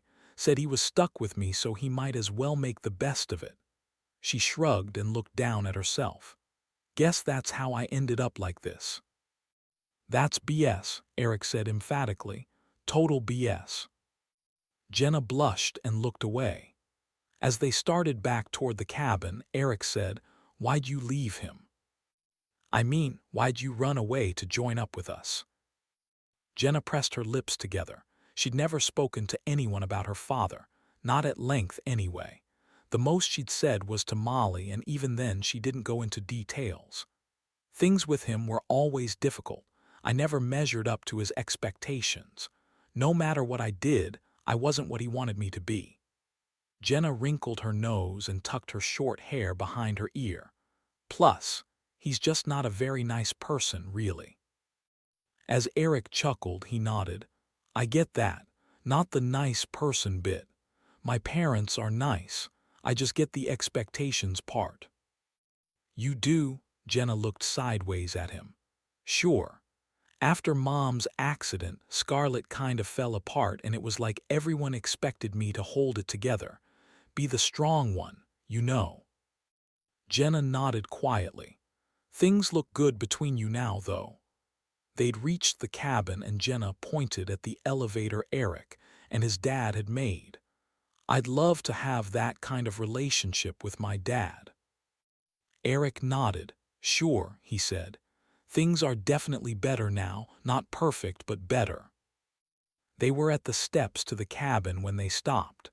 Jenna gestured to the wood piles. If you want to be a good fighter, you'll have to build up your muscles. Eric raised his eyebrows. Let me guess, that means a lot more wood chopping. I'm afraid so, she said. Gently, Eric nudged her with his elbow. You just want someone to do your hard work for you, don't you? You know what? she said, allowing a broad smile to cross her face. Maybe I do. 18. Joe.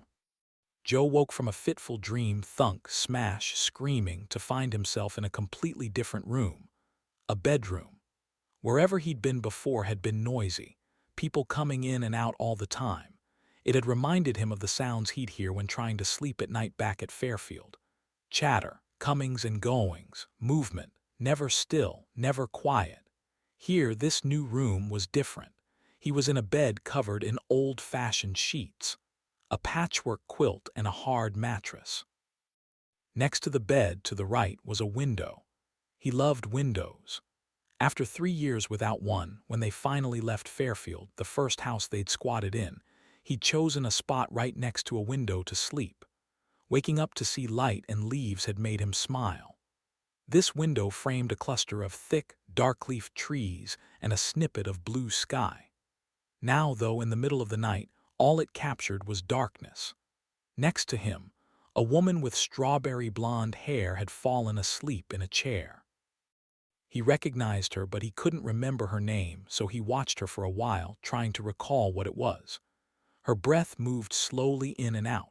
He examined her face. Pale skin, a rash of freckles on the bridge of her nose. Her presence was calming. As he moved, his legs stung and the scene in the woods flashed before his eyes. Flashlights through the trees, running, gunshots. He rubbed the back of his neck and heard it pop. What had happened to the others? What had happened to the men who'd been chasing them? Shuddering a little, he pulled the quilt closer up to his chin. When the sleeping woman had asked what happened to him, he had told her he couldn't remember, but how long would she and the others accept that as an answer? If it was him, if he'd made it to the cabin Jim mentioned up in Fuller's Woods, and some stranger with a gunshot wound had turned up on their doorstep, would they have let that person in? Helped them? Given them medicine? He tried to tell himself they would, but couldn't quite make himself believe it. Joe glanced at the bottle of pills on the table beside the bed. Antibiotics. No wonder he'd been feeling so bad. His wound must have gotten infected. Easing his legs around to the opposite side of the bed, he pressed his feet to the floor and took a moment to adjust to the cool sensation of wood on his soles. When he got up, he wobbled a little, but righted himself and used the wall to help himself over to the window. It was closed to keep out the cold that had started creeping in, but he desperately wanted to feel the air on his face. It had been days, hadn't it? He'd pushed the window open just a fraction and was leaning with his forehead against it when he heard something move behind him. "Joe, what are you doing?" When he turned, the strawberry blonde was staring at him. Her hand twitched at her side. She had a gun. He hadn't seen it, but he knew it was there, and he knew she was prepared to pull it on him if necessary. "Nothing," he said croakily, pulling the window closed. "I'm sorry, I just needed some air." The woman yawned, involuntarily putting a hand over her mouth and instantly losing the demeanor of someone about to draw a weapon. "You look tired," he said, moving back toward the bed. "I'll be okay on my own if you want to go get some sleep." "You've been pretty sick," she replied, returning to her chair but avoiding his gaze. His health wasn't the reason they were watching over him. Not the only reason, anyway. They were afraid of him, and who could blame them? "It's probably time for some more painkillers," she said, getting up. "I'll go fetch them." "I feel okay," he said, leaning against the headboard. "I'll fetch them anyway," she said, "and I'll see if Colton's ready to swap shifts." "Colton." "Big guy Marine acts like one," the woman said. Joe nodded. "And your name?" he asked quietly, looking at his hands instead of at her. "Molly," she said. When he looked up, she was extending her hand to shake his. "My name is Molly." "Joe," he said, even though he was sure she knew that already. Then he cleared his throat and added, "Why are you being so nice to me? All of you. I don't understand." Because you needed help, Molly said, her forehead creasing as if that should have been obvious. But you don't know anything about me. Joe met her eyes. She looked like the sort of person who'd listen if he told her the truth. Yes, she seemed tough, but she also seemed kind. Well, I know you would have probably died if the boys hadn't rescued you. Still, a lot of folks wouldn't have cared. They'd have left me out there. Looked after themselves now that things are, he paused and smiled tentatively. Upside down, she asked, smiling too. Something like that. Joe pushed his hair from his eyes and after a pause said, maybe tomorrow I could use your washroom. I feel like I slept in a ditch. At that, she laughed. A warm chuckle of a laugh that made him feel something in the pit of his stomach. What was it? Pride. Pride that he'd made a pretty girl laugh. You definitely should use the washroom tomorrow, she said, getting up from her chair and yawning again. Now I'll go get those painkillers. Are you hungry? I could bring you something. A midnight snack. Is it only midnight? Joe glanced toward the window. Molly shrugged. Who the heck knows? She waggled her wrist at him and tapped the spot where a watch should have been. It's all sundials and reading the stars these days, and I'm no good at either of those. She paused at the door. Colton is, though. I'll ask him. As Molly closed the door behind her, Joe sank back onto his pillow and looked up at the ceiling. For a moment, he held his breath tightly in his chest, but then, in a whoosh that made his head spin, he released it. Relaxing his hands, which had been clutching the bedsheets, he closed his eyes. For the first time in weeks, perhaps even years, he felt at ease. Safe.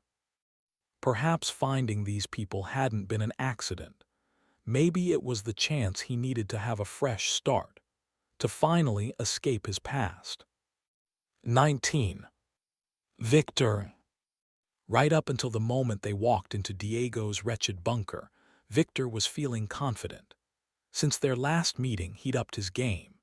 He'd made more of an effort to look for the girl and coincidentally happened across a few more runaway prisoners en route. However, when he saw Diego, pacing up and down, hands tightly clenched together behind his back, his bravado faded. Mr. Fox. Diego stopped walking and looked Victor up and down. The way Diego's eyes lingered on Victor's throat made his butt clench, and he was pretty sure he'd started to sweat. Diego, he said calmly, trying to smile. How have you been? At that, Diego tilted his head sideways in a jerky bird-like motion. How have I been? He repeated, looking past Victor to the armed guards who stood behind him. Oh, just fine, but I hear you haven't been doing too well. Me? Victor frowned. Where was he going with this? You've been having problems with your ears, haven't you? My ears, Victor tugged at his earlobe. My ears are just fine.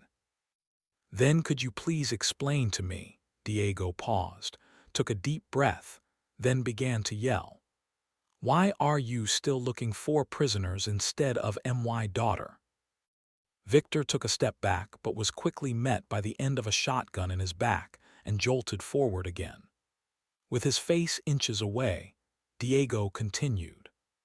The only reason I can think of is that your ears are broken, or perhaps it's your memory, because I distinctly remember standing in this very spot and telling you that if you wanted my help, it was time you started keeping up your end of the bargain. Victor opened his mouth to speak, but Diego pressed his index finger hard against Victor's lips. I told you to find my daughter. I made it very clear, crystal clear. Victor nodded shakily. If Diego would only let him explain. But then I hear that you've spent the last 3 days doing exactly what I told you not to, capturing convicts and starving them to death.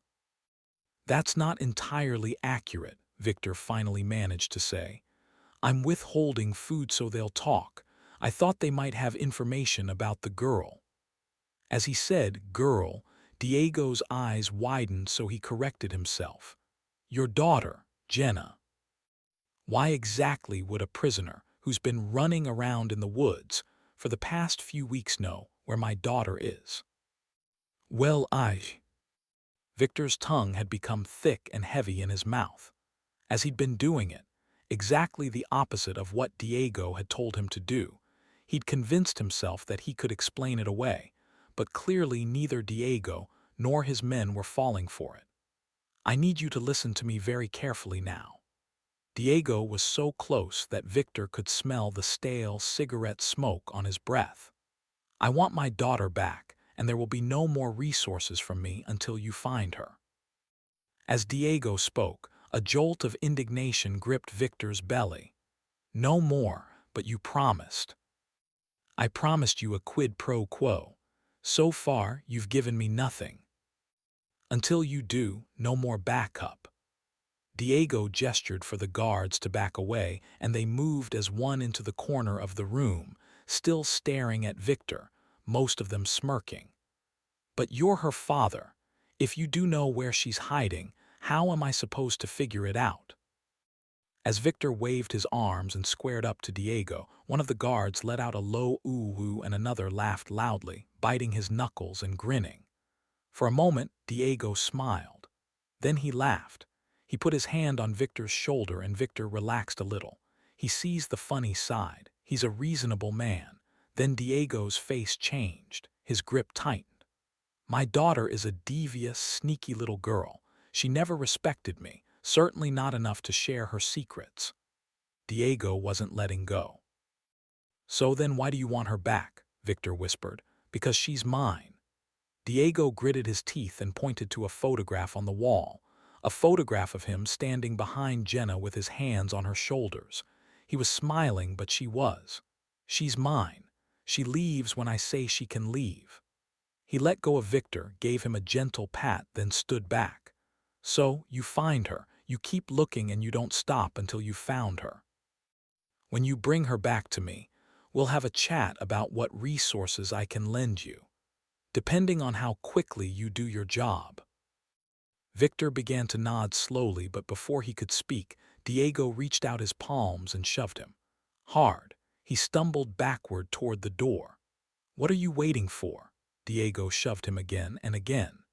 When he reached the doorway, Diego gave one last shove and he tumbled onto the ground outside. Towering above him, hands on hips, Diego stared down at him. Find my daughter, Mr. Fox, or you will be the next one locked up in a cage. 20. Lucky.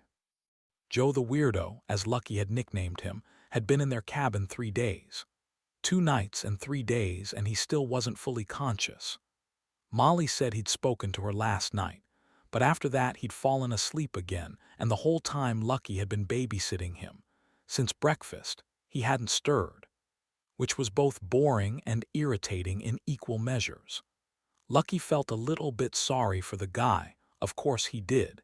He'd been in a similar situation when he'd injured his hand. At the same time, though, Lucky was pretty sure they should have cut him loose as soon as they'd realized his leg wound was caused by a bullet. Maybe he'd been dumb for going along with Zach. Maybe he should have sided with Tommy and insisted they leave him in the ditch where they found him. Still, it was too late now. Joe was set up in the room that had been Tommy's for all of one night, and they were still taking shifts looking after him. During the day, however, these shifts primarily fell to him and Laura, a fact that was beginning to grate on Lucky.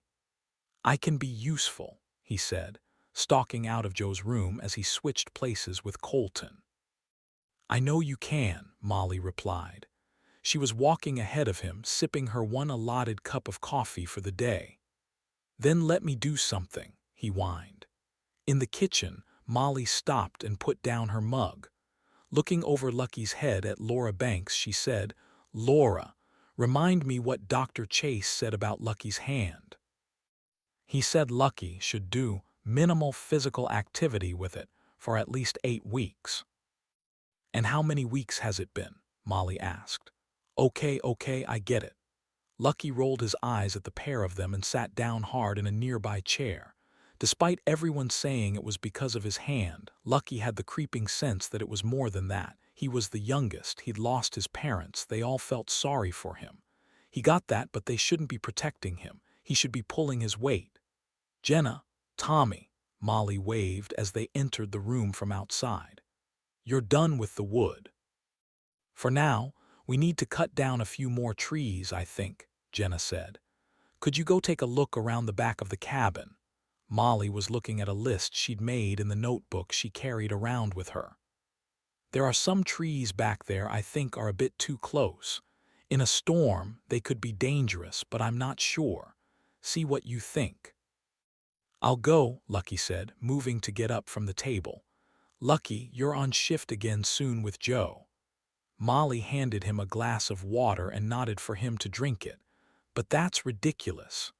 Lucky banged his glass down on the table. They're only looking at the trees. I can look too. There's nothing wrong with my eyes. Jenna and Tommy have experience you don't. Molly softened her voice, like she was speaking to a child, and sat down opposite him. Experience cutting down trees. Dude, Jenna's dad was a volunteer firefighter. They did this kind of thing all the time around the neighborhood, you know that. Tommy was leaning casually against the doorframe and looking at Lucky as if he was being nothing but petulant. And you, what do you know about trees? Lucky couldn't help himself. He was pissed and he wasn't going to pretend otherwise. I did timber yard duty in prison. Tommy stood up and scowled in Lucky's direction. Lucky looked away. Whatever, he muttered. Pushing his chair back, he stood up. I'll go switch with Colton again, he said, walking deliberately loudly back across the room. Tell him there's some coffee out here if he wants it, Molly called after him, but Lucky wasn't listening. Instead of going into Joe's room, Lucky waited in the hall. When it didn't seem like anyone was following him, he slipped into Molly's room. Averting his eyes from her neatly made bed, he rushed over to the window and pried it open. On this side of the house, the window opened onto a pretty big drop down to the ground, but Lucky didn't care. Using his good arm to lever himself out, he jumped and miraculously landed on 2 feet. He paused, waiting for someone to yell at him, but no one did. A little way away, he could hear Jenna and Tommy. Following their voices, Lucky located them standing beneath a tree, pointing up at it as if they were trying to decide whether to chop it down. It looked close enough to the cabin that it might cause a problem. They were nodding. I'll go fetch it, Tommy said. Although Lucky had missed what they were talking about, it was obvious they were planning to cut down the tree. They'd brought their axes. I'll come, Jenna said, jogging after him. As they disappeared, a steely determination settled in Lucky's belly. He'd show them. He'd show them all just how useful he could be. Picking up one of the axes, he weighed it up and down in his hands. It was heavier than he expected, but he couldn't back out now. He needed to show them what he was made of. With a slightly shaking arm, Lucky raised the axe above his head, examined the tree trunk, then swung the axe into it. He expected it to sink in to hear a satisfying thunk. Instead, it bounced right off. The motion jolted his shoulder and he growled in pain as his hand started to throb. Oh, no you don't, he muttered, lifting the axe for a second time. This time he brought the axe to his shoulder as if it was a baseball bat, and when he brought it down, it went in lower than it had the first time. It didn't look the way he'd seen it in movies. It didn't sound the way he expected it to either, but as he took a third strike at the trunk, it seemed to be working. With sweaty hands and trembling arms, Lucky attacked the tree with gusto. I'll show them, he panted. Thunk, thunk, thunk. He must be doing something right. He was creating a huge cloud of dust, and little pieces of tree were breaking off and flying through the air. Lucky stopped, flexed his fingers, and readjusted his hand on the axe. He was panting and leaned against the tree for a moment while he attempted to regather his strength. He was about to start chopping again when he heard Jenna shout, "Lucky, stop." I don't think so. Turning away from the sound of her voice, Lucky redoubled his efforts. He was nearly done. No way was he going to let Jenna and Tommy storm in and take the credit for his hard work. Suddenly, the tree made a creaking noise. Lucky! It was Tommy's voice this time, but it was too late. The tree was falling. 21. Laura. After a quick lunch break, Laura switched places with Colton. While Lucky seemed reluctant to be assigned to babysitting duty, Laura didn't mind it. Back at the Cal, she'd gotten good at helping people, and even though they knew next to nothing about Joe, watching over him made her feel like she was doing something useful. She might not be able to chop wood, because the angle from her chair made it almost impossible to get enough swing on the axe and would have left her in pain for days afterwards, but she could look after someone who was sick. "You're awake," she said as she wheeled into the room. Joe smiled at her, but it wasn't a happy smile. With his eyes darting toward the door every few seconds, he looked like he was trying to figure out whether he could run far on his injured leg. "Everything all right?" she asked, maneuvering her chair so she was next to the bed. "Fine," he said, then shrugged. "I don't think the big guy likes me too much." "Colton? Oh, he doesn't like anyone too much at first. He'll warm up, though, don't worry." Laura moved the blankets aside and began to remove Joe's dressing. He was wearing a pair of Alex's shorts, khaki with a hole in the back pocket. They were his DIY shorts. Joe's legs were much spindlier than her husband's. He clearly wasn't much of a runner. Without looking up, Laura said gently, "It might help if you told us a little about where you're from." "We had a bit of a difficult time back in Fairfield. We're kind of edgy." As Laura gently touched the skin around what was clearly a bullet wound to make sure it wasn't still hot, which indicated an infection, Joe flinched. "I really don't remember," he said. Laura smiled. "Not anything." She looked up at him and tilted her head, fixing him with the kind of stare she used to give the twins if they'd been out late and wouldn't tell her where they'd been or what they'd been doing. When Joe didn't reply, Laura was about to go and fetch some hot water to clean and redress the wound when she heard someone shout. "What was?" Her question was drowned out by the sound of an enormous crash above their heads. The window shattered. Bits of ceiling fell on them.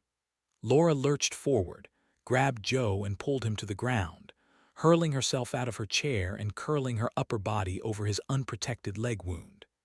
When she looked up, coughing from the dust and splinters, she almost laughed. She would have if it wasn't for the searing pain vibrating up her spine and around her ribs. "Another tree. What happened?" Joe asked, coughing from the dust in the air. As Laura pushed herself away from him, she expected him to move too. When he didn't, she looked up and sucked in a deep, sudden breath. "What is it?" Joe groaned. He was trying to move now but couldn't because his upper body, his shoulder and arm, was pinned to the floor by a loose tree branch. "It's all right," Laura said, shuffling closer and twisting her torso so she could get a grip on the branch. "I've got it." "Don't, you'll hurt yourself." Joe started to object, but Laura had already heaved the branch free and tossed it to one side. "It's okay," she said. "It's really not that heavy." Pushing himself up to lean against the side of the bed, Joe rubbed his shoulder and looked down at his leg. "You put yourself in harm's way for me." "If debris got into your wound, it'd be bad news," Laura said, shoving one trembling hand into her lap while the other brushed hair from her face. "Still, you did that for me, and then you pulled a branch off me. What are you, Superwoman?" He smiled, the first smile Laura had seen on his face since he arrived, and she laughed. "Not quite," she said, still shaking as she shifted beside Joe to rest her back on the side of the bed. "Laura!" Alex was outside the door, yelling for her. "We're okay." She called back, staring up at the ceiling. It really was a tree. Finger-like branches had smashed through the window and the ceiling. Fragments of wood from the roof had clattered down onto the bed and the floor. There was debris everywhere. Outside, Argent was barking, and Alex raised his voice as he said, urgently, "Scarlet, take him. He's not helping." Picturing Argent's worried eyes, Laura's heart began to hurt. "I'm okay, boy," she called. "Mom's okay." A moment later, there was a loud thud at the door. "Laura," Alex called, "the door won't open." Unable to see the door from where she was sitting, Laura attempted to turn around but winced and breathed in sharply as the movement caused another bolt of pain in her upper back. "It's blocked." Joe had pushed himself up into a sitting position, leaning against the bed and facing the door. "A branch and a bunch of timber from the roof is blocking it." When Laura repeated this to Alex, she was met with a loud groan and what she was certain was the sound of a fist slamming into the wall. "We'll come in through the roof, Laura," Colton called. "Hang tight." As Laura looked at Joe and nodded reassuringly at him, he swallowed hard. Turning around, he groped for the dressing Laura had removed, but she shook her head. "Better to leave it open to the air than get dirt in it," she said, already praying this wouldn't mean that Joe would need more antibiotics. Joe nodded, put the dressing back down, and closed his eyes. Outside, Laura could hear someone yelling. Possibly Jenna, not Scarlet. "What were you thinking?" "You must be missing some brain cells," someone else added. "Zach, maybe." "What's going on out there?" Joe asked, rubbing the side of his thigh. Laura shook her head. Again, the movement caused her to wince, and when she opened her eyes, she realized Joe was staring at her. "How'd you do it?" he asked. "A car accident," she replied, more quickly than she'd expected to. "Someone," Joe scraped his fingers through his hair. "Someone hit you." "Hit me?" Laura frowned, then realized he was asking if someone had driven into her. "Oh no, we were driving home from a party. Two cars full of drunk frat boys were racing each other. They overtook us. Alex swerved to get out of the way and lost control of the car." Joe breathed out a long sigh and looked away from her. Her voice had started to waver. "I'm paralyzed from the waist down," she said as they began to hear scrambling sounds on the roof. "But luckily, I have enough feeling in the rest of my body to enjoy the chronic pain I've been left with." She wasn't sure why she was telling this to a stranger, but she sensed that she was making Joe uncomfortable. "Laura." Alex's voice sounded like it was almost in the room, but she couldn't see him. Then there he was, at the window. "I told you I'm all right," she said, gesturing to herself as if the fact she didn't have any visible injuries settled the matter. "I'm coming in." From somewhere outside, Colton shouted, "Be careful. When you get in there, see if you can move the debris away from the door and let me in."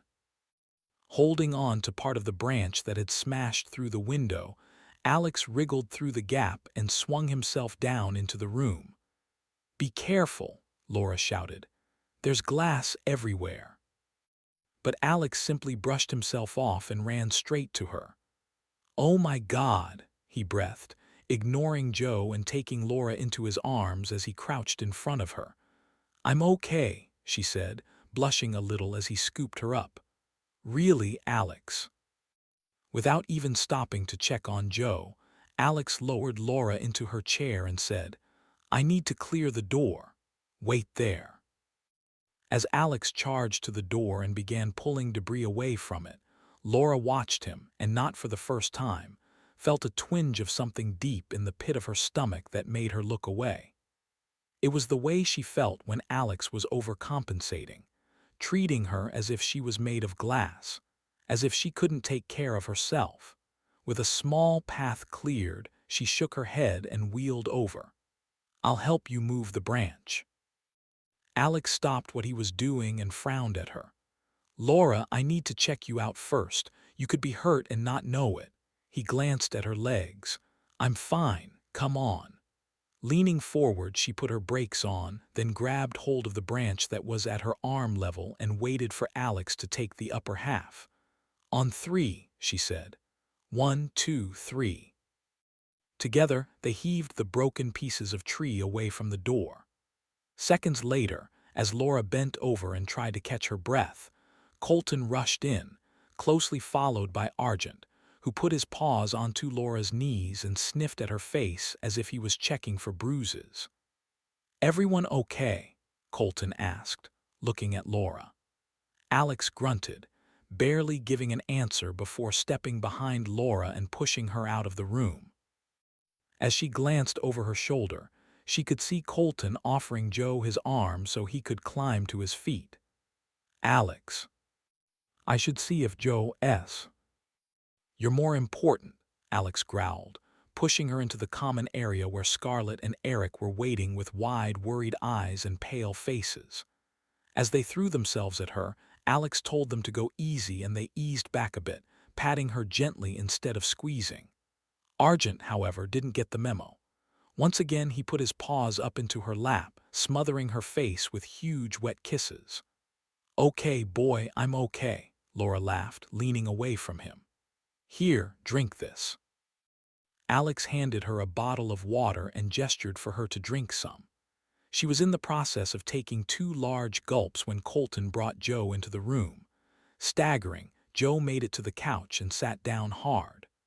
"I'm going back to survey the damage," Colton said gruffly before turning back the way he'd come. For a moment, no one else spoke. Then finally Joe looked at Alex and said, "Mr. Banks, your wife saved my life. I'm very grateful." He cast a furtive glance at Laura and said, "And she kicked ass moving that tree, huh?" It was the most animation Laura had seen Joe display since he'd got there, and it made her smile. "Yeah, Mom, you're like Lara Croft." "If Lara Croft was in one of these," Laura said, patting Firecracker's arms. "If Lara Croft was in one of those, she'd be even cooler," Eric replied. Opposite him, Joe nodded. But while Scarlett and Eric were grinning with pride and giving her proud thumbs up, Alex was not smiling. His features had set into an angular frown, and he was beginning to pace up and down. "Laura!" The door clattered back on its hinges as Molly ran in from outside. She looked tearful, her face both pale and blotchy at the same time. "What happened?" Laura asked, shaking her head. "Lucky happened," Molly replied tightly. "Are you all right?" "She's fine." Alex stopped pacing and walked over to her, stepping behind her chair. "But I need to check her over." "I can." Molly moved forward, but Alex shook his head at her. He was already pushing Laura out of the room. "No thank you," he said solemnly. In their small, timber-walled bedroom, Alex breathed out a long, slow sigh and braced his hands behind his head. As he exhaled, Argent looked up at him, then at Laura as if he couldn't understand why everyone wasn't simply happy that Laura was okay. "Alex." Laura waited until he crouched down in front of her and cupped her husband's face in her hands. "I'm all right, love." Alex blinked hard, then looked down as he clasped her hands between his. "You can breathe. I'm okay." When Alex finally met her eyes, his were moist. Beneath his beard, his cheeks were flushed. "You could have been trapped. You could have been killed," he whispered. "But I was." Laura sniffed, her own eyes feeling suddenly itchy with tears. "I'm fine. Not sure of the odds of a tree falling on me twice, though. That's quite impressive, don't you think?" She was trying to lighten the mood, but it wasn't working. "It's not safe here," Alex muttered. "It's not safe." Laura held out her arms and pulled Alex close to her. "It was just an accident," she said softly, reaching up to stroke his hair. "I'm okay." "You're okay this time." Alex swallowed hard. "I can't lose you, Laura. I almost lost you once. I can't let that happen again." Laura opened her mouth to speak, but the reassuring words she was looking for didn't come out. She wanted to tell Alex that nothing like this would happen again, but she couldn't promise him that, could she?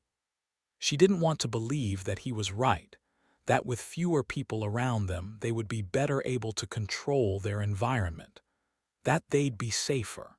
She wanted company. She wanted the twins to be with their friends and to feel a part of something, like she had when she'd helped nurse sick people at the Cal, or reunite loved ones. But after such a near miss, she was beginning to wonder whether Alex had been right all along. What if they really would be better off on their own? 22. Molly. As Alex wheeled Laura off into their bedroom and the twins stared forlornly after them, Molly looked at Joe. He was on the couch, rubbing his shoulder, and he still looked a little feverish. "Have you had your antibiotics today?" she asked, sitting down beside him. Joe frowned at her and shook his head. "No, I don't think so." "Did you hurt your arm?" She gestured to his shoulder. "It was trapped under a branch. Laura pulled it off me. She's crazy strong for someone who's—" He trailed off and began to blush. "She was a personal trainer before her accident," Molly said as she examined his shoulder. From what she could tell, it was bruised, not broken or dislocated. "I'll get some painkillers and your antibiotics." She was about to stand when Joe muttered something. "What did you say, Joe?" "Oh, nothing." He shook his head, his light brown hair flopping in front of his eyes. As he brushed it free, he laughed a little and said, "I must be losing it, because I swear a bit of that tree had writing on it." "Writing?" Molly frowned, but even before the thought had fully formed in her head, she was on her feet and running for the bedroom. When she burst through the door, Colton was standing in the center of the room staring up at a large hole and several large sections of tree. One had smashed through the roof, another through the window. As he heard her enter, he turned and, seeing the look on her face, held out his palms. "It's not as bad as it looks," he said gently. "The difficult part will be getting it off the roof, but once we've done that we can." "Can you see any writing?" Molly stepped into the room and peered up at the tree above. "No, not there, that would have been too high." She moved to the window and began snaking her hands along the bark. "Writing?" Colton put his hand on her shoulder. "What kind of writing?" "That kind." Molly pointed a shaky finger at the section of trunk in front of her. As she looked at the almost illegible letters, tears sprang to her eyes. Colton tilted his head, his eyes scanning the letters. Then he looked back at her. "You wrote this?" "When I was a kid," she whispered. "This was my tree, my favorite tree." She wiped her eyes with the back of her hand and sniffed loudly. "It had a nest of squirrels in it once, and it reminded me of the tree in my side of the mountain." She looked up at him. He clearly hadn't read the book but was watching her carefully. He squeezed her arm gently and was about to pull her toward him when she stepped away. In a fraction of a second, her tears had dried up and her skin was practically vibrating with anger.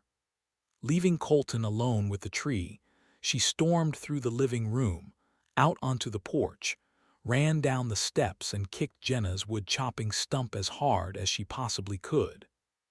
Catching the side of her foot at an awkward angle, she cursed, grabbed hold of it, then sat down with a thud and buried her head in her hands. She was counting to 10 and trying to steady her breathing when a small voice said, "Miss O'Neill." "Molly." Molly's jaw tensed. She didn't even want to look at Lucky right now. Slowly, she raised her head. He was staring at her, scuffing the ground with the toe of his shoe, hands behind his back. Staggering to her feet, Molly folded her arms in front of her chest and stared down at her former student. "I thought you'd grown up," she said quietly. "I thought you'd changed. After everything we've been through, I thought you'd started listening to me, and then you go and do something like this." She pointed to the cabin, waving her hand at the huge hole in its roof. "Do you have any idea how difficult it's going to be to repair that? How much time it's going to take? Time we don't have. Not to mention that someone could have been killed." She was raising her voice. "I can't remember a time when I felt this angry." "I'm sorry," Lucky muttered, still staring at his feet. "Sorry isn't good enough," Molly snapped. "Hey." Tommy was walking over from where he'd been looking at the base of the fallen tree. He had his peacekeeper face on. "Not now, Tommy." Molly raised her palm at him, expecting him to turn and leave them alone.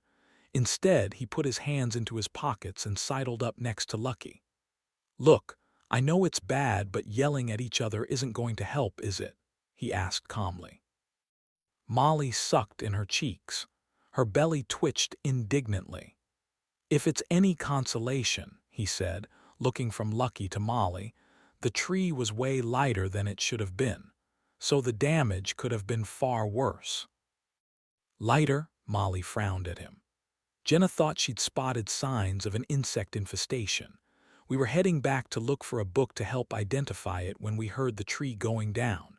If she's right, the tree would have been a lot less dense than normal. Probably why Lucky was able to chop it down all alone." Smiling, Tommy play-punched Lucky's shoulder and added, "Sorry, buddy. You're still super strong, though." Lucky blushed and shook his head.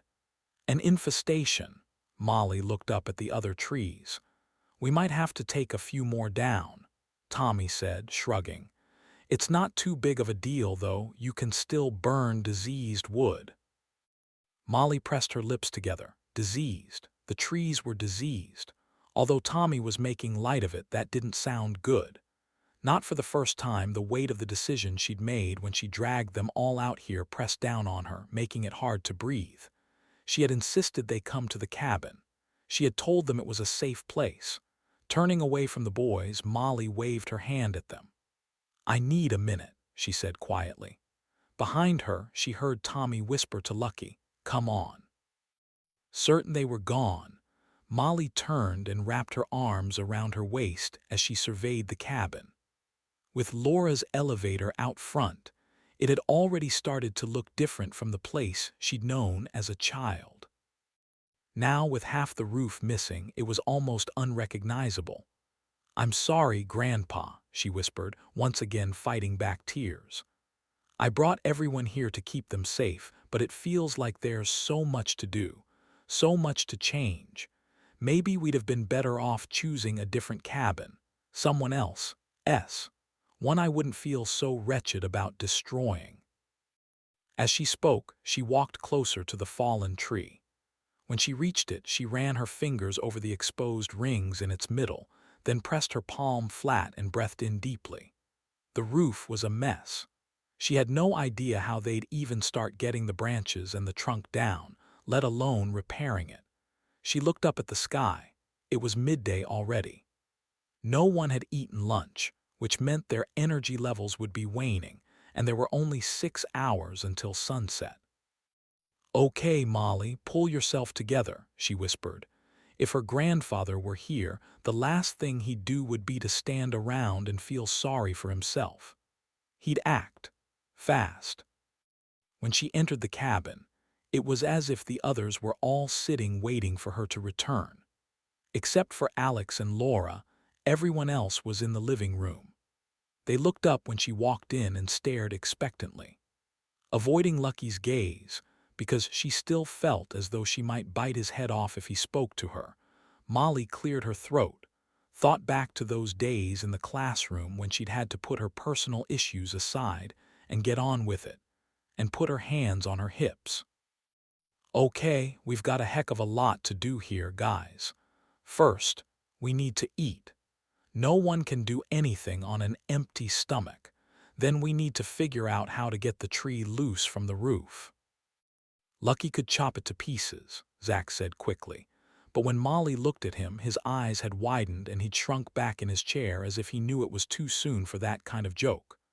"I think Lucky's done quite enough chopping for one day," Molly said tightly. "But yes, I'm guessing breaking it into pieces will be the best course of action." She looked toward Colton and Tommy, who were standing by the fire. Colton nodded. "Ideally, we need a ladder. I couldn't find one in the basement, though," he said. Molly frowned. That seemed unlike her grandfather. "We can make one," Scarlett offered, glancing at Zach. "If we got 2 sturdy branches and made equal notches, then tied smaller ones between them as rungs." "Does anyone know how to do knots?" Zach asked. "Of course," Colton nodded. "Great." Molly tried to allow some enthusiasm to show on her face. "Then that's the plan. Tommy and Jenna, you should work on identifying the diseased trees. I'm guessing we don't want to use any diseased wood to actually repair the roof." Jenna nodded. Tommy did too. "Scarlett, can you and Eric help me create the ladder?" The twins stood up, eager to get started already, but Molly added, "After we've eaten." Next to her, Lucky cleared his throat. "Zach, get as much tarpaulin as you can from the basement.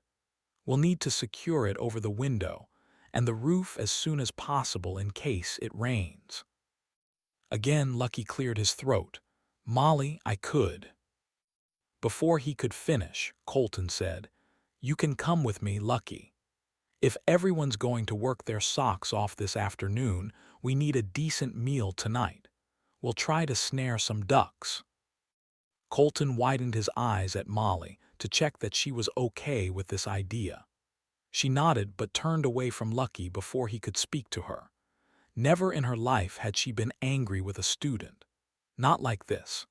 But maybe that was the point. These kids were no longer her students. She thought of them as family now, and it hurt her more than she'd expected that her family, this new family she'd put everything into, could do something so careless. Something that had endangered all of them and what they were trying to achieve. "Did your grandfather have a hand drill?" Scarlett's voice made Molly turn around. In the kitchen, Colton and Tommy were picking out lunch rations for the group, but Scarlett and Eric were clearly keen to get going. "I'm not sure," Molly said, "but we'll look after food." "I'm not hungry," Scarlett said, pouting a little. "Maybe not, but out here food isn't for pleasure, Scarlett. It's to keep our energy levels up so we can do what needs to be done." Eric raised his eyebrows and made an "I told you so" expression at his sister. "Okay," she said gruffly. "Fine, I'll eat, but we need a hand drill. If not, a screwdriver might do, and rope or twine for tying the rungs." Molly put a hand on Scarlett's shoulder and guided her toward the kitchen. "Noted." As they all sat down at the table, Molly looked toward the Bankses' bedroom. They still hadn't emerged, and Argent was sitting outside, head tilted as if he was listening for them, staring at the door like he might be able to will it to open. Although Molly felt like she should go and offer them some lunch, at the same time, she was a little afraid of facing Alex Banks. He'd already been anxious to leave. He hadn't exactly made an effort to disguise his feelings, and surely now that his wife had been put in danger, he'd be even more desperate to escape. "Scarlett," Molly said gently, glancing over at Joe, "did your mom show you how to change a bandage?" For a moment, Scarlett simply stared back at her, blinking without answering. She'd been looking into the distance, as if stopping and sitting down had given her thoughts a chance to catch up with themselves, and she was having trouble processing them. "A bandage," she nodded slowly. "Yes, she did." "Okay," Molly said gently. "Then after you and Eric have eaten something, I'd like you to see to Joe's leg while the rest of us see about the ladder." "I thought you wanted us to help with the ladder." "I do, but I think you both need some time out first." "Time out?" Scarlett snapped out of her haziness and folded her arms in front of her chest. "It was Lucky who cut the tree down, not me, and I'm not a toddler. I don't need a time out." "Scarlett, I'm not giving you a time out as a punishment. It was your mom who nearly got trapped underneath that tree. It's clearly shaken you up a little, and I don't want any more accidents today." Molly spoke softly, reaching out to pat Scarlett's hand. "So, while you clear your head, I'd like you to see to Joe for me, yes?" Scarlett was about to nod when Eric cut in. "She can't be left alone with him," he whispered, not very subtly looking at Joe. "Which is why you'll stay with her." Molly stood up from the table and nodded at Eric. "You both need a minute to process what just happened, so let us handle the ladder and the roof while you calm down. Okay?" After exchanging a disgruntled glance, eventually the twins nodded. "Okay," Scarlett said. "Eat." Molly pointed toward the kitchen cupboards. "Then bandage." As she walked away, she heard the twins muttering something to one another, but chose to pretend she hadn't. She didn't expect them to disobey her. She just hoped they didn't rush things and took the time to calm down. They lived through the ramifications of their mother's car accident for far too many years, and the thought of her being badly hurt a second time had clearly left them both too shaken to be useful for a while. Heading outside, she was surprised when Tommy caught up with her and handed her a protein bar. "You instructed the others to eat," he said, raising an eyebrow at her. "Thanks." She took it and bit off a chunk. "Don't stay mad at Lucky for too long," Tommy said. "He's just a kid." Molly bit her lower lip. She didn't want to talk about Lucky right now. They had a ladder to make. "Help me find 2 long pieces of wood," she asked. "We'd be better off cutting down a young tree from nearby. Split it in 2 if we can." Tommy gestured to the wood. "Can you do that?" she asked. Tommy nodded. "Sure, I'll take Jenna. She seems to know what she's talking about. When you've finished your protein bar, you could find some smaller pieces. Sturdy. For rungs, and something to make grooves, and some string or rope." "Since when did you know so much about making ladders?" "I stayed on a farm for a while when I got out of jail," Tommy said, shrugging. "They were the kind of people who liked to make rather than buy." "I see. Well, I'm glad." Molly bit off another piece of protein bar and wished she had some water to wash it down with. Why were protein bars always so unbelievably chewy? As she sat on the bottom step, eating and waiting for Tommy to fetch Jenna, Molly heard footsteps behind her. "We're heading off," Colton said, adjusting the bag and nets on his shoulder. "Good luck," she said, still not looking at Lucky. As Colton paused, clearly expecting her to give in and tell Lucky all was forgiven, Molly stood up and walked back into the house. Over her shoulder she called, "See you later. Don't get lost," then shut the door behind her. 23. Molly. As the light waned outside, Molly sat down on the edge of the bed and let her shoulders drop. Since the world turned upside down, she'd gotten used to aching muscles, something she never had to worry about as a teacher.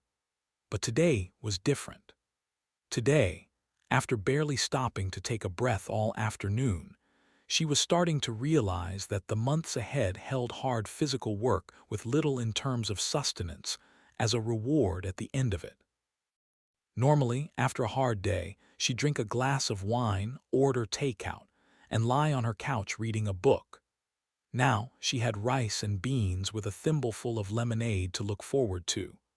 Rubbing the back of her neck, she stretched and heard it pop. Despite their achievements that afternoon, she was tense and she could feel it. Perhaps when everything else was fixed and they were fully prepared for winter, they could go scavenging for a bathtub. One of the places around here must have one of those old metal ones, surely. She was still thinking about the bath, making her way back to the living room, when she heard a clamor of voices.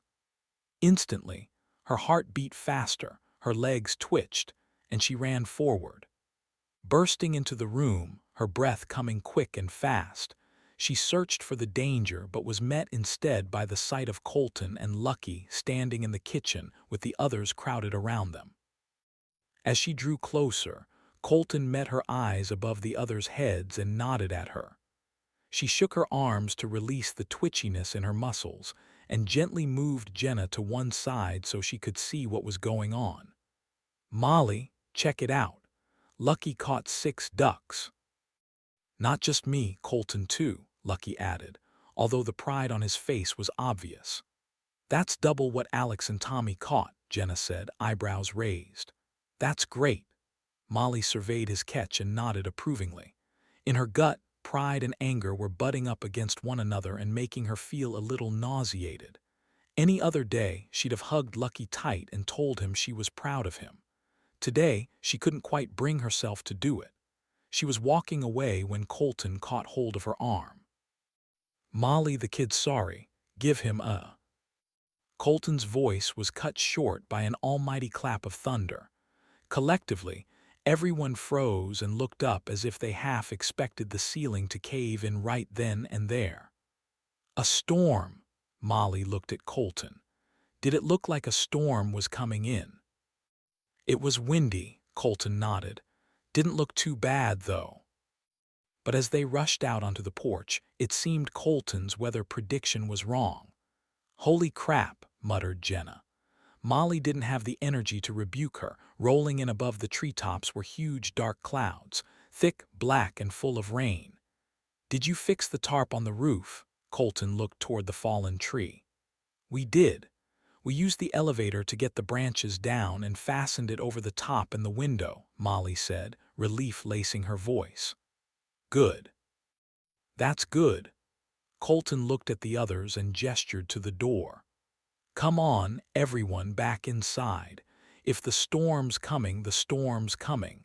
There's nothing we can do to stop it. Thankfully, we have Duck to take our minds off it." As they moved back inside, Molly remained on the porch. "Molly!" Laura had gestured for Alex to go ahead and was lingering beside her. "I'm okay," she said. "I'm just not a big fan of storms." Looking down at Argent, Laura smiled.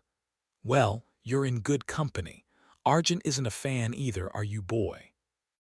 Argent tilted his head, looking up at the sky as if he knew full well what was coming, then nuzzled Laura's hand. "I'm going to get him in, give him some kibble. You should come. Don't get wet." Molly nodded at her. She was gripping the railing, watching the wind begin to whip through the tops of the trees. A storm was definitely coming. Midway through dinner, the rain started. Thanks to Tommy's brief stint on a farm after he got out of prison and Alex's memory of his father, together they had skillfully plucked and cooked the ducks. While they did that, Molly had whipped up some rice and beans, seasoned with salt and pepper, to go with the meat. Practically a feast compared to what they'd enjoyed the previous nights. They were on their second helpings when rain began to lash the roof. "I hope the tarp holds," Tommy muttered, shoveling rice into his mouth. "It will," Molly nodded at him. "It will." "Did we give Joe any duck?" Eric's question was unexpected and caused Laura to frown at him. "Of course we did." "And he's in there alone eating it." Eric gestured to Molly's old room, the one she'd been rotating with Tommy and Colton since Joe took up residence in the third. Now that it had a hole in the roof, he'd been relocated. "Yes," Laura said tightly. "I'm just saying, not sure it's wise to give the guy a knife and leave him unsupervised." Eric exchanged a look with Jenna that Molly couldn't interpret. Opposite his son, Alex remained silent. He'd been quietly seething all afternoon and had been little to no help fixing the roof, seeming more put out than proud that they'd been able to use the elevator to shift some of the branches down to the ground. Laura looked at him as if she was expecting him to say something. When he didn't, she made a tusking noise at Eric, put down her cutlery and said, "He doesn't seem like a threat to me. Does he seem like a threat to anyone else?" Trying to find the right words, gently, Molly replied, "Not a threat exactly, but we don't know anything about him. I'm not saying Eric's right about the knife. I think that's a little bit of an overreaction." Molly shot Eric a teacherly glance. "But I do think we should find out a bit more about him before we trust him unquestioningly." Molly was looking at Colton to see whether he agreed with her when Laura said loudly, "Shouldn't we take people at face value? Judge them based on how they behave, not on what they might have done in their past." "I'm not sure that's what Molly meant, love." Alex put his hand on Laura's arm, but just as she pulled away from him, another huge clap of thunder sounded. The entire cabin shook and the candle flames quivered. Rain was lashing the windows now. Molly stood up from the table and moved toward the door. Don't open it. Colton was at her elbow. The door was beginning to knock, and water was seeping through the crack at the bottom. Find something to seal this with, he said to no one in particular.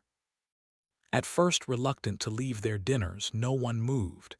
It's okay, stay where you are, I'll do it. Molly gestured for them to keep eating and fetched a large towel from beneath the sink. Rolling it up, she pressed it up against the bottom of the door. There, she said, rubbing her hands together, that should do. But Colton didn't seem impressed. His face was taut and gray in the low light. We should check that tarp, he said quietly. Okay. Molly's stomach rolled over, but she stretched her lips into a smile. But it'll be fine. We secured it pretty tightly. I'll come. Having overheard them, Tommy rose from the table holding his plate. Quickly, he shoveled 2 more spoonfuls of food into his mouth, then grabbed the last bit of duck from his plate and followed Molly and Colton across the room. The hallway that led to the bedrooms was dark and quiet. A faint light filtered out from beneath the door of the room Joe was in, but the Bankses' bedroom and the bathroom showed no signs of life. At the end of the hall, the door to Joe's old room was closed. It wasn't knocking. That had to be a good sign. Molly stopped at Colton's elbow, but before he'd even pushed it open, he said, "Molly, look." Following his gaze, she wiggled the toe of her left foot. Water. Water was trickling out from beneath the door. It can't be coming down that hard, surely, Molly whispered. Colton and Tommy exchanged a wary glance, and without pausing to discuss it further, Colton pushed the door open. Almost immediately, they were met by a rush of cold air. The tarp's come loose. Tommy pointed up at the ceiling, stinging stripes of rain causing him to screw his eyes almost shut. We need to get up there and fix it, Molly yelled, running to the center of the room.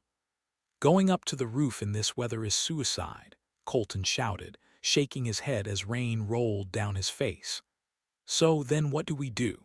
Molly whirled around, looking at the dresser, the wardrobe, the bed with her grandmother's quilt on it, and the curtains that were flapping wildly in the wind. Barricade the door, Tommy asked as they ran back into the hall and shut the door behind them. Try and stop water spreading to the rest of the house. If it goes on all night, nothing will stop it completely. Colton put his hands on his hips. He was about to speak when Zach's voice floated down from the end of the hall. Molly, the basement's flooding. Molly whirled around, the floor slick beneath her feet. The basement. How could she have forgotten the hatch? Her grandmother had complained about it every year, about the fact that her grandfather had never been able to stop the darn thing from leaking, about them having to shift their supplies upstairs every time there was a storm forecast on the radio, or when they left for the winter, so they weren't destroyed in the months no one visited. All our supplies are down there. I should have.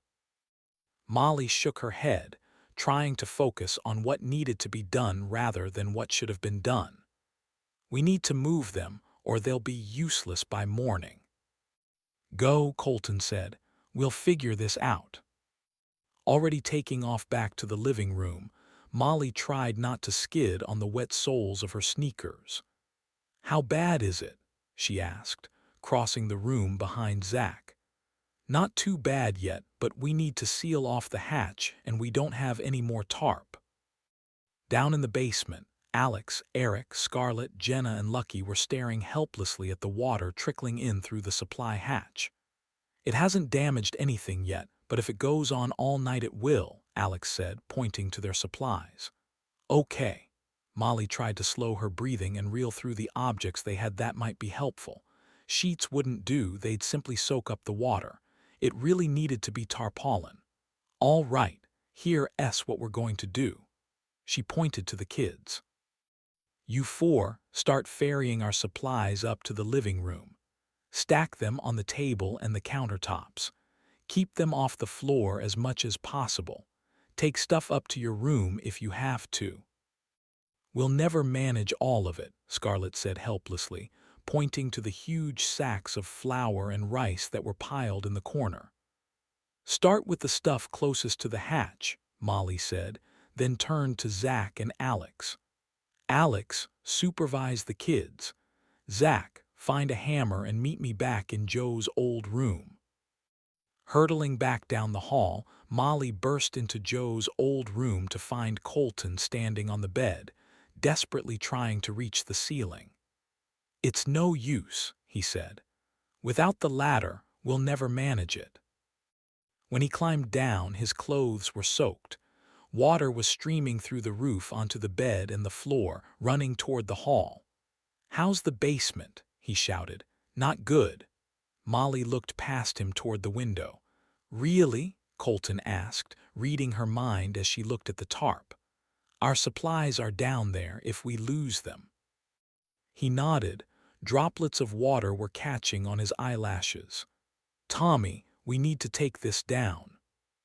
For a split second, Tommy looked at them both as if they'd lost their minds. He caught up just as Zach charged in, brandishing a hammer. "What's this for?" Zach looked at the window. "Oh, right.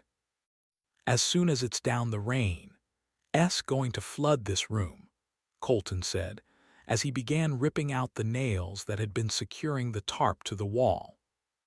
"I know," Molly glanced behind her, "but the supplies are more important. We'll still need to try and contain it, or it'll spread to the other rooms. The kitchen. It'll take days to dry out, weeks if the bad weather continues." "I know," Molly snapped, then closed her eyes. She was holding the tarp in place. The nails were out and they were ready to pull it down. "Sorry," she looked at him sideways. "I know it's not ideal, but it's better than losing our food supplies and our tools." Colton nodded. "Okay, ready then." He looked at Tommy and Zach, and at the same time they let the tarp fall. Instantly, rain streamed into the room. Molly shoved the tarp at Zach and Tommy. "Take this to the others. Help them secure the hatch." Then she ran to the bed, pulled the quilt, pillows, and sheet off it, and yelled to Colton, "Look in the wardrobe and the drawers. Get any linen you can find." They worked quickly, both soaked to the skin. Molly's t-shirt was sticking to her back. Her arms were ice cold and her teeth were beginning to chatter. "Pile it up in the hallway. We'll use it to block the door." Molly ran for the hall and threw her armful of linen into it. Colton followed her, but as he reached the door his foot slipped and he jolted his bad leg. Almost yelping, he stumbled forward and gripped the door frame as Molly tucked her arms beneath his to steady him. "Okay?" she asked, blinking up at him through wet eyelashes. "Okay," he nodded. "I'm okay." "Everything's out." Molly stepped back into the hall. "Everything useful," Colton replied. "And this." He pressed a picture frame into Molly's hand. It was the photograph she'd taken of her grandparents in front of the cabin. She allowed herself half a second to look at it, then reached for the shelf on the wall opposite, set it down, and returned to the job at hand. Together, fighting against a slosh of rainwater, they pulled the door closed, then started to roll up their sheets and quilts, using them first to block as much of the door as possible. Next they stacked a row of pillows, then added thick blankets, and Colton's quick thinking pulled the rug from the hall and added that too. Standing back, Molly allowed herself to breathe. "That should hold it, right?" She looked at Colton and shivered. "I hope so," he said, although she could tell from his tone of voice that he didn't believe it would. "We should check on the basement." Molly barely gave herself 10 seconds before starting back down the hall. On the way, she noticed that Joe's door was open. When she reached the living room, she found him huddled on the couch with Laura beside him. "Is he all right?" Molly asked. Laura shrugged. Joe's head was buried in his hands and he was rocking back and forth. "I don't think he likes storms," she said. "He's not speaking, but Argent is worried about him." Next to Joe, Argent was sitting with his head on his paws, staring at Joe as if he was waiting for something terrible to happen. With no time to sit around and wonder what had gotten Joe so upset, Molly asked Laura if she'd mind watching over him and barely waited for an answer before charging back down to the basement. To her relief, Tommy and Zach had succeeded in securing the tarpaulin over the hatch. "I could go out there and stack some firewood up against it too," Tommy offered. Together, Molly and Colton both said, "No, it's too dangerous." Looking around at the others, Tommy nodded. "Shall we keep shifting this stuff upstairs?" "I think it's safe for now. Just move everything up from these bottom shelves," Colton said. "And Zach, help me with these sacks. They're our most important commodities. We can't lose them." Zach nodded but balked as he and Colton attempted to lift the first sack of flour on their own.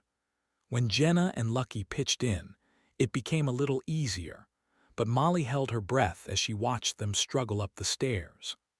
Colton did his best not to show it, but the extra weight added to his stumble from before must be causing him a considerable amount of pain. With the sacks shifted, Colton and Molly returned to the hallway. Water had made it past their makeshift dam and was starting to trickle down the hall. "Block off all the bedroom doors," Colton said. Molly repeated him, calling to the others. "We need more blankets, sheets, anything to help block the bedroom doors and make sure anything essential is off the floor. We can't let this water settle. It'll rot the wood." Colton started back toward the kitchen, pushing past Molly on the way. "We need buckets and rags. We'll have to soak up the water and wring it out into the buckets." He was in the kitchen, searching for a bucket when Scarlett shouted, "There's a big leak in the attic, too. Our stuff is getting soaked." "If we can get the ladder, I can fix it," Zach said confidently. "It's not a big hole. We have a spare piece of tarp that will cover it." "The ladder's outside," Jenna said, eyes wide. "You're not going out there," Tommy added. "I'll go." "I can do it." Zach grabbed his brother's arm, but Tommy tugged free. "I'll be right back, stay there." He rushed to the door and pulled it open before anyone could stop him. Rain and wind rushed inside and Tommy was almost thrown back by the force of it. "I'll help him." Alex squeezed Laura's hand quickly and rushed after Tommy. At Laura's side, Argent was whimpering. "It's all right, sweet boy," she whispered, kissing his forehead. "It's going to be okay. Shhhhh." What seemed like forever later, while Colton and Lucky started soaking water up from the hallway and funneling it into buckets, Tommy returned with the ladder. "Here," he said, handing it to the kids, water dripping from his clothes and skin. Immediately, Zach and the others hauled the ladder upstairs.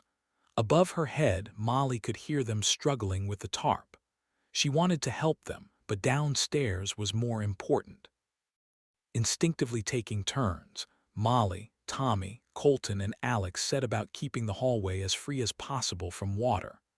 After a while, Laura told them to stop and take a break, but they carried on. A while after that, the teens appeared. They'd succeeding in blocking up the leak in the attic and were ready to help. By the early hours of the morning, Molly's arms were burning, yet freezing cold at the same time. Water had soaked into her jeans, up through her knees and down into her socks. Her shirt was sodden. Even her hair was somehow wet. Her muscles shook with tiredness. When the rain finally stopped, Colton was the first to collapse onto the couch. He groaned loudly, his face twisted in pain from scrambling around on the floor for so many hours. Laura brought him painkillers and coffee. "I've had my allowance today," he growled.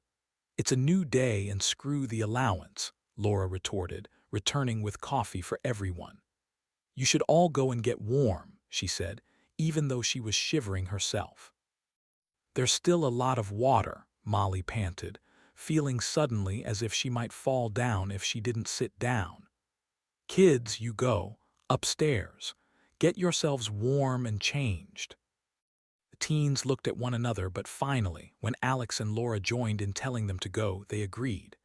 "Shout out if you need us," Scarlett said beneath a yawn. "We will," Laura promised. When the teens had disappeared, she moved toward the edge of the hall. Getting down, it was impossible for her with all the rags and towels lining the doors. "Someone needs to check on Joe," she said. "I will." Molly stood up from where she'd been leaning on the arm of the couch, but wobbled and sat down again. "Take a minute." Colton put his hand on her leg. "Just take a breath. Joe's fine. You need a minute." Molly was about to protest but found she couldn't. She was simply too tired.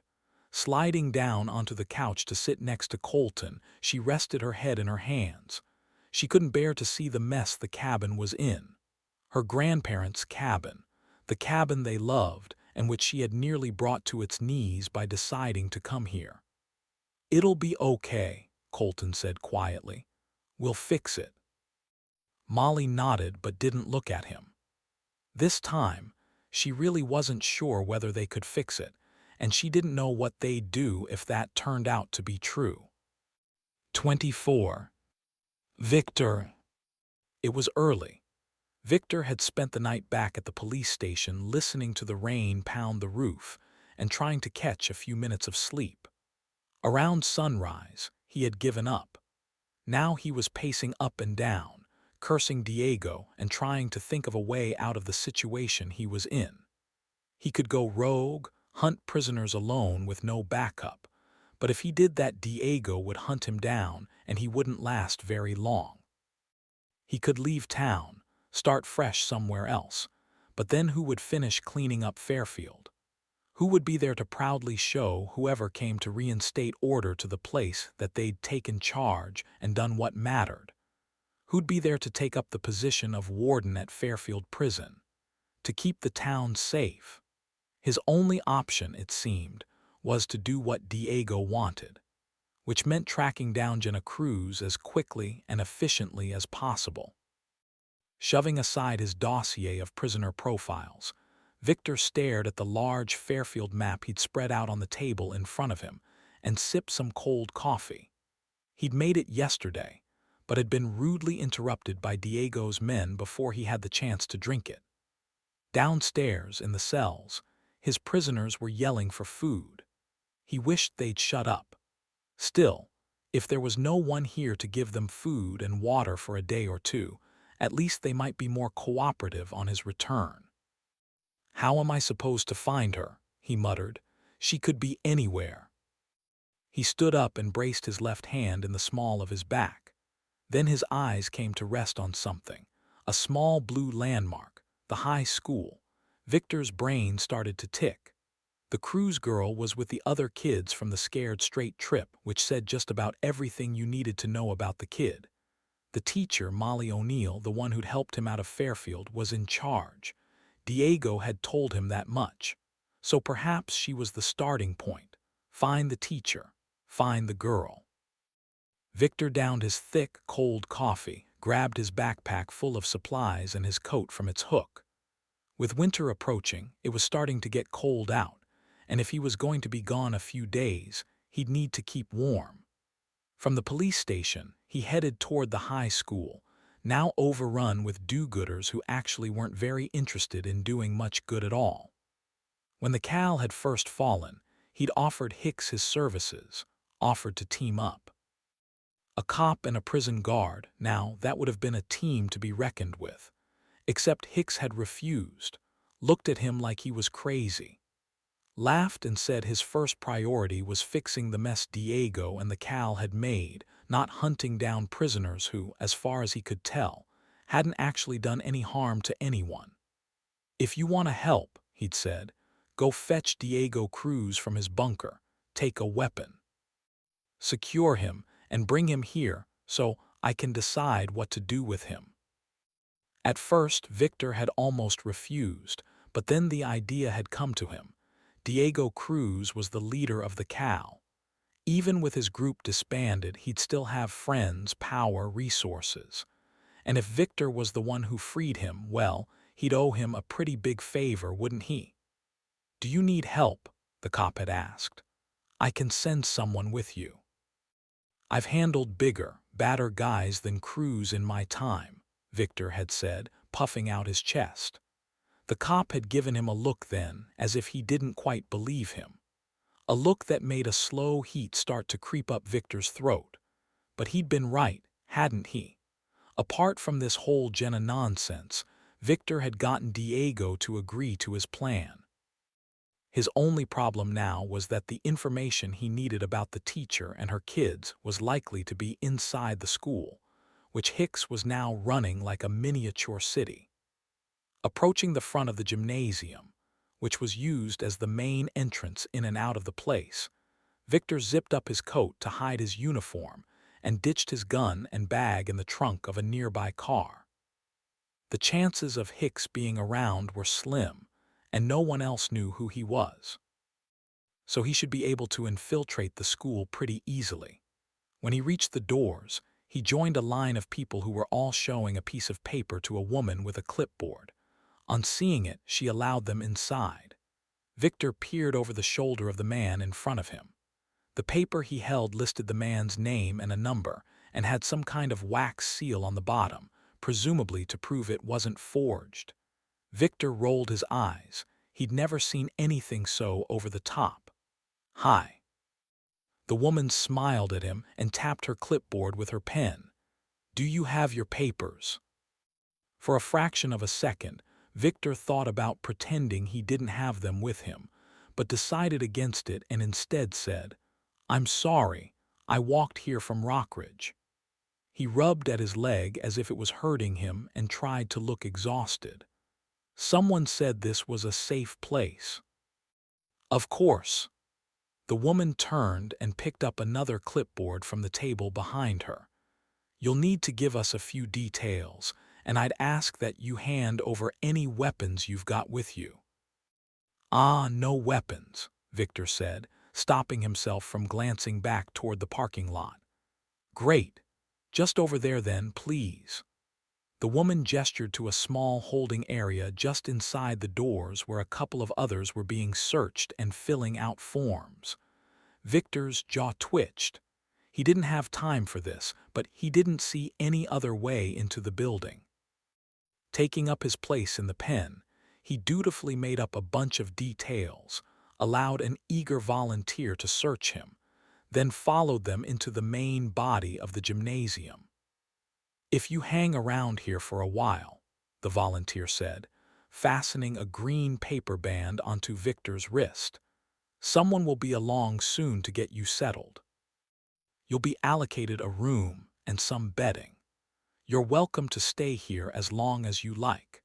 3 meals a day are served in the cafeteria, and we do ask everyone to consider whether they might be able to take a volunteering role." "Volunteering," Victor frowned. "Security, cooking, cleaning, whatever you think you might be suited to. Or there's the school. We're asking anyone with teaching experience to think about stepping in to teach the kids. We only have 2 classes right now, but—" "Sure, I'll think about it." Victor folded his arms, looking around the room, already trying to spot an exit that might lead to the rest of the school. "Okay then, I'll let you get settled." He waited until the volunteer had walked away before making a beeline for the doors at the back of the hall, weaving through the crowds and pulling his sleeve down over his wristband.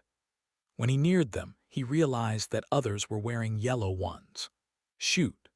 Would they let him through if he was green? He sucked in his breath, straightened his shoulders, and marched up to the door. Without even looking at the guy guarding it, he pushed and tried to look surprised when the guy said, "Sorry, sir, can I see your wristband?" Victor held out his wrist. "I just arrived," he said. "I'm not really supposed to let you through until you've been switched to yellow," the young man said apologetically.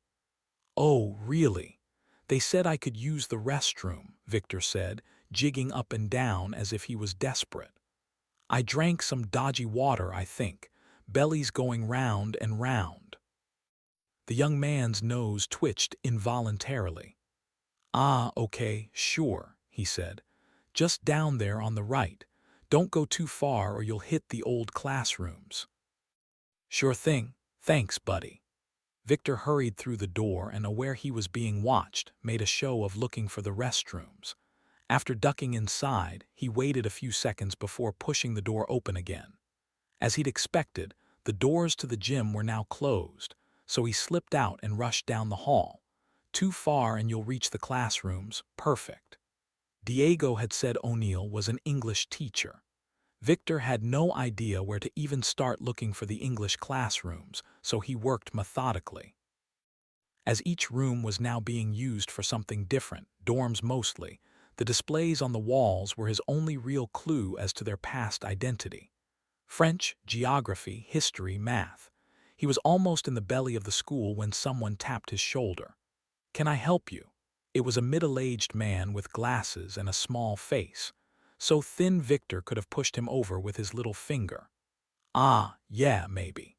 Victor shrugged and smiled. "This sounds a bit silly, but I'm looking for Miss O'Neill's classroom. English. Do you know where it is?" The man frowned. "Well, sure, but why?" "She taught my daughter, Ella. She's desperate to know what happened to her. I said I'd check out her classroom, see if I could find her." The man looked as if he was finding it hard to process what Victor was saying, like he knew it didn't make sense but was distracted by Victor's confident tone of voice. "Miss O'Neill isn't here, I'm afraid. She left when—" The man swallowed hard and lowered his voice. "When all that business with the Cal happened." "I know," Victor shrugged and chuckled. "But I promised, and you know what it's like when you promise your kids something. If I can just see the room with my own eyes and confirm she's not here, Ella will be happy." Eventually the man sighed and smiled sympathetically. "Of course," he said. "Of course. It's just down there." "Thank you," Victor said, praying the man wouldn't follow him. "Thanks a lot." For a moment the man watched him, but when Victor entered the classroom and peered back through the glass panel in the top of the door, he saw him walking away. Smiling to himself, he turned and was met by an enormous timeline of American literature on the back wall. The classroom itself was empty, not even any beds in this one, and its desk was still at the front of the room.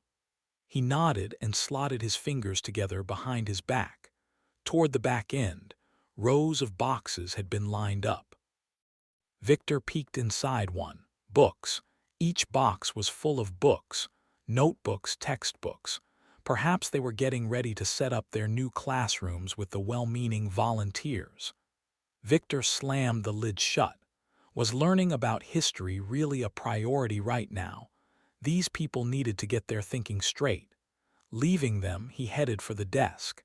It could have been another teacher's room. The guy could have gotten it wrong, and schools had more than one English teacher, but as he sifted through the drawers, he began to smile. Right there in the bottom drawer was a folder labeled permission slips. Inside, he leafed through 5 neatly ordered pieces of paper.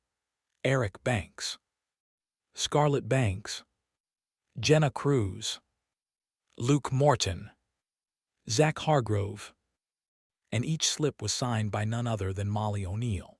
So he had proof this was her classroom.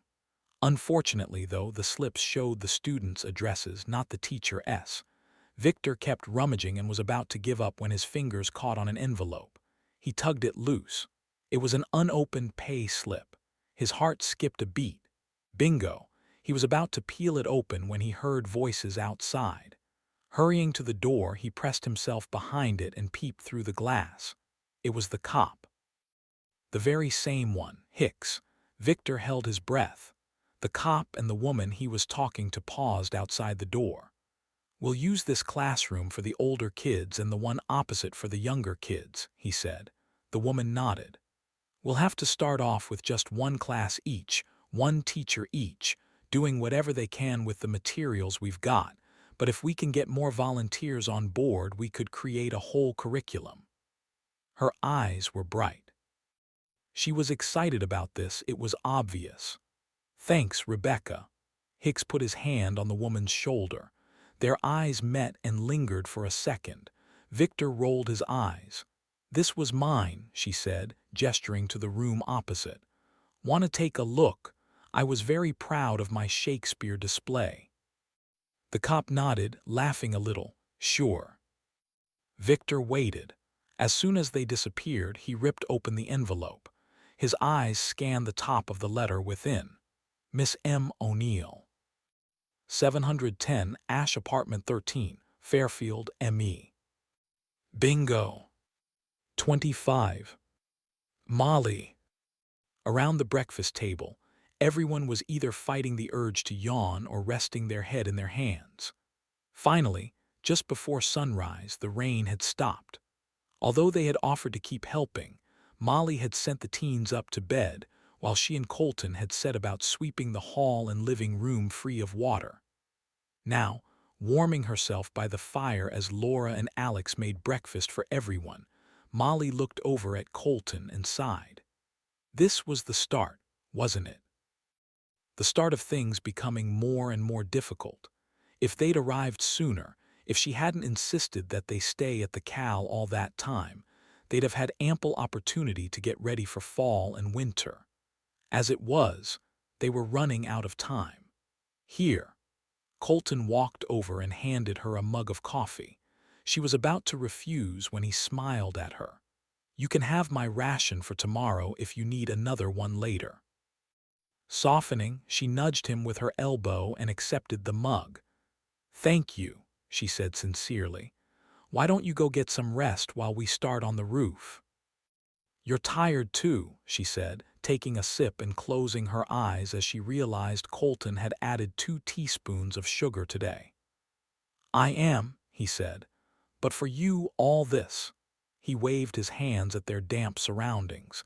"It's an emotional trial too. You have memories here." Molly nodded slowly. "I do, but my grandfather wasn't a great believer in feeling sorry for oneself," she said, looking toward the photographs on the sideboard. "And he loved this place. So it's my job to help keep it from falling apart. So far, since we got here, I feel like all we've done is cause damage to the place." "None of this was your fault, Molly. It's just been a series of unfortunate events." Colton looked toward Lucky, who was talking quietly with the others, occasionally looking over at them. "It's not Lucky's fault either." Molly sighed and wrapped her hands around her mug. "He thinks a lot of you. You're the closest he's got to family since the fire." Colton rubbed the back of his neck. "I'm not telling you what to do, but I think he'd really appreciate your forgiveness, even if you don't quite mean it just yet." Molly took another sip, then looked at Colton and shook her head. "I hate that you're always right," she said, smiling with the corner of her mouth. "Me too," he replied. "It's a heavy burden to carry." "I'll talk to him," she said. "I promise, after breakfast." When the two of them joined the others, Molly realized they were all staring at a book in the center of the table. "Well, I never thought I'd see the day," she said, chuckling. "Good book." "We're going to bake bread for supper tonight." Scarlett tapped what was clearly a cookbook with her index finger. "We need something to look forward to," added Eric. "And I've been dreaming about bread," Scarlett said wistfully. "And it's Lucky's birthday," Jenna finished. "Your birthday?" Molly frowned. Why didn't she know that? Her stomach twisted guiltily. Ignoring the question, Lucky quickly said, "I know how to hunt now, so I thought I could take Zach while you guys work on the roof. He's good at tracking and I'm not much use around here." His voice was quieter than normal. "Unless you need me here," Lucky added. "I can stay and help, whatever's more useful. I'm not trying to get out of the hard work just because it's my birthday. I promise." Looking at Lucky's wide-eyed expression, Molly breathed in through her nose and held the air in her lungs for a beat longer than usual. When she released it, she smiled. "No, I think that's a great idea," she said. "You can't work on the roof with your hand, and I don't want any of you traveling alone, so taking Zach is a good plan." While Lucky grinned, the relief at Molly speaking to him again visible on his face, Scarlett and Jenna clapped their hands. And a birthday celebration sounds like just what we need. Molly looked up as Alex and Laura began to serve porridge into the bowls around the table. Did you hear that, guys? We're having a party. Party? The expression on Alex's face, a mixture of confusion and distaste, made everyone start to giggle. Yeah, Dad, a party. You remember those, don't you? Eric said, laughing louder than everyone else. As Alex tucked his son's head under his arm and ruffled his hair with his knuckles, Scarlett joined in and the noise levels were steadily increasing when Molly noticed Laura's expression change. She was looking toward the bedrooms. Argent's ears had pricked up. He offered a short, sharp bark. Joe. Laura moved forward. You're up. Hey, look at that. Tommy, who'd been quietly eating his porridge, grinned and waved. The teens looked pleased too, but as Joe moved farther into the room, Molly noticed Colton tense beside her. How are you feeling? Laura asked, Alex standing behind her chair. Stronger, thanks. Joe was wearing a hoodie he'd borrowed from Tommy and a pair of gray sweatpants. Both were too large and made him look incredibly skinny. Pushing his hand through his hair, he said gingerly, Is there anything to eat? I'm starving. Of course. Laura gestured to the kitchen, but Joe seemed reluctant to move. Come on, you guys, Molly said, sensing Joe was either a little overwhelmed by the volume of people in the room or feeling embarrassed about his behavior last night in the storm. Eat up, wash up, and clear out. We start work in 20 minutes. As the teens filed out, bellies full of bland gray porridge, Molly served Joe a bowl and sat down beside him. Giving Tommy and Colton a purposeful look, she filled a mug with coffee and set it down next to Joe's porridge. Thanks. He took it and closed his eyes as he drank. As Tommy and Colton left, taking Alex and Laura with them, Molly sat down opposite Joe and began to eat her own portion of porridge oats. Not the best, she said lightly. Better than nothing, Joe replied. After a pause, Molly put down her spoon and placed her hands firmly on the table. Look, Joe, I'm not going to beat around the bush here. We're all happy you're on your feet, but I can't stay here. It's okay. I get it. Joe glanced around the kitchen. If you'd be good enough to give me a day or two's supplies, I'll get out of your hair. No, it's not that, and I don't think you should leave yet anyway, Molly said quickly. What I was going to say was that we know the wound in your leg was from a gun. We'd like to know what happened to you. She glanced toward the ladder that led to the loft. There are children here, so we need to be safe. Joe looked into his porridge for a moment, then pressed his lips together and nodded slowly. His shoulders dropped. Molly braced herself for his answer. Thing is, he said, finally looking up, I've been watching you. Molly blinked, her forehead wrinkled into a frown. All of you. You're hiding out too, aren't you? Who from? What happened to you? Molly stopped and sucked in her cheeks. She couldn't tell him about Diego and Jenna. She wouldn't risk exposing Jenna like that. Joe sat back and put his spoon down. It's okay. I get it. We're all hiding from something these days, aren't we? Molly didn't move. Joe didn't make her feel scared or nervous. He didn't feel threatening, but a voice in the back of her head was asking, why's he so reluctant to just tell you what happened? I suppose so, she answered. Listen, he said. You're looking out for your family here. I can see that. I promise you, I'm no threat to you or your kids, but if you can't share your secret with me, then how can I share my secret with you? Joe, Molly said, sighing a little, it's a little different. You've come into our house. We nursed you. We fed you. Oh, I know, Joe said quickly, raising his palms at her. And I'm really honestly grateful. Molly frowned. She couldn't read him, and it was beginning to unnerve her. All right, she said finally, but as soon as you're fit enough, I think it's best we agree that you'll be on your way. At that, Joe nodded firmly and pressed his hand to his chest. I give you my word. He met her gaze and held it for a moment, then returned to his porridge. "In the meantime," he said, mouth full, "if you want me to take a look at your roof, I'd be happy to." "You know about roofs?" Molly asked. "My dad was a general contractor. I helped out a bit as a kid." He shrugged. "Might not have any insight, but I'd be happy to look." Molly paused. She didn't like that she didn't know Joe's story, but she wasn't going to say no to someone who could help them fix their roof. "Okay," she said, pushing her chair back from the table. "Let's go." "Okay, what tools do you have? Can I take a look?" Joe asked, getting up from the table and depositing his bowl in the sink. "Tools?" Molly glanced toward the basement. "I'll fetch them. You stay here. I know you're feeling better, but you can't overdo it with that leg." As she moved toward the basement stairs, she felt Joe watching her. Could he tell she was using his leg as an excuse because she didn't want him down in the basement where all their supplies were? "You're going to bring all the tools up here so I don't have to walk down a few stairs?" he asked, following her. "Come on, that's ridiculous." Molly swallowed hard. Despite being pleased with the help, Joe being more able to move around was making her extremely uneasy. Unable to think of a good enough reason why he shouldn't enter the basement, Molly eventually nodded.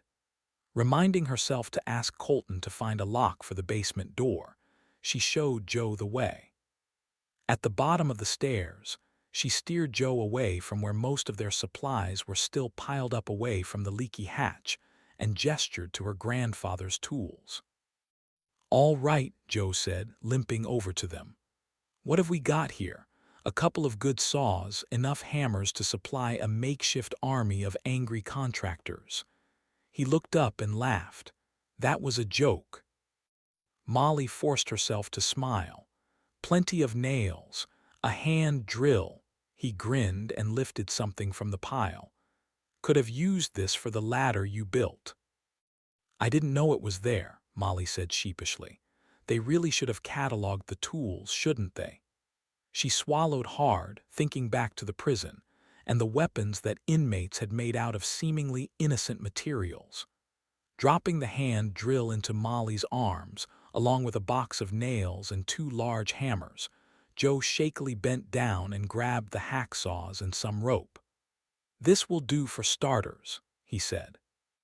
Upstairs, as they were depositing everything on the dining table, the door clattered open and Lucky bounded in. Still buoyed from the triumph of catching his ducks, he grinned at them both. "I've had an idea," he said, waving something. "There's a ton of moss on the ground around the cabin and even more in the woods. We can use it to plug the gaps between the boards we put on the new roof. It soaks up water. Zach told me." Molly glanced at Joe, who was nodding. "Great idea," he said. "We'll do a layer of wood and moss, then the tarp, then another layer of wood and moss.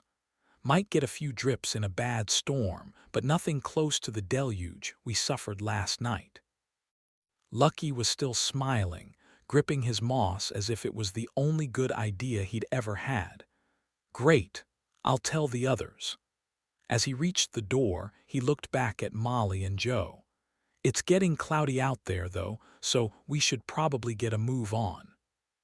We should be able to get one layer of wood and the tarp done today, if the rain holds off." Joe picked up his tools and gestured for Molly to do the same. "I know the kids started cutting wood already, when you were sleeping." Molly paused. Something in Joe's voice made her look at him. Was he trying to embarrass her for some reason? Joe, however, did not look back. He was already at the door, walking surprisingly well on his injured leg as he strode out onto the porch. "Just focus on the roof, Molly. Fix the roof. Then deal with Joe." She glanced back at the basement. She mustn't forget to find a lock. 26. "Molly, this ladder's not helping," Colton said, stumbling back and bracing his hands on his hips. "Getting the wood up and down is taking too long." Is right. Joe, who had been up on the roof for more than an hour, had achieved very little because of the rate he was being supplied with wood. He managed to fasten in place one of the three large pieces they'd chosen to be a base layer beneath the tarp, but the other two were bigger and were proving difficult to get up the ladder. Colton shook his head. Looking up at the sky, which seemed to be darkening by the minute, he shook his head. We might need to just fix the tarp in place and start again tomorrow. We can't risk another night of rain, Molly said, noticing the hint of desperation in her voice. It might not be as bad as the last storm. Lucky was standing next to Molly, still bristling with guilt every time someone mentioned how difficult the task of fixing the roof was becoming. It's not an option. Molly folded her arms in front of her chest. In the woods, Scarlett and Zach were gathering moss for Lucky's crack-filling plan while Jenna and Eric began to cut smaller pieces of wood, which would be tied in place on top of the tarp instead of the wood shakes that used to be there. Tommy, who'd been trying to help Colton heave one of the larger pieces up the ladder, waved over at them. He was sitting on the bottom step in front of the cabin, sipping from a bottle of water. "Guys, why don't we use the elevator?"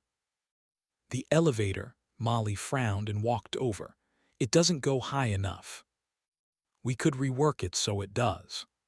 Tommy stood up and pointed at it. "Laura can manage it in her chair, so we know it'll take the weight, and if we can get several pieces up there at a time." "Then this whole thing will be fixed in no time," Joe interrupted, nodding. "Good idea, man." Tommy nodded.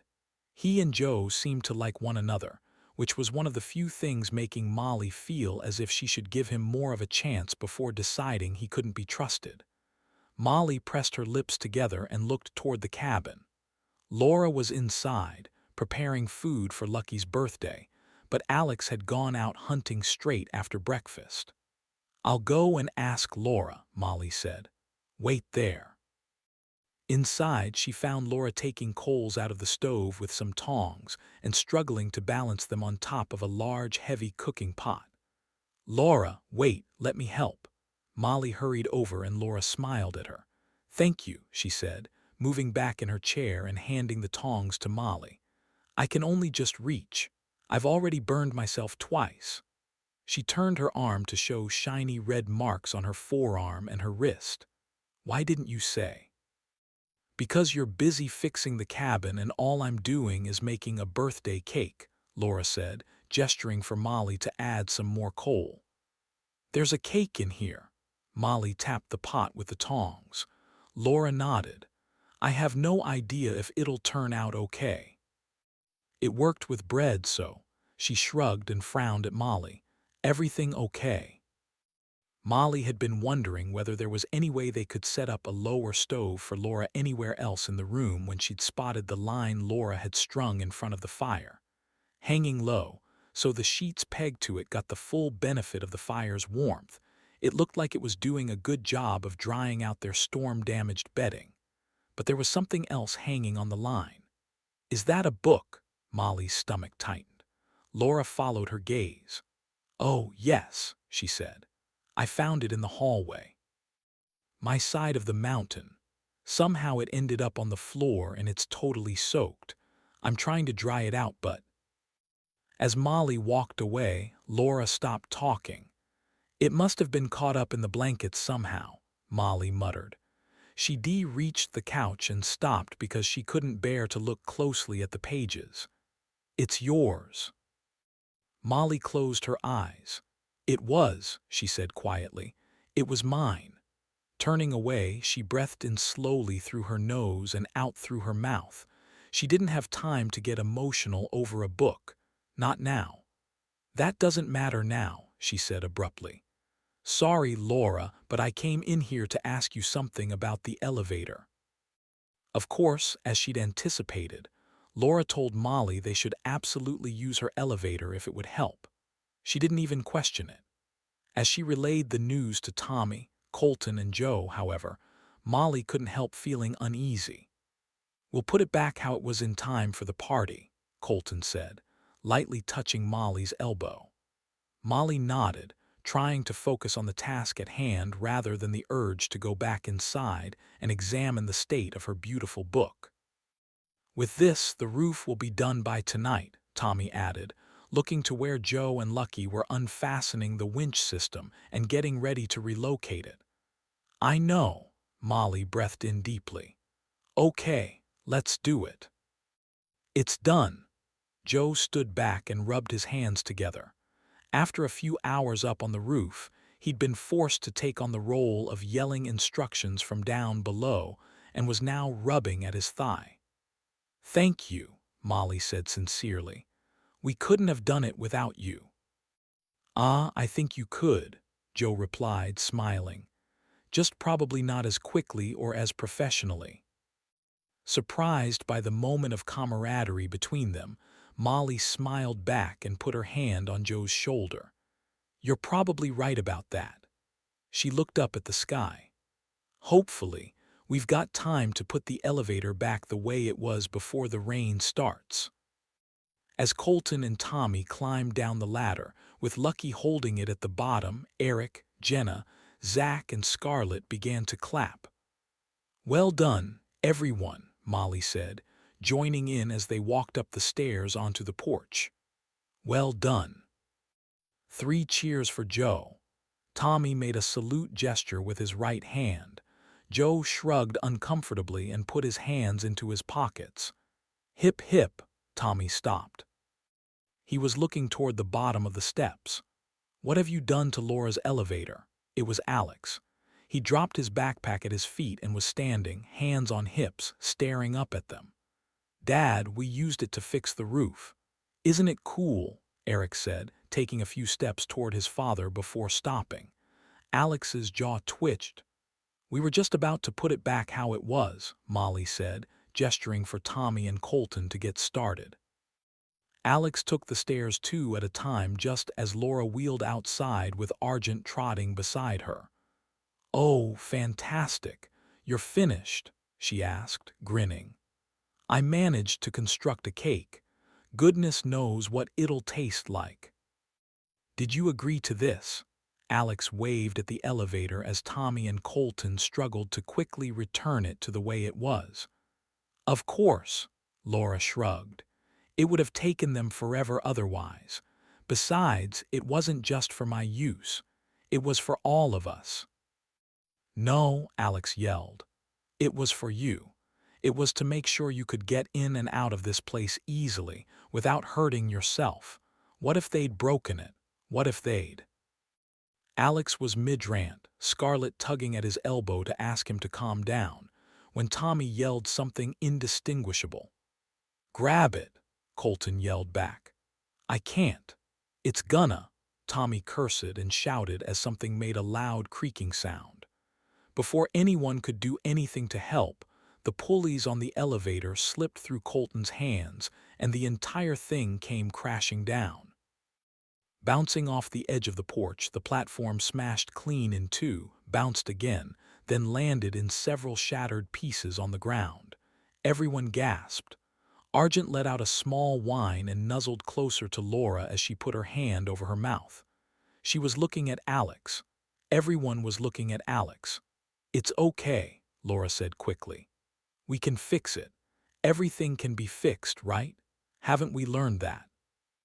Climbing down from the ladder where they'd been trying to reposition the elevator, Colton and Tommy began to examine the wreckage. "It can be fixed, right?" Molly said, running down the steps, heart pounding.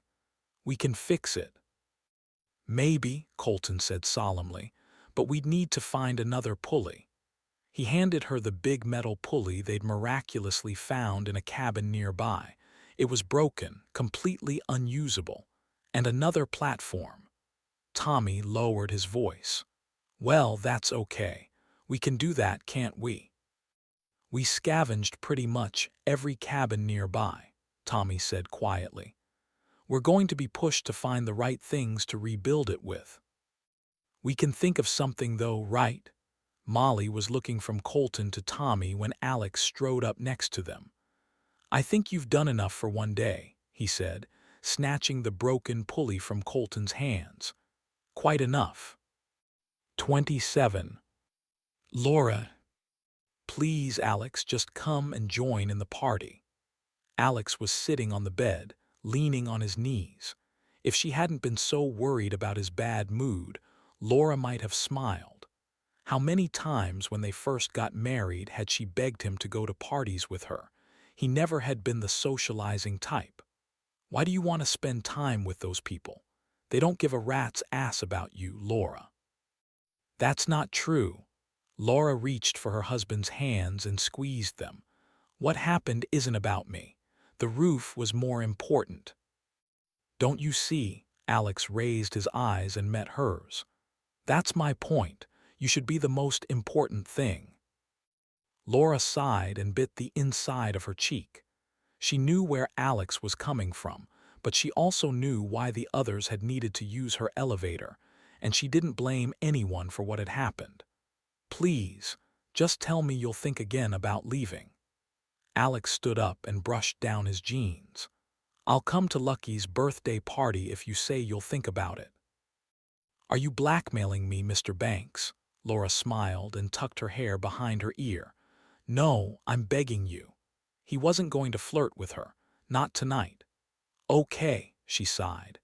And if it goes any way toward convincing you, you have noticed, haven't you, that the twins have both got crushes? Crushes? Laura wrinkled her nose. Don't be silly. Eric and Jenna, Scarlett and Zach. You haven't noticed that they keep pairing off together. The last thing we need is a couple of pregnant teenagers in the middle of the woods. Pregnant? Laura bit back a loud laugh. Don't you think you're being a little overdramatic? I haven't even noticed them crushing on each other. Trust me, they are. All this time alone together, what do you think is going to happen? No one's getting pregnant, Alex. Laura rolled her eyes, then paused. I'd be more worried about one of them getting heartbroken. Exactly. Alex crouched down and took Laura's hands. We need our own space. I don't care if Eric wants to date the cruise girl or if Scarlett's into dudes with long hair. I care about us being safe and happy, and for that we need our own place. Alex paused. Something flashed in his eyes. I found somewhere. Laura took her hands away and sat back in her chair. I knew you weren't out hunting today. It's not too far. 2 hours walk from here for us.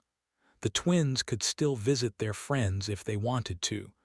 We'd still be nearby if we needed help, but far enough away so that we can look out for ourselves and our family. Laura glanced at the door. She could hear the twins in the living room already. Alex, we'll talk later. I'll think about it, I promise, but right now, we've got a party to attend. All right, he said, standing up. Later. Later. She let him open the door for her and wheeled through with Argent at her side. When she reached the living room, she stopped and looked around the room. The kids had hand-painted some happy birthday signs with paint from the basement. Molly had strung up some bunting, and the duck casserole Laura had spent all morning making smelled seriously delicious. Everyone looked happy. She sighed a little, then followed Argent as he trotted across the room. Dinner smells amazing, Mom, Scarlett said, grinning at her. Really good, Mrs. Banks, Zach added. Laura paused, suddenly noticing how close Scarlett and Zach were standing to one another, but then smiled. Really, Zach, just call me Laura. Then she clapped her hands together. Okay, everyone, dinner's served. As the table burst into a loud rendition of Happy Birthday, Laura proudly brought over the cake she'd made. She had no eggs and no milk, but she'd used ground almonds, maple syrup, ground ginger, plain flour, baking soda, and a tiny amount of cooking oil, and it had come out okay. Despite being cooked in a wood-fired stove that she had absolutely no experience using. Mom, good job, Eric grinned. Wow. Lucky was practically bouncing up and down in his seat. Thank you so much. You're welcome. Laura put her hand on Lucky's shoulder. Wait for it. Molly stood up, reached into her pocket, and took out a small blue birthday candle. I found this in a drawer. She held it to the large candle in the middle of the table, then passed it to Lucky. Make a wish, then blow it out. Lucky clutched the candle, closed his eyes, whispered something under his breath, then puffed out the flame. Can we eat it now? He asked eagerly. Absolutely. As Laura passed Molly a knife and watched her slice and dish out the cake, she folded her hands in her lap and smiled. This was a happy moment, a pure, lovely, happy moment.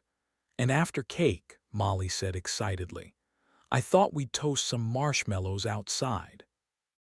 As Scarlet let out a little squeal, Lucky looked like he might pass out from happiness.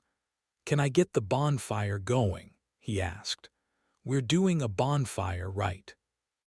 Laughing, Molly exchanged a glance with Colton and said, Sure, you can start the fire, but you need to make sure it's contained and not too large. We're surrounded by things that are flammable, and while I'm sure it'd look cool, I really don't want the entire forest going up in flames. You can trust me, Molly. I'll do it right, I promise. Molly nodded. I know, she said quietly. At that, Lucky grinned, pushed his chair back from the table, shoveled the last of his cake into his mouth, grabbed the matches, and beckoned for the others to follow him. Glancing at the adults for permission, the teens paused, butts half off their seats. Go on, Laura said, nodding as she served herself another piece of cake. It's a party, you don't have to wait for our say-so. As they bundled out of the door, she looked at Molly and smiled. Thank you, Molly said. Lucky S. had a fabulous evening. She stood up and began loading dishes into the sink, then turned around. We'll do these later. Right now, are you joining us for marshmallows? Of course. Laura followed Molly, Colton, and Tommy onto the porch. They watched for a while as the teens had fun lighting the fire and fooling around. Then Molly fetched the marshmallows and yelled for them to start grabbing appropriate sticks for toasting. When Alex came outside with Joe, Molly beckoned for them to follow her. Shall we join them? Joe stopped. He was looking around them at the pitch-dark woods. No, thanks, he said. I'm partied out. I'll catch up with you guys later. Molly nodded but exchanged an uneasy glance with Colton. Alex, love, Laura tentatively looked toward the elevator. Could you help me down? At that, Molly, Colton, and Tommy all looked away guiltily. Alex pressed his lips together. Sure, he said. No problem. When they'd first arrived at the cabin, she hadn't minded Alex helping her like this, but somehow now, having him lift her up and carry her down the steps while the others looked on it felt different. Uncomfortable. As he set her down in her chair and she accepted a stick loaded with marshmallows from Eric, she smiled. At the same time, though, panic fluttered in her chest. Without that elevator, if something bad happened and she was alone, she'd be stuck. So perhaps Alex was right. Perhaps it really was time for them to move on. 28. Victor. By the time Victor made it to Molly O'Neill's old apartment building, it was pitch dark. Getting out of the school had been harder than he'd expected. Every time he'd turned a corner, someone had asked what he was there for, and then he'd walked past the canteen and smelled food. Real food. So he'd gone in and stayed for a while. Someone had been catching rabbits and had made a stew that was being served up with rice and cups of lemonade. It was the best food he'd had in weeks, maybe even months. Hot and rich, it warmed his stomach and made him a little bit sad because it reminded him of his mother's cooking, and he did miss his mother. Briefly, he'd thought of the prisoners he'd left back at the police station. He doubted Diego's men would go back there and feed them, but he wouldn't be gone long. A few days of hunger would only serve to make them more cooperative on his return. As he'd eaten, a woman next to him had tried to strike up a conversation. Noticing his green band, she'd asked where he was from and what had brought him to Fairfield. He'd indulged her for a few minutes, making up a story about a run-in with some thugs who'd stolen all his worldly possessions, and enjoying the look on her face when he said he'd beaten them off single-handedly. When she'd started to talk about the cops cleaning up the streets, however, something had tugged at his gut, and he'd remembered why he was there in the first place. Sure, it was tempting to settle in there. Eat the food, sleep in a nice safe bed, talk to a woman who found him interesting, perhaps take on a role in security, maybe even work his way to a top position if he told them some inside information about Diego's whereabouts and re-ingratiated himself with Hicks. If he did that, though, he'd be losing sight of the bigger picture, his core purpose, the one thing he'd been trying to achieve since this whole mess started, getting prisoners who should be locked up to pay the price for their crimes. "I've got to go," he'd said abruptly, scraping back his chair from the table. "Oh, okay." The woman had tucked her hair behind her ear and smiled at him. "I hope I see you around, Victor." "Sure, yeah, maybe." Victor had turned and left without bothering to remember her name. Now approaching the burned-out apartment building that O'Neill once called home, Victor swung his backpack from his shoulder and took out his most prized possession, a working flashlight. He'd found it in a metal cabinet deep in the basement of the police station, and he hadn't told a soul that he had it. Until now, he'd only used it once, aware he needed to keep it for absolute emergencies. Well, this was one such emergency. His life's work depended on finding the whereabouts of Molly O'Neill, and with her, Jenna Cruz. He was certain that what he needed was inside that building. Pushing the door open, Victor swallowed hard.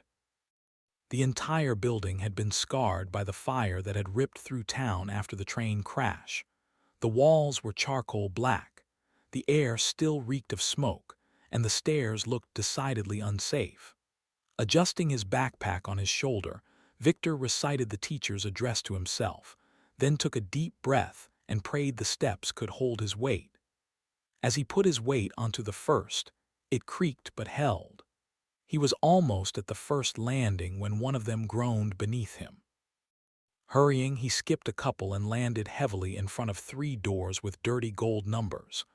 Apartments 1, 3, and 5. Not here. He ascended another flight of stairs, then another. Then finally he found it, number 13, unlucky 13. To his surprise, the door swung open when he pushed it. He grinned to himself. This was going to be easier than he'd anticipated. Inside, the teacher's apartment had been decimated by the fire. Where there once would have been shiny hardwood floors, there was now a sooty black layer of dust underfoot that Victor would have to remember to brush off before he left the building if he didn't want to leave a trail behind him. It was a small apartment, but Victor imagined it had been decorated the way most single women's apartments were. Throw cushions, lamps, rugs, pictures on the walls, and fruit in a bowl on the countertop. With the kitchen and the living area in the same open-plan room and only one bedroom, there wasn't a lot of space to search, but with only his flashlight for company, Victor was forced to work slowly and methodically. He started by the door, made his way to the kitchen, and then to the metal frame of what would have been the teacher's couch. He was working his flashlight over the ground inch by inch when his toe caught on something. A frame, hidden beneath a pile of old, charred books.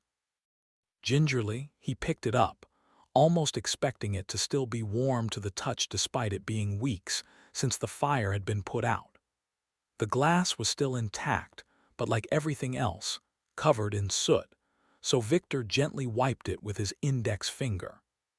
As he wiped, a familiar face came into view.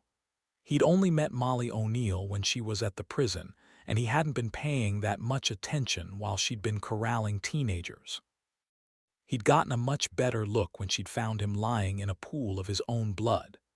The woman in this frame was younger, brighter, perhaps only a teenager, but it was most definitely the same woman he'd met.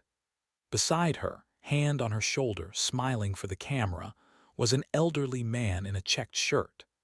They were surrounded by trees and standing in front of a wooden cabin. Carefully, Victor removed the photograph from the frame, which he allowed to drop to the floor with a thud.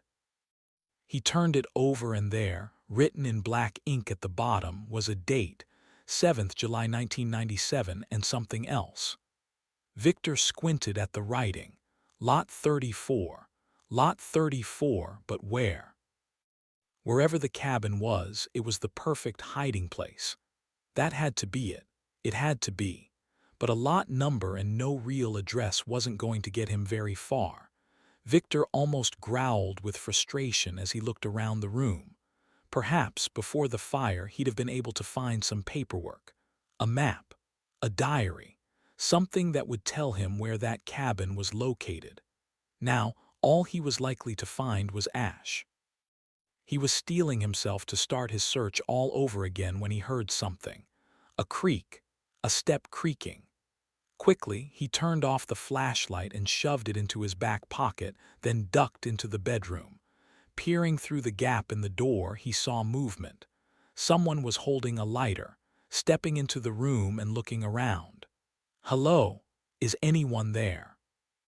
Victor calculated his options: hide, run, or expose himself and hope it might lead to some information. Determined, he chose the latter of the three and stepped out with his hands in the air. "Stop! Who are you?" It was a man, older than Victor, holding his lighter with shaking fingers. "My name's Victor Fox. My cousin, Molly O'Neill, lived here. I'm looking for her." Victor widened his eyes and tried to look worried. The man examined his face for a moment, then moved closer. "Molly, her cousin." "Yes." Victor puffed out his chest, then added, "And who are you? Why are you in my cousin's apartment?" "Oh, I'm the property manager, Fred." The man extended his hand and shook Victor's. "I've been watching over the place since—" He trailed off and looked hopelessly around the room. When he returned his gaze to Victor, he said, "I never saw you visiting." "It had been a while since we saw each other," Victor said, shrugging. "But when the EMP hit, I guess I felt like I needed to check on my family." The man nodded. "I get that," he said quietly. "The thing is, I think she headed here." Victor held out the picture for the old man to examine. "Ah, the cabin up in Blue Lake Woods, her grandfather's place." The caretaker paused. "Or, I guess if you're cousins, your grandfather's place too." Without missing a beat, Victor nodded. "Ah, yes, Pops, that's him." He pointed at the man in the checked shirt. "He and Molly were close, real close." "So you're gonna head out there?" Fred asked. Victor was still staring at the photograph. "Yes," he said. "Yes, I am." "Well, it's too late for you to head off now, buddy. My basement's pretty warm. Why don't you join me for some coffee and a bite to eat to see you on your way?" Victor allowed his fingers to tighten on the corner of the picture. "Sure," he said. "Coffee sounds like just the ticket." As they left, Victor paused at the door. The moon had come out from behind a cloud and the apartment was cast in an eerie gray light. Victor allowed himself to smile. "I'll see you soon, Molly O'Neill," he whispered. "I'll see you very soon." 29. Colton. "Hey, buddy, you didn't feel like roasting marshmallows." Colton sat down at the dining table. Outside, the others were still toasting their marshmallows, but Colton simply hadn't been able to rest knowing Joe was skulking about inside on his own. He didn't trust the guy, and it was time to get some answers. Joe was nursing a mug of hot chocolate. Without his beard, he looked younger, much younger, perhaps in his mid-20s. Colton gestured to the bottle of whiskey he was holding. "Fancy a drink?" Joe shook his head. "No thanks," he said. "I'm good." "Mind if I do?" Colton stood up, fetched a glass from the cupboard near the sink and sat back down. "Go ahead." Joe shrugged, but as Colton poured a healthy portion of whiskey into his glass, he looked away as if he didn't want to watch. He did that a lot, looked away, avoided being seen, stayed in the shadows. "So, we don't know much about you, Joe." Colton wasn't going to tiptoe around the guy. He needed answers. Don't know much about you either. Joe shifted uncomfortably in his chair, but didn't meet Colton's eyes. Difference is, I didn't turn up with a gunshot wound, and I'm not the one relying on strangers' goodwill for my survival. At that, Joe looked up and swallowed hard. I'm not threatening you, Colton said without softening his tone. Taking a sip of his drink, he added, I'm just asking for a bit of honesty here. Honesty? Joe was looking at Colton's glass. When he looked away, he pushed his long fingers through his hair and sighed. Honestly, man, there's nothing to tell. I was looking for somewhere to hide. Came across a cabin upstream. Thought it was empty, but the owners were there. The guy chased me with a rifle, fired at me. I kept running and fell into the ditch. Passed out and your kids found me. Colton's jaw twitched. It was a plausible story unless you looked closely at it. The nearest cabins to the gully where they'd found Joe were at least a 15-minute walk away, and to keep running with a bullet wound to your thigh was nearly impossible. It's just, you seem a little nervous to me, Joe. Colton looked around the room. Like you're afraid of something. I'm not a fan of outdoors, that's all. Joe sat up a little straighter. His expression had hardened. But you came to the woods for shelter, even though you're not a fan of the outdoors. Colton was keeping his voice steady and his features neutral, but Joe's throat was beginning to flush. Scraping his chair back from the table, he shoved his hands into his pockets and said, Listen, man, I don't mean anyone any harm, so why don't you mind your own business? As soon as I'm fit to leave, I'll be out of here. Slowly, Colton stood up from the table too. He was holding his whiskey glass. Walking around to Joe's side of the table, he stretched back his shoulders. Joe was taller than him, but lanky. Colton had muscle and wasn't afraid to make it look like he'd use it if necessary. No, he said quietly. You listen. These people are my family, so if I think for 1 second that you're a threat to them. Joe blinked at him, then sighed a little.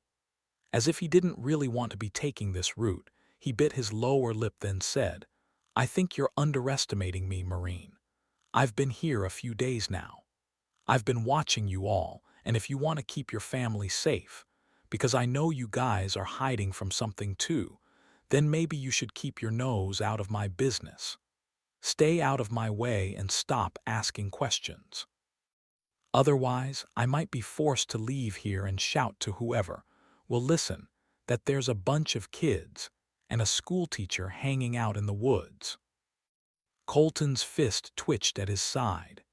The fingers holding the whiskey glass whitened with the pressure of gripping it.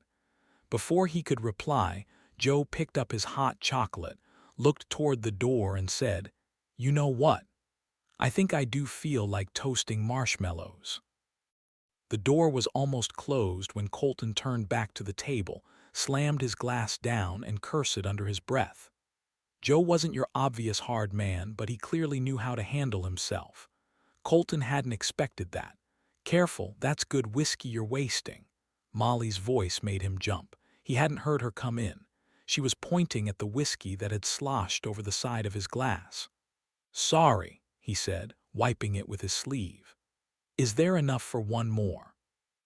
Molly leaned back against the kitchen counter, took a glass from the cupboard and held it toward him. Always.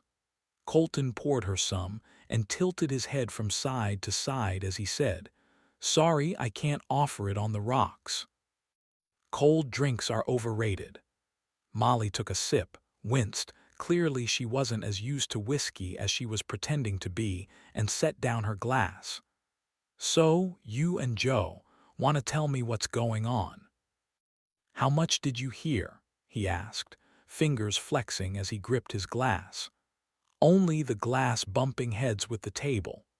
Molly took another sip, wincing less this time.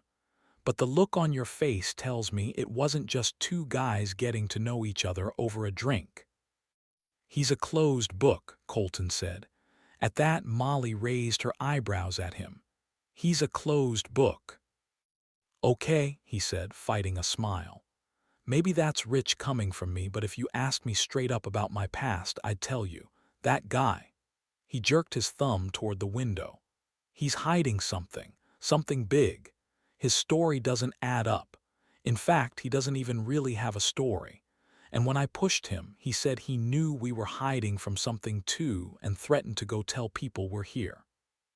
What people? Molly scoffed. There's no one around for miles. That's not the point. Colton could feel rage bubbling in his chest, but when Molly reached out to press her hand on his, it subsided. I know, she said, meeting his eyes. I had a similar conversation with him.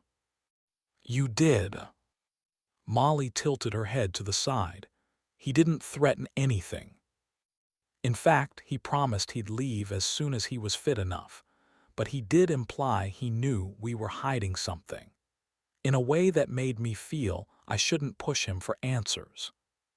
So what do we do? Colton asked, topping up his glass. Tell him to leave. As Molly pressed her lips together, the way she did when she was thinking hard about something, Colton tried not to be distracted by the curve of her mouth or the way she fiddled with the loose hair just behind her ear. This sounds awfully calculated, she said quietly, leaning forward across the table. But maybe we should let him finish fixing the roof first, then tell him to leave. Unsure whether she was joking or not, Colton studied Molly's face. Her cheeks were flushed from the whiskey and she was grinning at him. I'm not joking, she added. Outside, someone started singing. It sounded like Jenna. Soon the whole group had joined in. Molly got up and walked toward the window. Staring out, she wrapped her arms around her waist and smiled. They're having a good time, she said. But if they keep singing like that, Joe won't need to tell anyone else we're here. Colton stood up to join her. Moving so he could see out, his elbow bumped up against hers. As Eric and Jenna started to dance around the fire, Molly let out a small sigh and turned away from the window. I miss dancing, she said wistfully. Not that I went dancing that often before all this. She waved her hand around at the cabin. I wasn't exactly a party-goer. Spent most nights alone in my apartment. She sighed again and put her hands into her pockets. I didn't even have a cat, she said. Scared of commitment, I guess. I know that feeling. Colton followed Molly over to the fireplace and threw another log on the fire while she warmed her hands in front of it. After divorce, commitment feels overrated. He looked down at his knees and shrugged, and I was never much for dancing either. Well, maybe that's something we should change.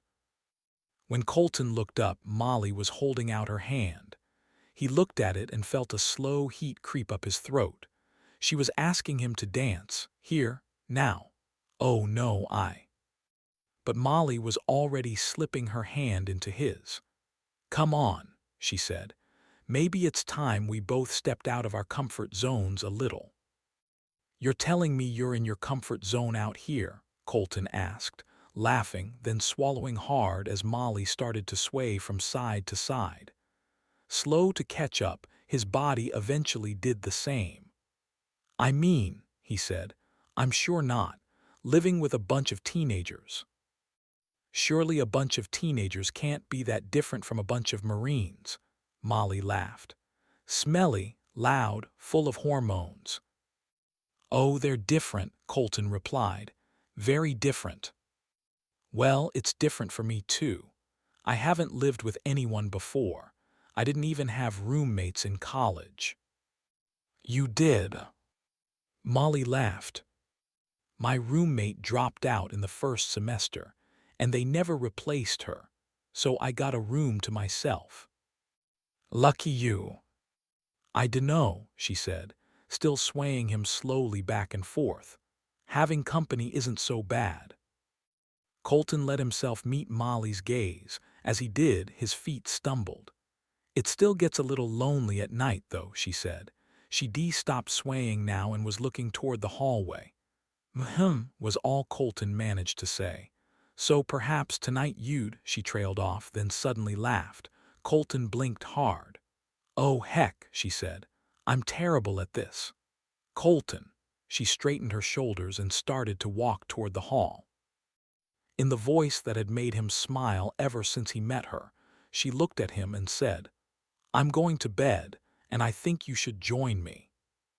For a moment, Colton did nothing but stare at her. Had he misheard?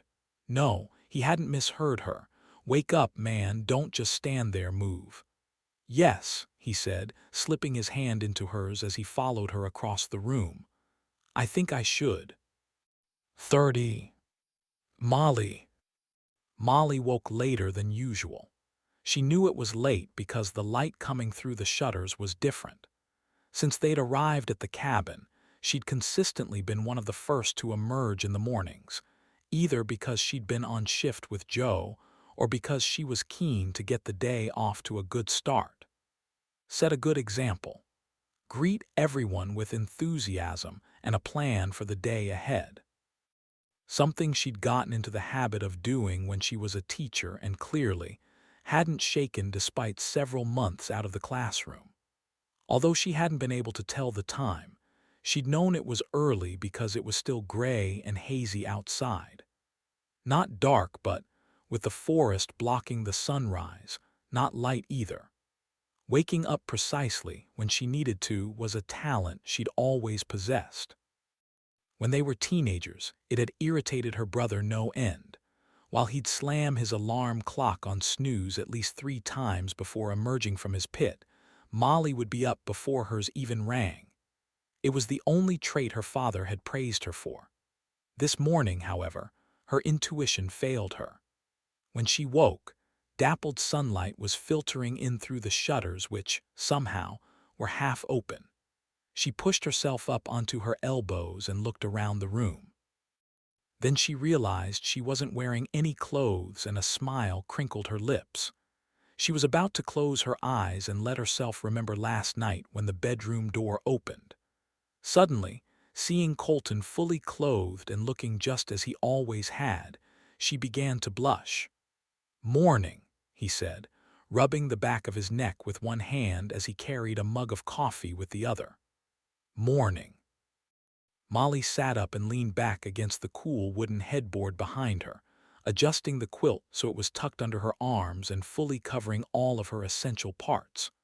Colton handed her the mug and sat down next to her, perching sideways on the bed. Instinctively, he rubbed his bad knee, but then he moved his hand and, to her surprise, gently brushed Molly's knuckles with his fingertips. You let me sleep in. Molly sipped the coffee and closed her eyes. She could hear birds outside. I never sleep in. When she opened them, she tucked her hair behind her ear and glanced toward the door as if she was afraid someone might be about to enter. You had a late night, Colton said, the smallest smile twitching at the side of his mouth. I did, Molly replied. Very late. For a moment, they looked at one another without moving. In another world, if they were here on vacation and not because they were fighting for their survival, perhaps they would have fallen back into bed. Spent the day pretending nothing else existed. The sound of Lucky and Eric bickering beneath the window, however, reminded her that this was not that world. They had jobs to do. I should get moving, she said, drinking a little quicker. The others have started clearing the wreckage from the elevator. We'll have to go foraging again if we want to repair it. Do we have time for that? Don't we need to secure the roof first? Molly asked, lowering her voice even though they were alone. I know the elevator's important, but… No, you're right. Colton was nodding in agreement. The weather's cleared up, but we don't know how long it'll last. We need the roof watertight before another storm or the flood damage could be too much. Is there any way to dry out the room that took the worst of it? Molly set her mug down on the bedside table. She was thinking out loud. The ground floor units in her apartment block had flooded once, and the management company had sent people in with machines to suck out the water and dry everything. I'm just worried about the wood rotting. She reached for her jeans, which were in a bundle on the floor, and tugged them on. Let's take care of the roof first, Then we'll assess the flood damage. The hallway seems fine, but you're right about the bedroom. Noticing Molly's search for her sweater, Colton picked it up from where it had fallen behind a nearby chair and handed it to her. She blushed as she tugged it over her head, but by the time she'd swept her hair from her face and tied it into a loose bun, her mind had returned to their ever-growing list of tasks. "I know you don't like Joe," she said as they exited the bedroom. "But now he's back on his feet, we might as well use him." As she mentioned Joe, something flashed across Colton's face. The same expression she'd seen last night, but he quickly buried it and nodded at her. "Just keep an eye on him," he said quietly, resting his hand in the small of her back. Caught between wondering what this subtle shift in Colton's body language meant, and whether she really should be worried about Joe, or if Colton was being a little overprotective of them all, Molly didn't notice that the kitchen was empty until she was standing in the center of the room. "Where is everyone?" she asked, looking around the room. Frowning, Colton looked toward the door. "Outside, I guess."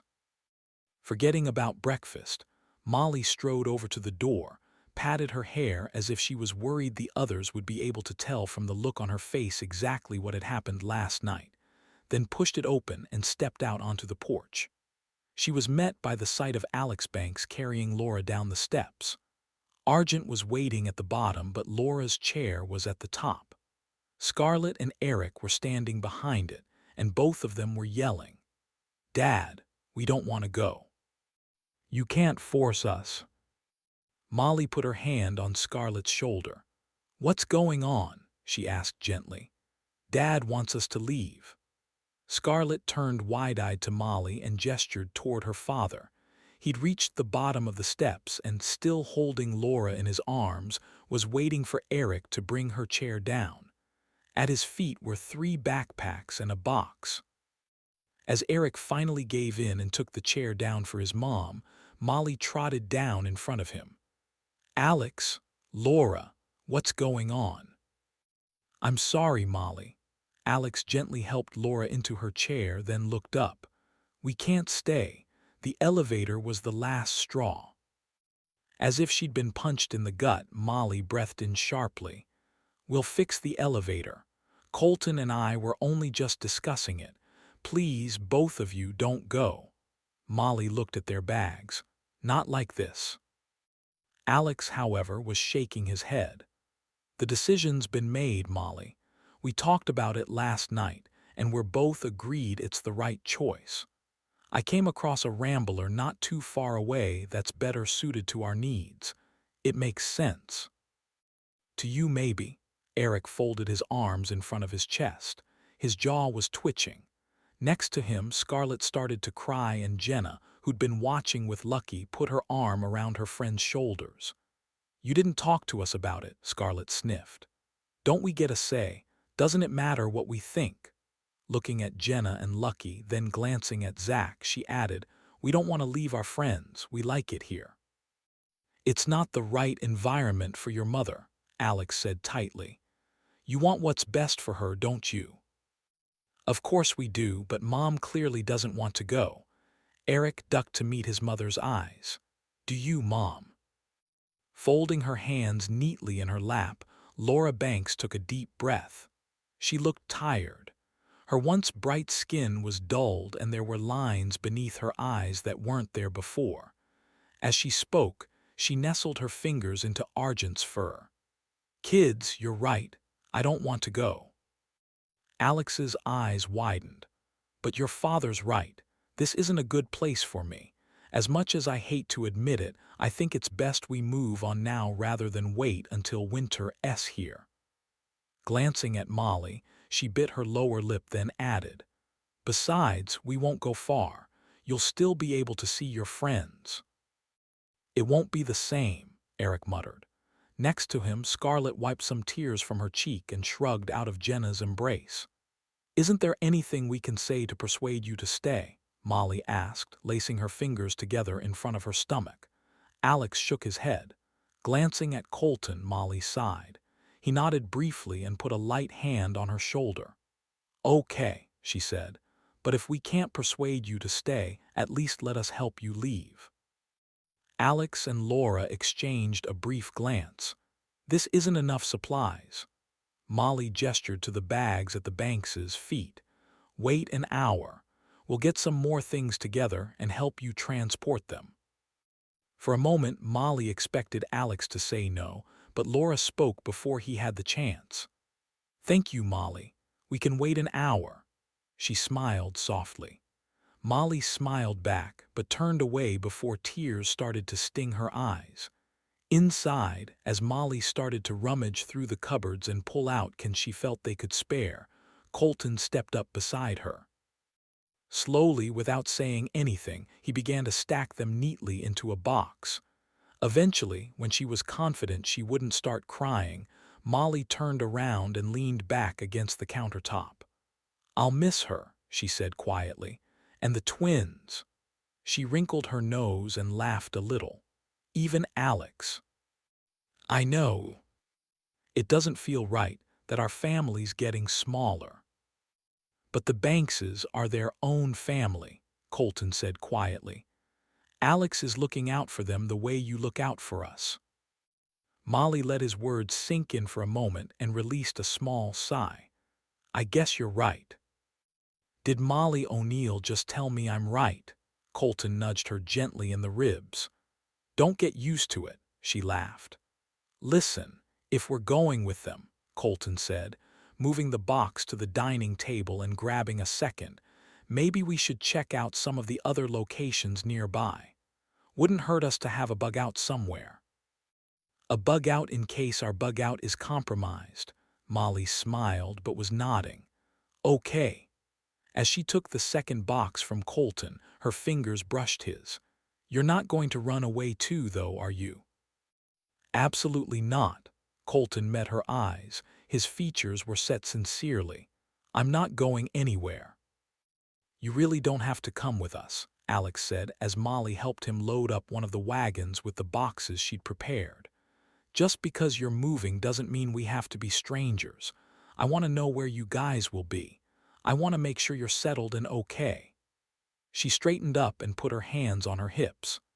"Alex, you know that look," Laura said, chuckling. "That's the look that means she's not taking no for an answer." For a moment, Molly thought Alex was going to put up a fight, as if he thought she was only agreeing to accompany them so she could try to change their minds. He rubbed his beard with his thumb and forefinger, then eventually nodded. "All right," he said. "Thank you." As the others gathered around, Scarlett still puffy-eyed and sniffing as she said goodbye to her friends, Molly repeated what she and Colton had discussed inside. "As well as finding a secondary location for ourselves, I think it'd be good to find out whether there's anyone else nearby." "So we know who to avoid?" Lucky asked. Molly shook her head. "No, so we know who we can make contact with." When a grumble passed through the group, she added, glancing at Jenna, "Diego Cruz got a lot of things wrong, but he was right about needing a community to survive in times like this. We don't have to live in one another's pockets, but it would be good to know where our neighbors are in case we need help." "Others might have resources we don't, and vice versa," Colton said, looking mainly at Tommy, the other adult, for agreement. "If we work together with those nearby, we'll have a more successful winter." Before Tommy could speak, Joe, who'd been leaning on a tree nearby watching them, stepped forward. His arms were folded tightly across his middle. "You really think that's a good idea? You don't know who these people are. Didn't you all come here because you wanted to stay out of danger?" While Tommy tilted his head, clearly trying to interpret Joe's tone, Colton visibly bristled. "If we'd felt that way when we found you at the bottom of a ditch, you wouldn't be here now," he said gruffly.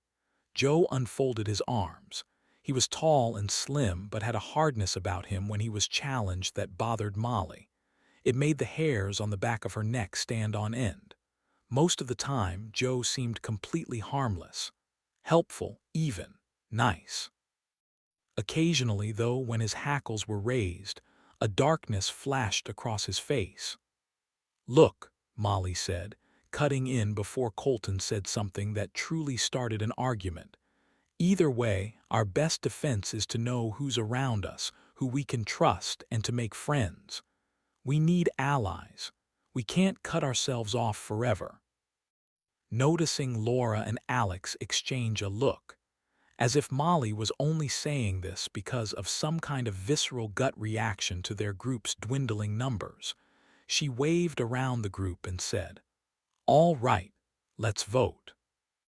"Do we get a vote?" Lucky asked, more surprised than sarcastic. "Yes," Molly said definitely. "You're part of the group, aren't you?" A smile twitched on Lucky's lips.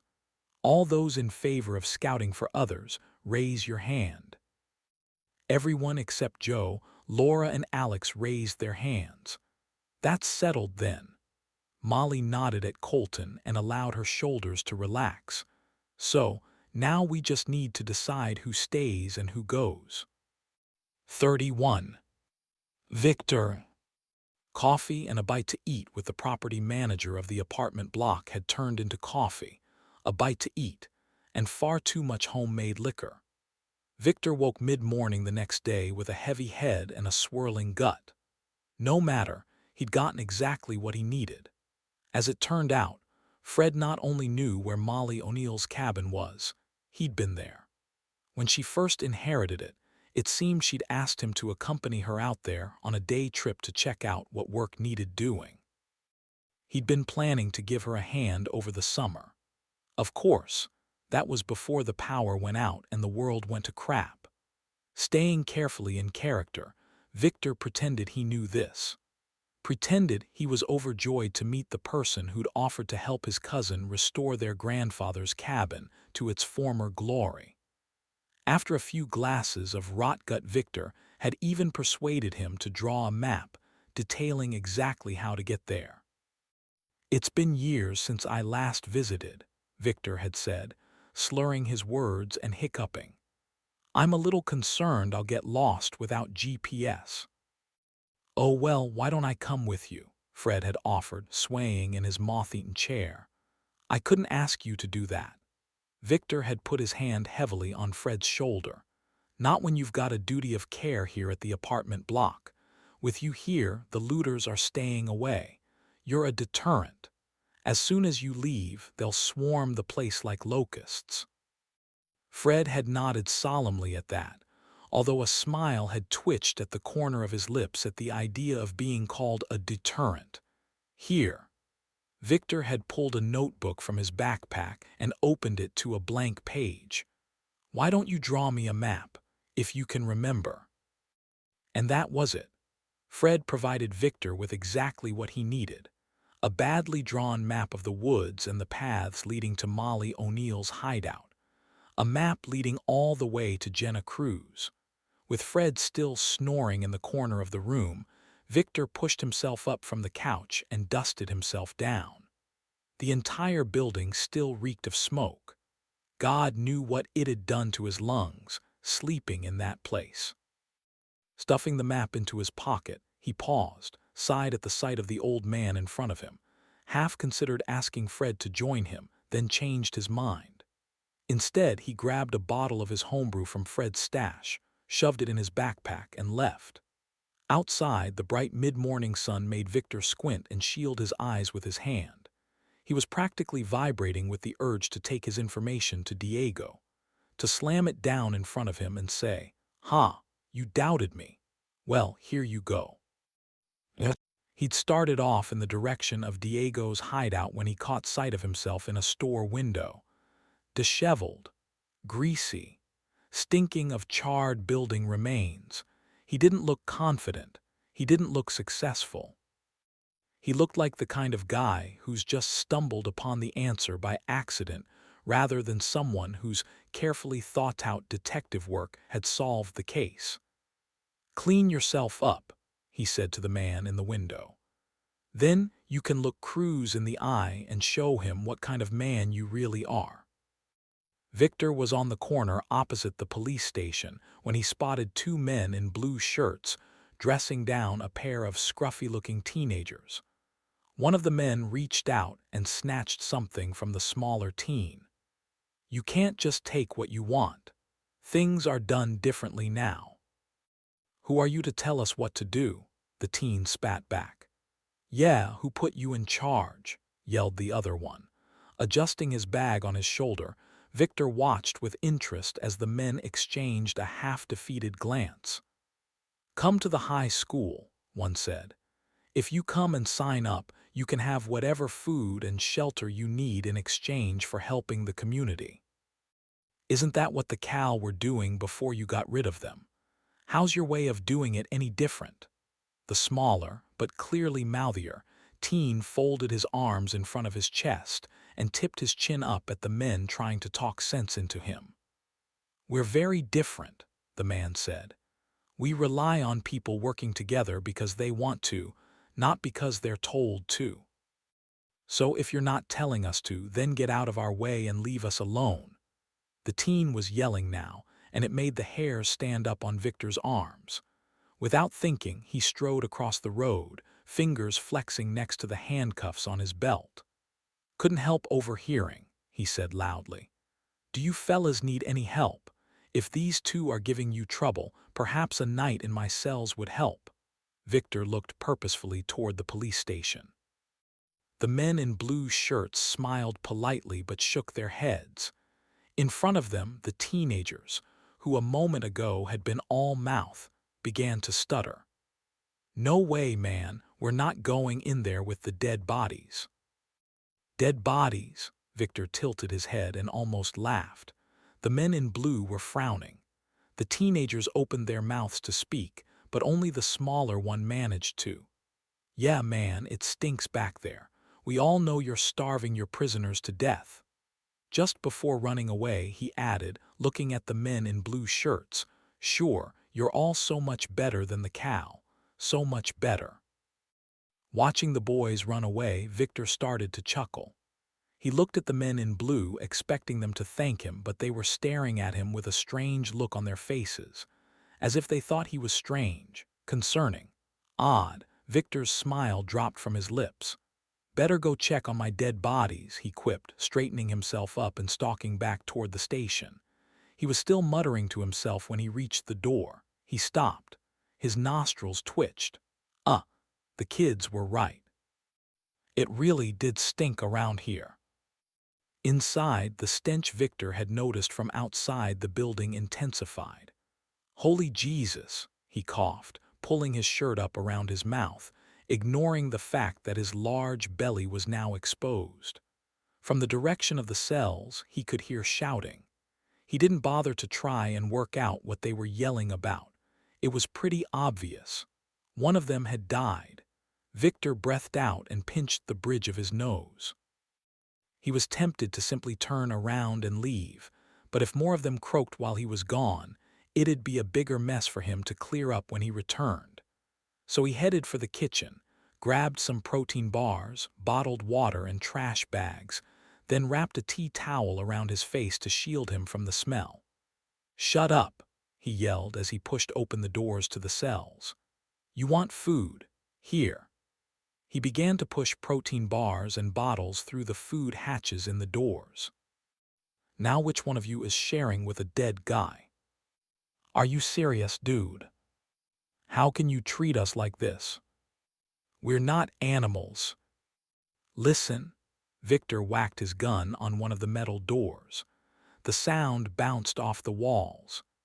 "If you don't want to live with the stench, you better tell me which one of you is sharing with him so I can give you stuff to clear him up with." "It's me," came a small voice from cell 4. Victor couldn't remember who was in there. "Ramirez," the voice added, "and the dead guy."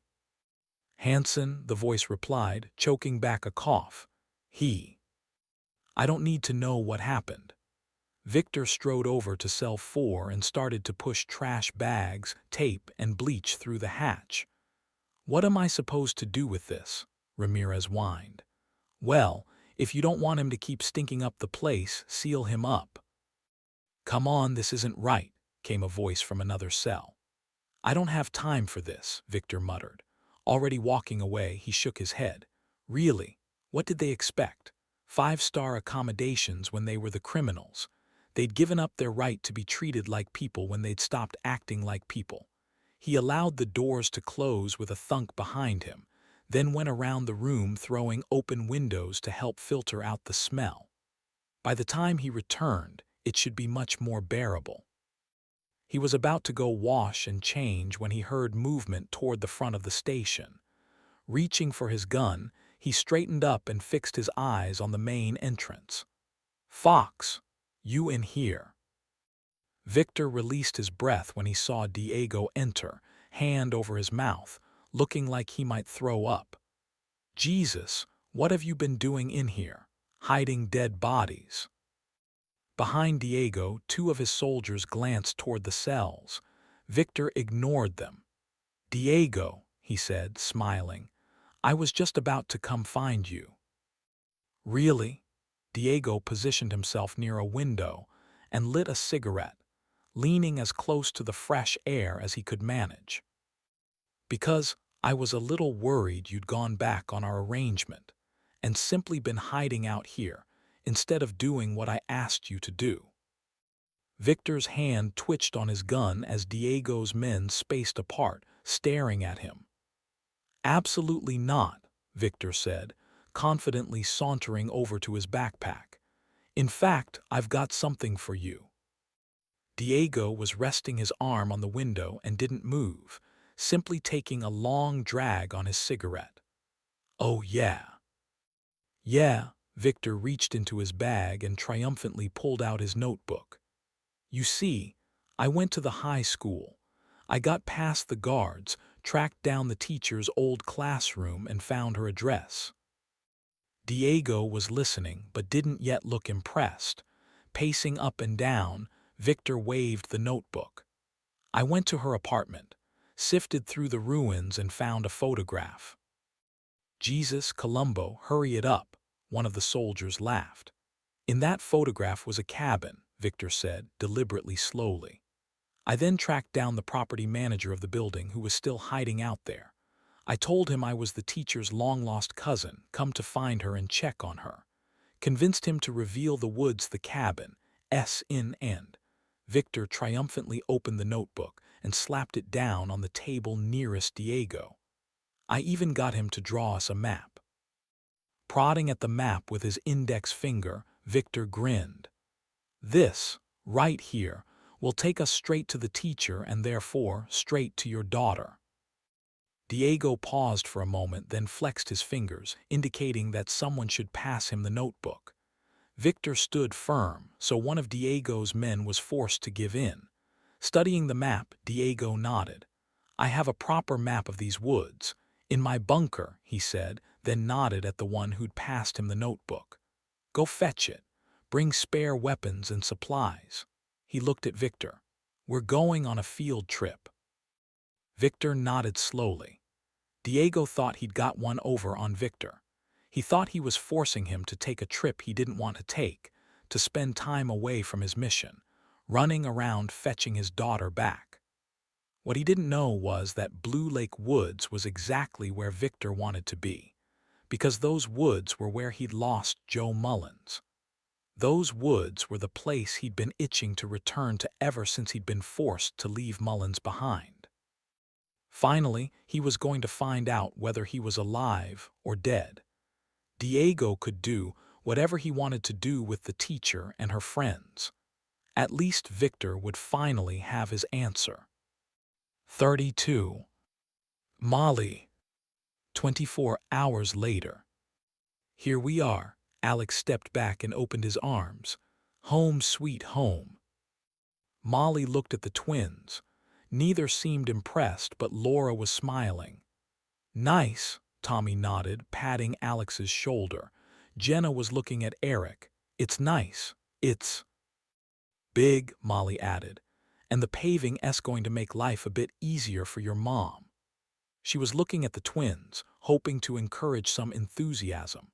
The twins, however, didn't show even a flicker of a smile. Having taken an entire day to trek to the Banks' new cabin, camping overnight near a stream, they were all exhausted. Molly badly wanted to just take a moment, but Alex wasted no time at all. "See," he said, gesturing to the side of the cabin, "there's a ramp." "It belonged to an elderly couple," Molly said, following him. "Their son helped them renovate it, I think." "Well, they did a great job." Alex was gesturing for everyone to follow him up the ramp and into the cabin, but Laura had stopped nearby. "Oh," she breathed. "Look at the foliage around here. Alex, it's lovely."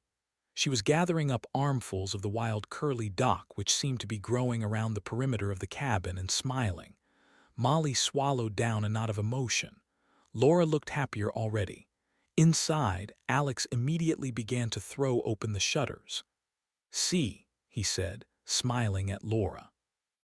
"It's more spacious, right? And everything's on one level, no steps at all." As Laura followed Alex around the cabin, Molly had to admit it would be far easier for her here. With fewer people and a bigger space, it was almost as if this place had been waiting for her.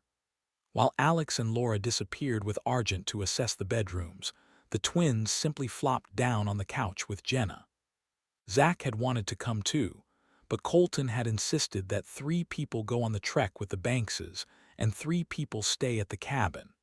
Joe, he'd told them, didn't count. Molly had half hoped Colton would volunteer to come with her and Jenna, but he clearly didn't want to let Joe out of his sight. So she'd settled for Tommy, who actually seemed more disappointed than she'd expected him to be at the prospect of Alex leaving the group.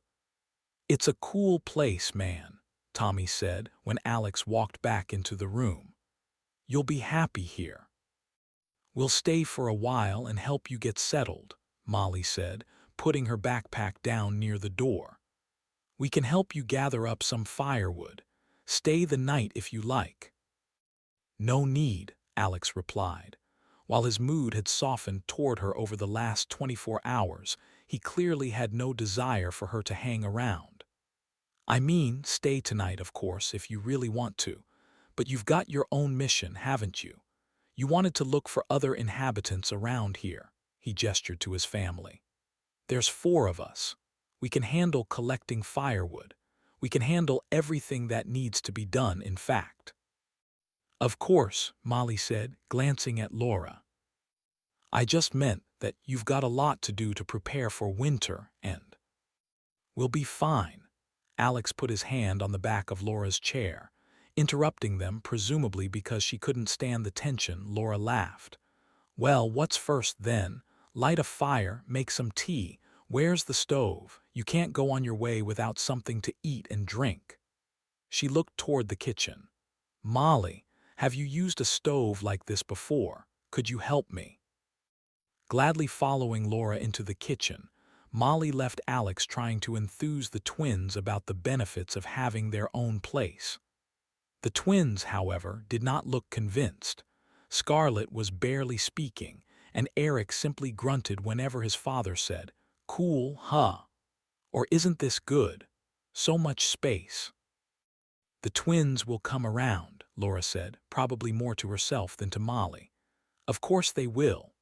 Molly helped Laura light the stove, then stopped herself from beginning to unpack supplies and put them away. This was Laura's kitchen.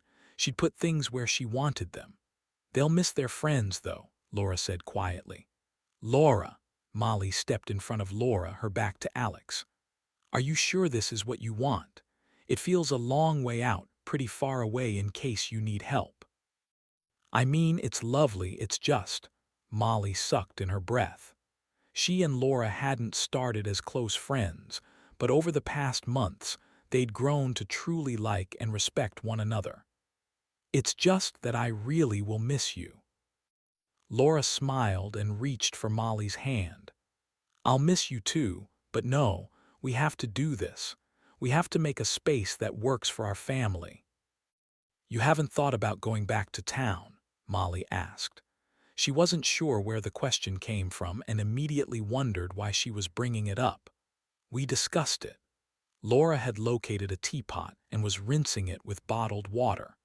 but we both feel that town is too volatile. We don't know what Diego's doing or who might try to take over next. We'd rather be out here where we can see the danger coming." Molly nodded. "I get that." "Scarlett's going to make us a bear alarm," Laura laughed. "It can double as a Diego alarm." "I really don't think we need to worry about him anymore," Molly said, glancing over at Jenna. "If he hasn't come for Jenna yet, I doubt he's going to." "I know," Laura shrugged. She seemed lighter already, less tired despite their long trek. "I was kidding."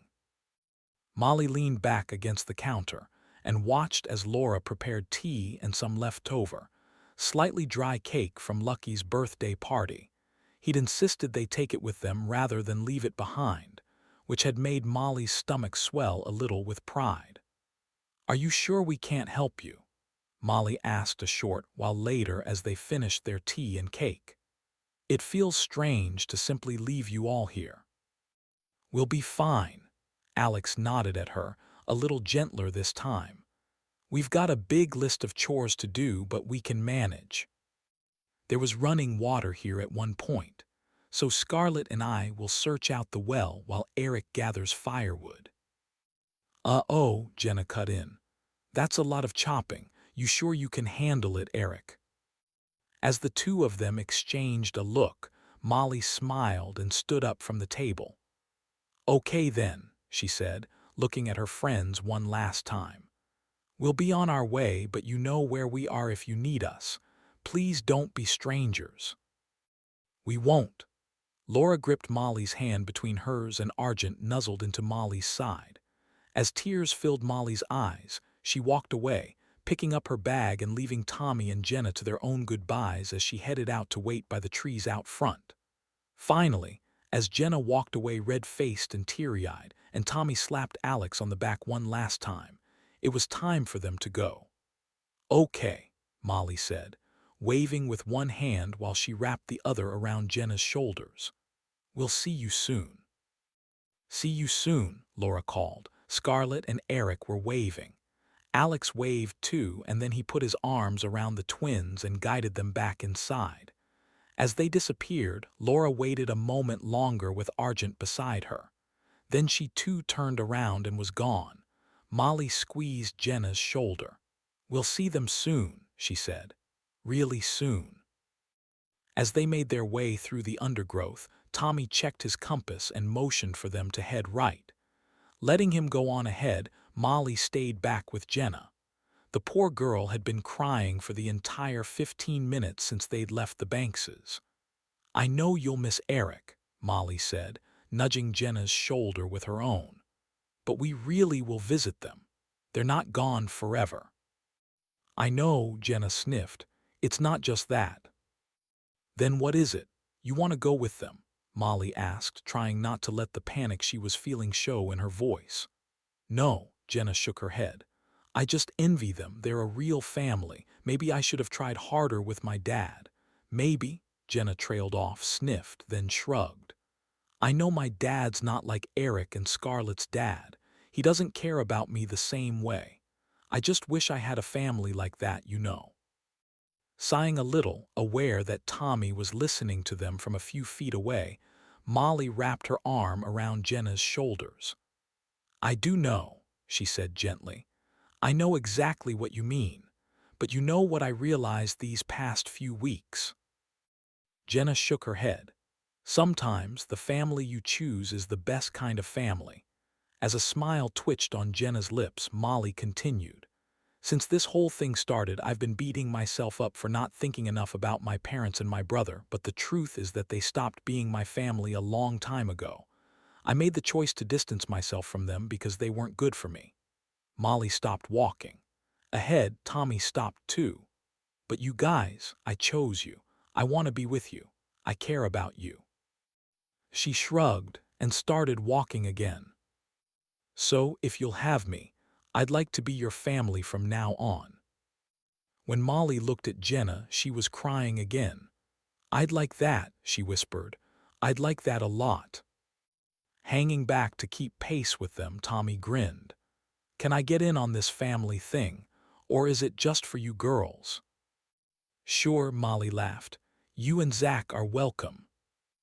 And Lucky and Colton? Jenna asked.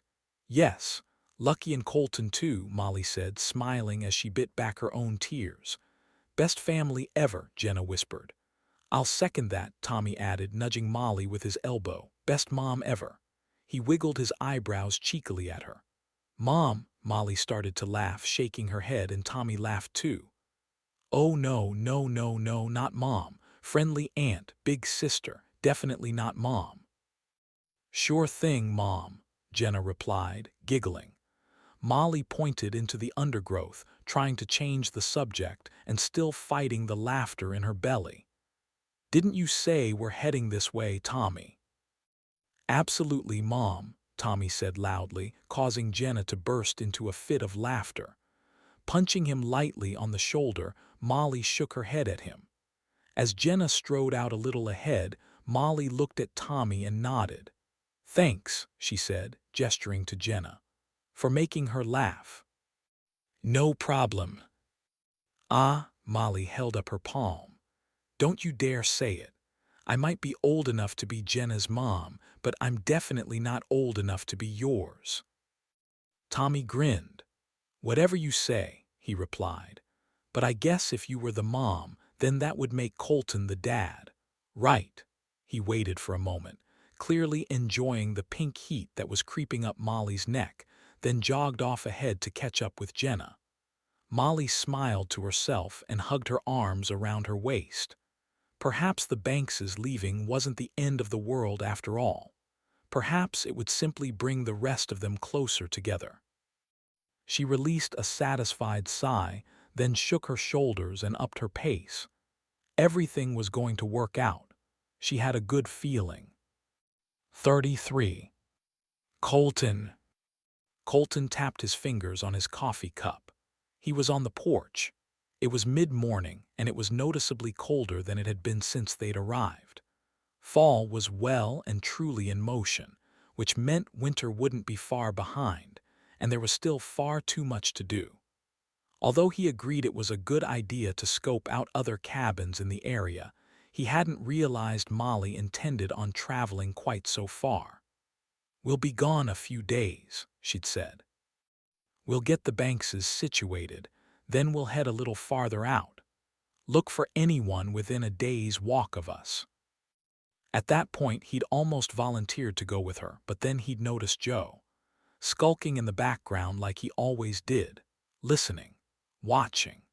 No way was he going to leave any of the kids alone with this guy, and they couldn't all go trekking off into the woods, leaving the cabin deserted. So he'd stayed. Reaching down, Colton rubbed his knee and flexed it back and forth. Despite the sun, he'd woken that morning to a chill in the air. The damp wasn't helping either. They'd done their best to dry out the cabin after the storm, but inevitably some of it was still trapped inside the floorboards. It was making his knee throb. In fact, it had woken him 2 nights running. The first night, Molly had been beside him. He'd watched her sleep for a while and eventually drifted back off. Last night, however, she wasn't there. She was out in the woods, camping under the trees or in an abandoned cabin somewhere en route to the Bankses' new cabin, and he'd been surprised and unsettled by how much he longed for her company. Again, when he woke properly after a fitful few hours trying to get back to sleep, he'd thought about her. It had been a long time since he'd wished anyone was in his bed when he opened his eyes in the morning. Usually his first thought was his knee, followed by coffee, and then a list of tasks that needed to be done. This morning he'd thought first of Molly's face, then the knee, then coffee. Now, sipping his coffee, he finally started to reel through the jobs he wanted to get done before the others returned. The roof was done. He wanted to try and fix the elevator at some point just because it was useful, but it wasn't a priority. There was their wood store, of course. That was an ongoing concern. He was taking another large sip, wondering whether to break the rules and make a second cup since the others weren't here for their rations, when Lucky trotted outside. "Morning," he said. yawning and pushing his hair from his face. "I need a haircut."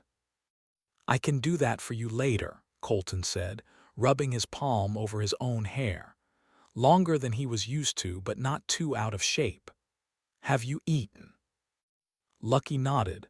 "Joe and Zach are just finishing." At the mention of Joe, Colton's jaw twitched and Lucky noticed it. "You don't like him, do you?" Colton stood up straighter and shrugged. "I don't know him well enough to know whether I like him." He paused, unsure whether he should share his thoughts with a teenager. Lucky was watching him patiently. Colton almost chuckled to himself. Somehow, since they'd arrived at the cabin, a 15-year-old pyromaniac had become the closest thing he had to a best friend. What more evidence did he need that the world had turned itself completely upside down? "You've got a feeling about him, though, right?" Lucky asked quietly. "Yeah," Colton replied. "I have, and I think we need to figure out where he came from before we decide whether we can trust him." "Have you asked him what happened?" He wasn't exactly forthcoming. Colton looked into the dregs of his coffee, then back at Lucky. He stopped short of telling Lucky that Joe had all but threatened to expose them all when he'd attempted to find answers.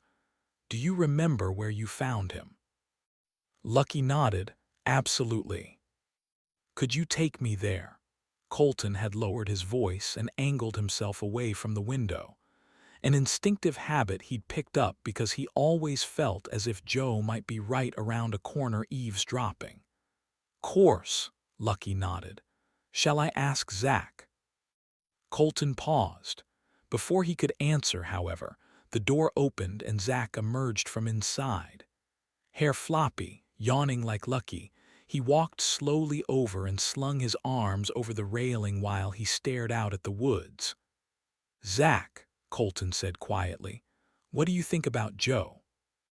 Zach frowned. "Joe," he shrugged. "He's okay. I think we need to figure out where he came from.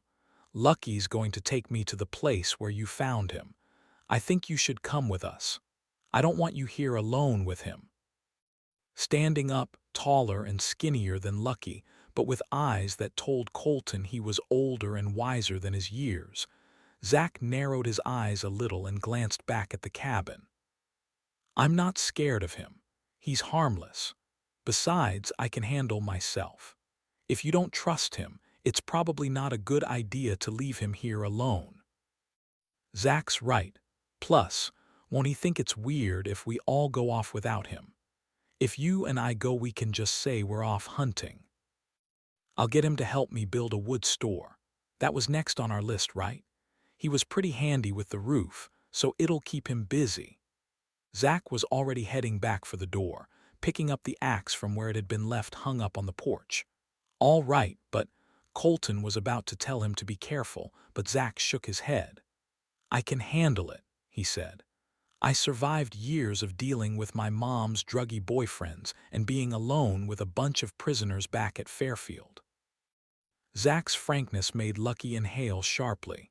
"He's right, Colton. He can handle himself." Lucky tugged on Colton's sleeve. "All right, let's go." He tipped his head toward the woods, then looked at Zach and nodded. "If anything happens, you yell. Loud, got it?" "Got it." Zach weighed the axe up and down in his hands. "Yell and use the axe." "Try to avoid using the axe," Colton said, almost smiling. Zach gave a half salute, then pushed open the door. As he walked inside, Colton and Lucky hurried down the front steps and into the woods. "This way." Lucky pointed into the trees. "Follow me." A short way into the woods, Colton stopped dead in his tracks. "Listen," he said, holding up a finger. "I hear something." Lucky paused, foot hovering just above the ground. Slowly, he lowered it. Thankfully, he didn't slam it down on a twig. Colton strained his ears. There was a rustling in the shrubs nearby. He crouched down, ignoring the lightning rod of pain in his leg. He beckoned for Lucky to do the same and slowly picked up a stone. Lucky was watching him with wide eyes, but Colton kept his index finger raised, indicating the kid should absolutely not move. Then there it was, a rabbit. It bounced out from the undergrowth, then stopped in its tracks when it saw Colton. Quick as a flash, Colton took aim and threw his stone. Just as he'd intended, it hit the rabbit's head and the creature flopped to the ground. Lucky gasped. Cool. Colton inhaled slowly. He wasn't entirely comfortable with killing animals this way, but he knew enough about surviving to know that if you came across food, you took it. I had no idea you could kill stuff like that, Lucky said, picking up the rabbit by its back foot. It's surprisingly easy to kill things, Colton replied, taking the rabbit from Lucky and carrying it upside down by its feet. Can you teach me, like you taught me with the ducks? Lucky bounced on ahead, acting as if they were on a fun day trip rather than an information-finding mission. Sure, Colton replied. Not today, though. You know, Lucky interrupted, as always barely stopping for breath between sentences. This is probably what it would have been like if I had a brother, a big brother. I can see why Zach was so upset when Tommy went to prison. If they were like this and then Tommy disappeared, that must have sucked. Wanna be my honorary big brother? Lucky was grinning and patted Colton's shoulder with his palm. Big brother, I'm old enough to be your father, Colton snorted. He'd expected Lucky to laugh and say something like, okay then, Pop, but he didn't. His smile dropped and he shoved his hands into his pockets. I already have a dad, he muttered. Well, had a dad. Colton cleared his throat. He could do practical advice. He could do distracting the kid, teaching him stuff, even sharing his thoughts about Joe. What he couldn't do was the deep stuff. He'd never done that. So, he said eventually, is it much farther? That way, Lucky pointed to the trees. Colton squinted. What's that, hanging in that tree? Oh, ribbons, Lucky said. It was Scarlett's idea. We put colored ribbons at different points to help guide us back to the cabin if we ever got lost. You did this in other places.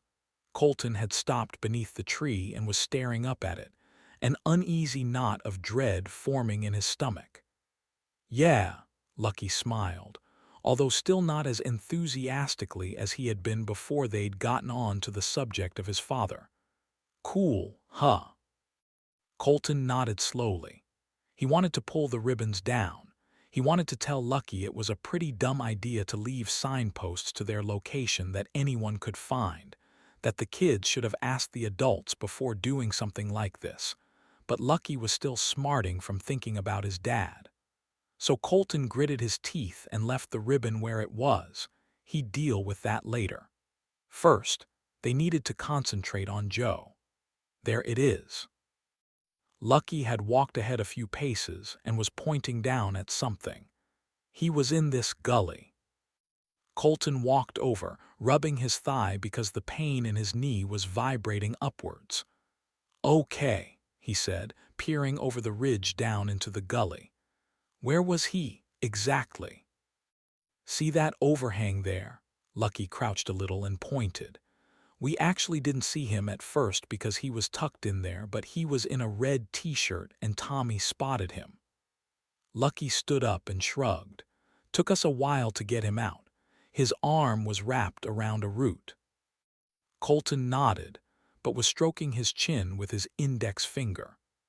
How would a man who rolled down a hill get wedged underneath the overhang unless he'd done it himself? Why would he do it himself? Lucky asked. If he was hiding from something, Colton said, or someone. Colton stood back and leaned against a tree.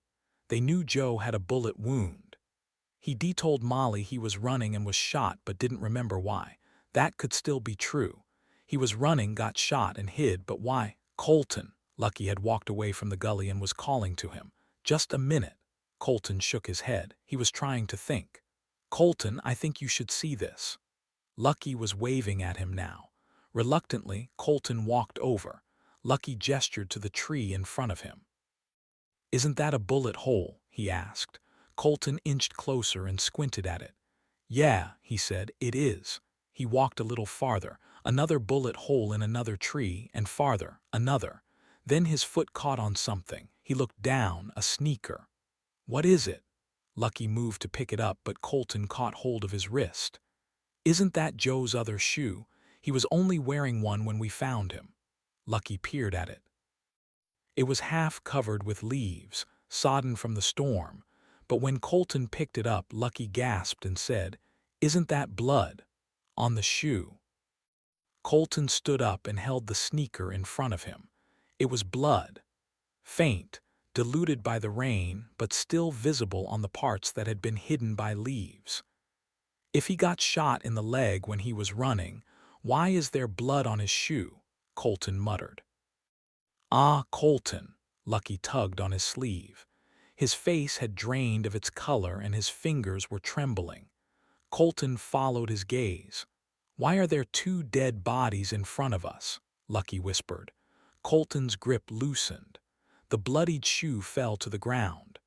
"I have no idea, but I'm afraid Joe has something to do with it." "Joe who's alone with Zach." Colton was already turning back in the direction they'd come from. "Come on, Lucky, let's go." 34. Molly. That's 3, all empty. Tommy leaned against the side of the abandoned cabin and took a sip of water from his bottle. "This one looks in okay shape. We should see if there's anything useful inside." Molly shook her head. "We said right from the beginning we wouldn't do that." "We took stuff to make Laura's elevator," Jenna cut in. "Why's this any different?" "Because that stuff was from a cabin that was totally abandoned. A ruin. This place is perfectly habitable. Someone could turn up to live here." "Molly, I get it, but we've also got to think of ourselves. We're on a goodwill mission. We're out here to find people to connect with, to build a community, not take things that don't belong to us." "But we have the wagon. It makes sense." Tommy was getting frustrated. Molly could see it on his face. "We should press on. We'll talk it through when we're back at Raccoon's Nest and see what the others say. Then we can do a return trip if we all agree." Molly nodded as if the matter was settled, but Tommy still looked unsure. "There's another cabin just through the trees." Jenna had walked a little way away from them and was clearly trying to stop their discussion from turning into an argument. "It has washing hung up outside." "It does," Molly hurried over, following Jenna's gaze. "That's amazing, Jenna. Well done." She gestured for Tommy to follow them. "Come on, Tommy. We found people. Tommy sighed, looked wistfully at the cabin they were leaving behind, but eventually followed. On the piece of paper he'd been carrying, which they'd been using to mark out a map of the area, he drew a cabin symbol with a circle around it. "In case we come back to it," he muttered as Molly glanced at the map. Undeterred, too excited by the thought of finding people, the kind of people who hung their washing on a line outside, Molly nodded and charged forward. When they reached the next cabin, they stopped. It had a red front door. 2 trucks were parked outside, one old and rusty, one new and shiny. There was a pen full of chickens and smoke billowing from the chimney. "Nice setup," Jenna said, raising her eyebrows. "They must be homesteaders," Molly said, admiring the neatness of the cabin. "Looks like they lived here before the power went out." "Just because they're people doesn't mean they're going to be open to guests." Tommy put his hand on Molly's arm. "We should be careful." "I'll go knock," Jenna offered, stepping forward. "Who's going to feel threatened by a kid?" Molly tilted her head from side to side but eventually agreed. "All right," she said, "but be careful." Before Jenna could move, however, the cabin door swung open. "Who are you?" came an elderly voice from inside. "What do you want?" "We don't mean any harm," Molly replied, gesturing for Tommy to put down his gun. "We're staying at my grandfather's cabin a few miles away. We came looking for neighbors." Friends. As they waited, a man and woman, old with silvery hair and each holding a rifle, stepped out onto their porch. For a moment they assessed Molly, Tommy, and Jenna, then eventually lowered their weapons. The man beckoned for them to come closer. "We don't have any supplies to share," the man said, walking to the edge of his veranda. "Oh, no." Molly lifted her hands, palms outwards. "We don't want to take anything from you, sir, ma'am.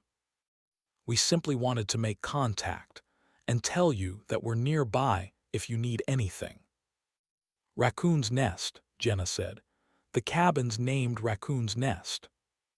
4 miles south of here," Tommy said, walking forward and holding up the map, even though the couple could surely barely see it from where they were standing. "Come up here and have some tea with us." The woman put her hand on her husband's shoulder and nodded at him. "It's okay, Bill. They look like good people." Bill hesitated. He looked at Molly and the others, then back at his wife. "All right," he said. "Come on up." A short while later, Molly smiled broadly as Janet and Bill offered them cups of tea with milk and a plate of cookies. "I feel like we're doing something normal," Molly said, holding the cookie to her mouth and breathing in its scent before biting off a chunk. "Well, this is normal for us," Janet said as she sat down in a large, high-backed armchair. "We've lived here for a long time. We didn't even realize the electricity had gone out until we went into town one day." "You made it to town," Jenna's eyes widened. "That's a long walk." "Oh no, dear, we took the truck." Janet smiled, but Bill squeezed her hand and shook his head at her. "I told you not to mention the truck," he said through gritted teeth. "Your truck works." Molly glanced at Tommy. "That's amazing." "Thought it might," Tommy added. "The older one, right?" "Don't worry." Molly put down her tea and laced her fingers together in her lap. "We won't tell anyone you have a working vehicle, but Janet, Bill's probably right. That's not the kind of information you want to throw around." Bill was nodding solemnly, but Janet shook her head at them both. "Oh, you're being overdramatic. Who's going to steal a truck from an elderly couple in the woods?" "You'd be surprised," Tommy said. "We've been through some things that would surprise you." Then, to Molly's surprise, he stood up and said to Bill, "Why don't I help you move it? Bring it round the back and cover it with branches." "I'll help." Jenna stood up too. Bill hesitated. He was finding it hard to trust them, which was sensible, but as he looked at the three of them, he pushed himself up from his seat and began to walk to the kitchen. "I'll fetch the keys." With the others gone, Molly accepted another tea from Janet, then helped her make sandwiches for everyone. "You have tomatoes." Molly's eyes widened as Janet passed her a basket of vegetables. "Oh, yes, dear. We grow all our own vegetables." Janet picked up a tomato and started slicing it. Molly took one from the basket and pressed it to her nose. Breathing it in, she sighed. How long had it been since she smelled fresh vegetables? When the others returned, they looked out of breath, but Bill and Tommy were laughing. Clearly, they'd made friends. "Thank you, young man." Bill patted Tommy on the back, and Tommy offered Molly a look that said he was pleased with himself, both for helping and for aiding their search for allies. Surely now, Bill and Janet could be counted as part of their wider community. As they sat down, Molly accepted a sandwich and watched as Tommy bit straight into his without even hesitating. Jenna too seemed almost to melt with happiness as she ate her food. "Oh," she said, rolling her eyes. "I don't remember tomatoes tasting this good.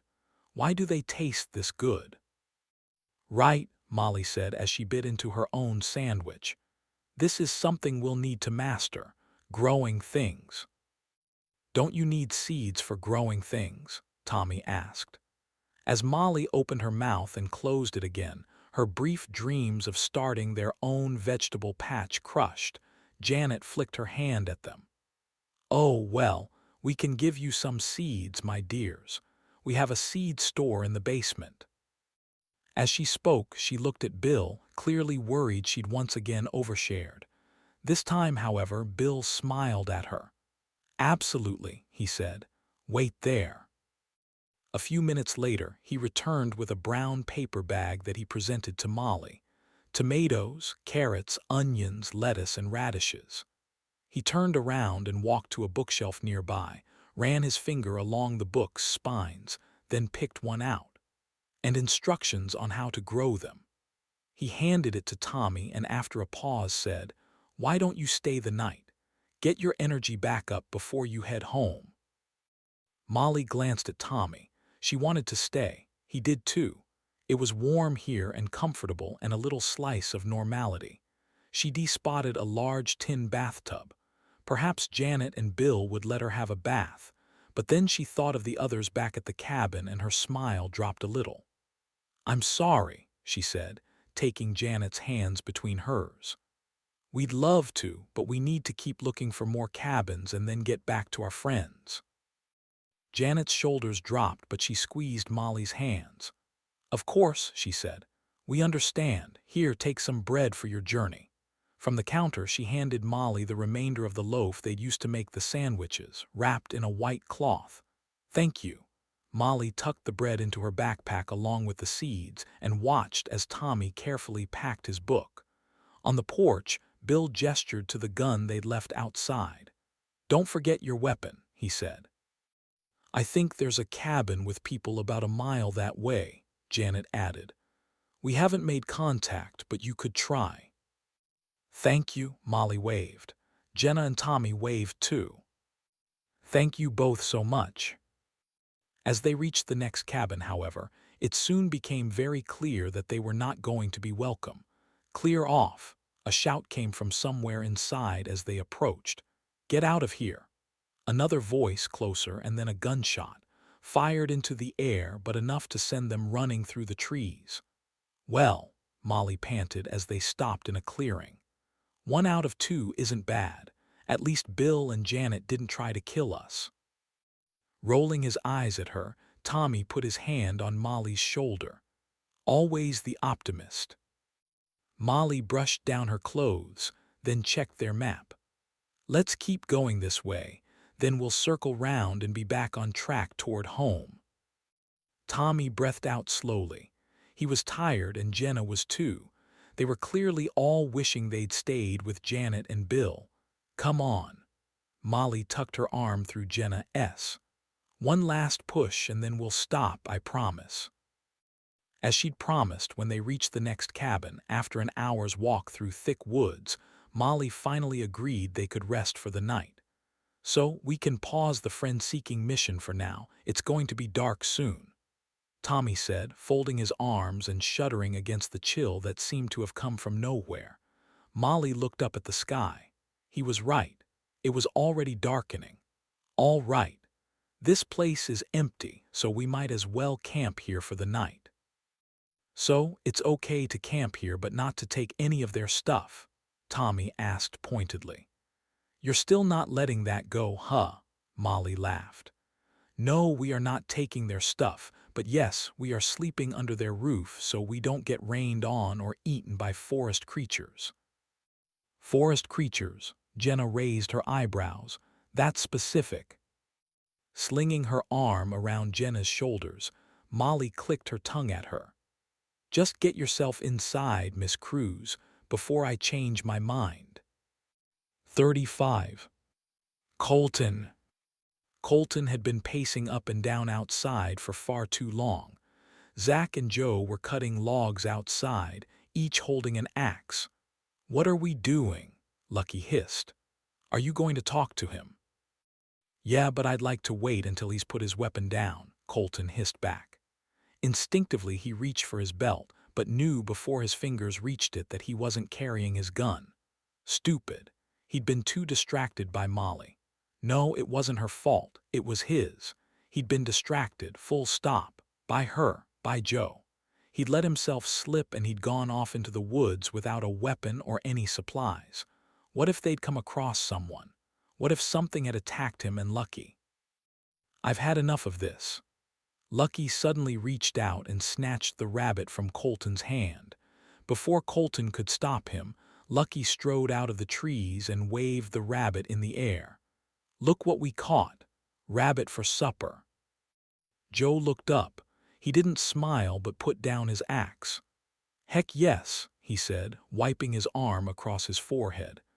"Zach S. had me doing this all afternoon. He's a real tough guy." Zach hadn't put down his axe, but was looking at Lucky as if he was trying to interpret whether things had gone well or badly in the woods. "Shall we get the stove going and skin this?" Lucky asked. "Zach, you're good at skinning meat, right?" "Wouldn't say I was good at it, but I don't mind it." As Colton shoved his hands into his pockets and looked Joe up and down, Joe glanced over at him. Could he tell something was going on? Maybe, but he wasn't showing it. "I'll help." Colton started walking toward the cabin. "Let's get inside. It'll be dark soon." As they sat down to their rabbit, Colton held his fork tightly in his hand and watched Joe carefully. "So, you two spent the whole day chopping wood?" "Not the whole day," Joe replied tightly. "We spent some time trying to figure out how to create an early warning system with some of the old cans and bottles we've got." "An early warning system for animals?" Colton asked. "Yeah, animals." Joe shrugged and looked at the window. He was always looking at the darn windows. It was the last straw. Slamming his fist onto the table, Colton scraped his chair back and in one swift movement was around the table, grabbing Joe by his shirt and slamming him up against the wall. Joe's eyes widened. He began to stutter. "Hey man, what the hell?" "I've had enough of you," Colton growled. "I've had enough of your lies. What are you hiding from?" He slammed Joe a second time, not caring that the boys were watching. "Just tell us." Lucky had stood up. "We know you're not telling the truth. We found your sneaker in the woods covered in blood." "And 2 dead bodies," Colton added, not releasing his grip. "You found." The color drained from Joe's face. His body went floppy. Instinctively, Colton let go as Joe dropped to the floor. "You found them." "Who are they?" Colton stood back, hands on hips. Without getting up from the floor, Joe buried his head in his hands. "They're my friends," he whispered. When Joe started sobbing, Colton heaved him up from the floor and deposited him on the couch. Lucky handed him a glass of water. "I was in jail." Joe's voice was low and cracked as he spoke. Lucky and Zach looked at one another. "Fairfield." Joe scraped his hair back. "I shouldn't have been in there. I'm not that kind of person." "What did you do?" Zach asked bluntly.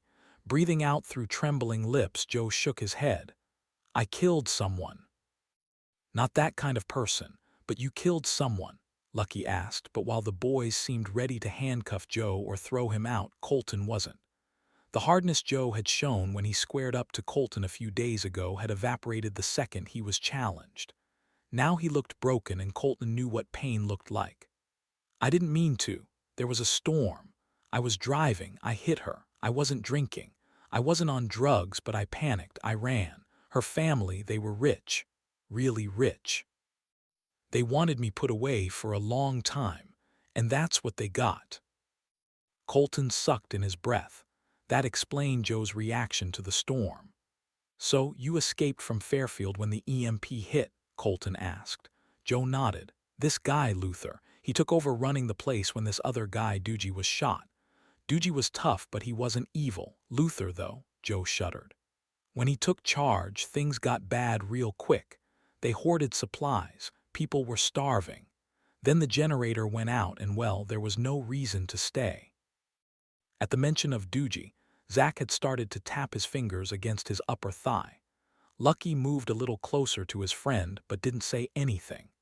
"We'd heard about this boogeyman running around in the woods shooting prisoners, but we thought it was just Luther making up stories to scare us into staying. So, me and a few guys escaped, hid out in town for a while." Joe scratched his fingers on a couch cushion he was holding in front of him. "Then he came for us." Who came for you? Colton sat down on the coffee table and leaned forward onto his knees. The boogeyman. Joe's eyes widened. He looked at the windows and shivered. A guard from Fairfield, Victor Fox, it was him. He was chasing down escaped prisoners, and Joe swallowed, looking down at his hands. Killing them or arresting them, depending on their crimes. Shoot, Lucky caught himself, then looked apologetically at Colton, who hated kids cursing. We hid in the woods, but he found us. He shot my friend Jim right in front of me, then Franco. Joe blinked hard as tears ran down his cheeks. Then I ran and he shot me too. It was dark, but he had a flashlight. He came after me. I jumped down into the gully and hid. He looked from Lucky to Zach. Then you found me and brought me here. As the boys sat down too on the other end of the couch from Joe, Colton shook his head. Why didn't you tell us this sooner? I should have. I know that, but if you'd found out I was a felon, that I was a convicted murderer, would you have let me stay? Colton pressed his lips together. Molly would have let him stay. She'd have heard his story and her heart would have ached for him. I'm sorry I lied to you, and I'm sorry for the way I behaved before. I just didn't want you to throw me out. This is the only place I've ever felt safe. At that, to Colton's shock, Joe folded onto his knees on the floor and pressed his palms together as if he was praying. Please, he begged. Don't send me out there alone. He'll find me. He'll kill me. Colton looked away. He couldn't look at the pained expression on Joe's face and make a clear-headed decision. Molly would let him stay, Lucky whispered. I know, Colton replied. We can't send him out there to die, and he did help us with the roof, Zach said. Colton breathed in deeply through his nose and held the air in his lungs for a moment. All right, he said. I'm not promising anything, but when the others return, we'll tell them the truth and we'll vote. All right. It'll be down to all of us whether you stay. Molly, Jenna, and Tommy get a say too, not just us three. Joe was nodding. He wiped his eyes with the back of his hand. As Colton helped him up, he nodded at him. It'll be all right, he said. We're not going to let anything happen to you. Oh, I wouldn't be so sure about that. A voice cut through the air in the cabin. At the same time, a cold wind whipped inside and the door clattered on its hinges. Joe staggered back. Lucky and Zach froze. Colton's fingers twitched as he reached for his gun. In front of him, Diego Cruz stepped to one side as 4 armed men filed in after him. Each held a shotgun. Each gun was pointed at them. It's him, Joe whispered. Colton looked at him, then back at the door. As he did, he realized Joe wasn't talking about Diego. He was talking about Victor Fox, the guard from the prison. Sauntering in after the armed guards, Victor was holding a large binder in his hands. Looks like we're both in luck, he said to Diego. Yes, Diego replied, grinning. It looks like we are. 36. Molly. Molly woke with an aching back. The couch in the cabin they'd camped in was unbelievably hard and had left her sore and stiff. Tommy and Jenna were awake too, tucking into a slice each of the bread Janet had given them. Here. Jenna held out a piece for Molly. It's a little stale, but it's still bread. Molly rubbed her temples. She'd never been a breakfast person, but knew she needed fuel for the day ahead. Thank you, she said, biting into it and trying to tell her stomach to enjoy it. We're starting toward home today, right? Tommy asked, clearly worried she was going to suggest they go farther north. Right. Molly stood up, bracing her lower back with her hands and stretching from side to side. We'll head for home, and if we come across anyone on the way, we can investigate. If not, we'll be back by nightfall. Good. Jenna stood up too and started to pack her bag. I miss it. Is that weird? Molly smiled at her, scraping her hair back into a ponytail while holding her bread between her teeth.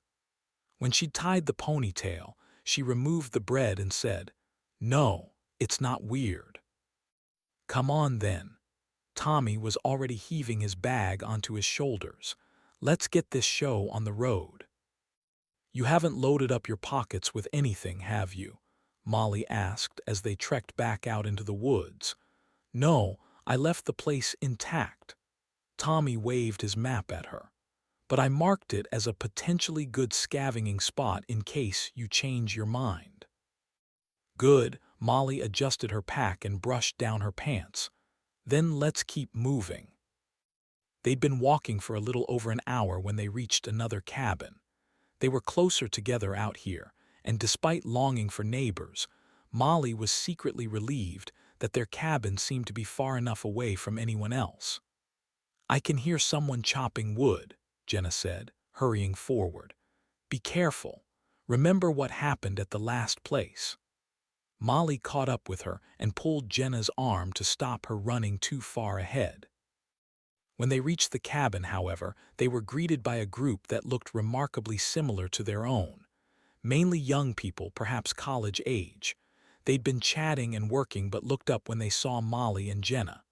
As Tommy appeared, the group tensed. Molly gestured for him to put his gun down. We have weapons, a girl said, stepping to the front of the group. Oh, I'm glad about that, Molly said to her. But we don't mean any harm. We live a few miles away, and we're just looking for others in the area. To make contact and say we're here if you need any help. The girl looked back at her friends. Right, she said, cool. You guys alone out here? Tommy had put his gun back into his jeans and was looking around at the cabin. 6 of us, the girl said. At that, a couple of guys joined her, still holding their axes. I'm Molly. Molly stepped forward and extended her hand. When no one took it, she added, This is Tommy and this is Jenna. We're from town, but we've taken up residence at my grandfather's old cabin. You're related? One of the guys asked. Molly tilted her head at the slightly odd question. Not exactly, Jenna answered before Molly had the chance to signal that she shouldn't. Molly was my teacher and Tommy's my friend's older brother. Teacher? The guy looked at his friends. The girl who'd spoken first looked from Molly to Jenna. As she did, her eyes widened. Sorry, she said, you should go. We're not interested in being friends. Is everything all right? Although Tommy seemed happy to walk away as requested, something wasn't sitting right in Molly's gut. Something was going on here. She didn't like the way they looked at her and Jenna. Why did you ask if we're related? As the girl opened her mouth, one of the guys shook his head at her. Leave it, he whispered. We're not getting involved. She looked at him for a moment, then breathed in slowly and said, Sorry, Ben's right. You should leave. Tommy gestured for Molly to do as they were asked. Come on. They're not psychopaths, they just don't want us here. Molly hesitated. Everything in her body was screaming at her that she should push the girl further, but then she noticed one of the guys reaching for his belt. They were being polite now, but that didn't mean it would stay that way. Okay, she said. I'm sorry we bothered you. We're due south of here if you ever need anything. They reached the edge of the woods when they heard Ben shout, Sophie, don't. I'm sorry. The girl, who must be called Sophie, caught up with them and stopped in front of Molly. I'm sorry, but I think you should know. Know what? Molly frowned. Sophie looked hesitantly at Jenna, then back at Molly. Someone was here yesterday morning asking about his daughter. A sickening heat crept through Molly's arms. He seemed real upset. Said she'd run off with this schoolteacher who'd brainwashed her to think her family didn't love her. Said he'd been searching for weeks. Molly's knees weakened. Next to her, Jenna let out a small cry. My dad's here. He's looking for me. He wasn't alone, the girl said. He had a map, but they were having trouble interpreting it. Molly moved forward, looking into Sophie's eyes as if they might show her a picture of what had happened. He was with a big guy in uniform, maybe a prison guard, and some other guys with guns. Sophie shuddered. We were pretty scared, but we didn't know anything, so they just moved on. Molly breathed out a long, heavy breath. Tommy had put his arm around Jenna. Thank you, Molly blinked at Sophie. Thank you for telling us. Then she turned to the others. We have to go now. As they ran back into the thick trees, Molly's mind was racing. If Diego was here yesterday, he could have made it to the cabin by now, and Sophie said he was with others. Others with guns. She gritted her teeth. They should have told Hicks to lock Diego up and throw away the key. She was trying to stop herself imagining all the terrifying scenarios that could be taking place right now back at the cabin when Tommy shouted for her. Molly, wait, it's Jenna. Turning on her heels, Molly scanned the trees and spotted Tommy. He was crouched down in front of Jenna, who was on the ground.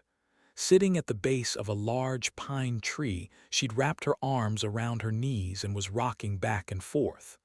Jenna, it's okay. Tommy looked up at Molly, eyes wide, clearly unsure what to do. What's wrong with her? Did she hurt herself?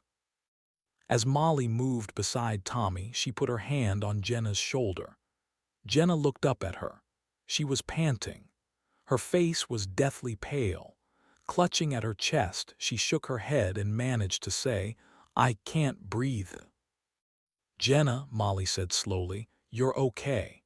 I think you're having a panic attack. Look at me and focus on your breathing. 1, 2, 3, that's it, in and out. As Jenna's breathing steadied a little, she began to shake. Tears sprang to her eyes, and then she was sobbing. Stepping back as if he was intruding on something, Tommy braced his hands behind his neck. He looked angry, not with Jenna, with a father who could elicit this kind of response in his daughter. Jenna, Molly said firmly, I'm sorry, but we have to go. I promise you, we will not let your father hurt you. Jenna nodded. After a pause, she nodded again, inhaled sharply, then clambered to her feet. I'm sorry, she said. Don't apologize, I understand. Now look, I'd suggest we leave you here or go back and leave you with Jean and Bill, but we don't know where your father is and I think we're safer together. She looked at Tommy, who moved closer. I agree, he said. So, do you think you can do this? Molly met Jenna's eyes. Because I believe you can.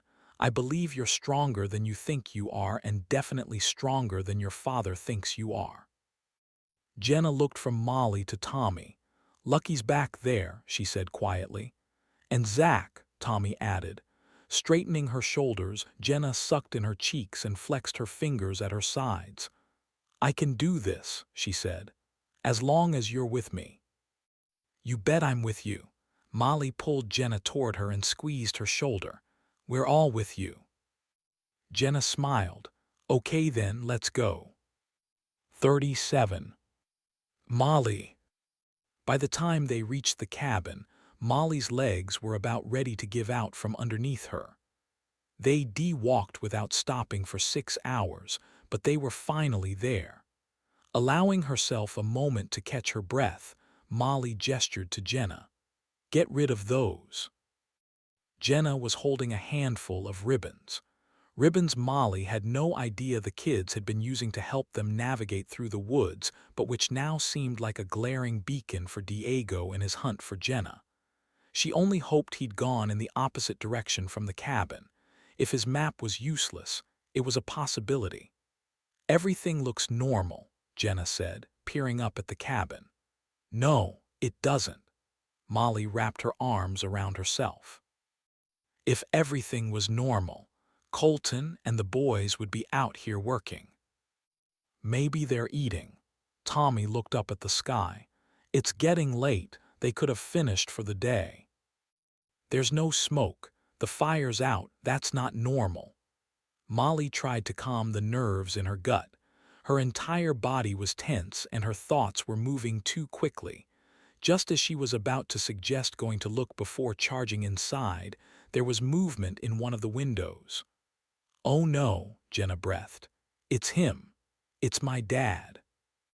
Molly's blood went cold as the shadowy figure of Diego Cruz moved slowly in front of the kitchen window. He's already inside. Molly looked at Tommy. What do we do?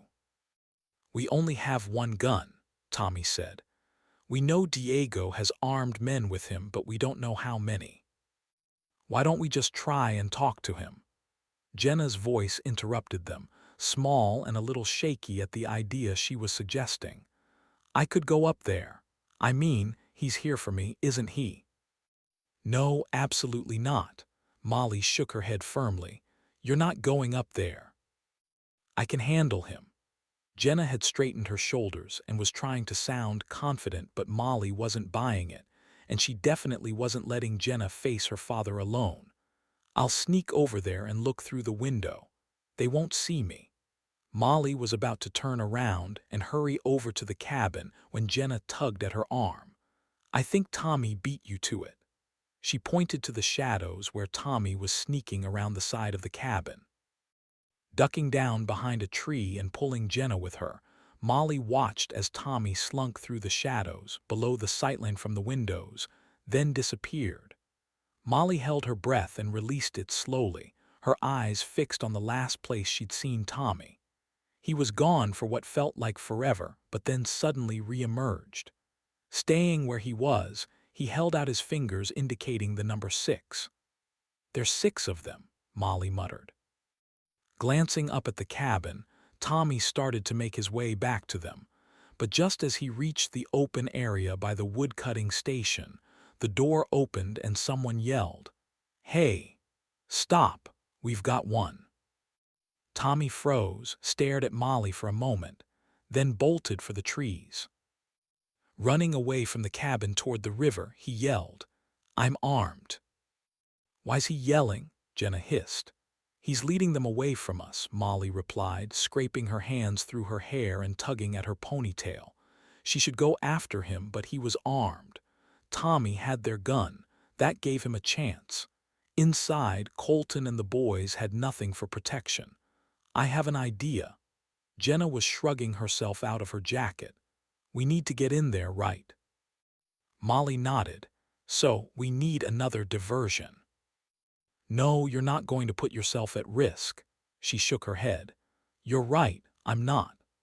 Jenna took her jacket and slung it over some branches that were in clear view of the cabin, then stepped back into the shadows and reached for her backpack. We make a noise. When they see the jacket, they'll come out here and we'll take them by surprise. Molly let the idea sink in for a second. Take them by surprise. With what? Jenna was searching the ground in front of them. With these. She handed Molly a large broken branch that had come loose in the storm and picked one up herself.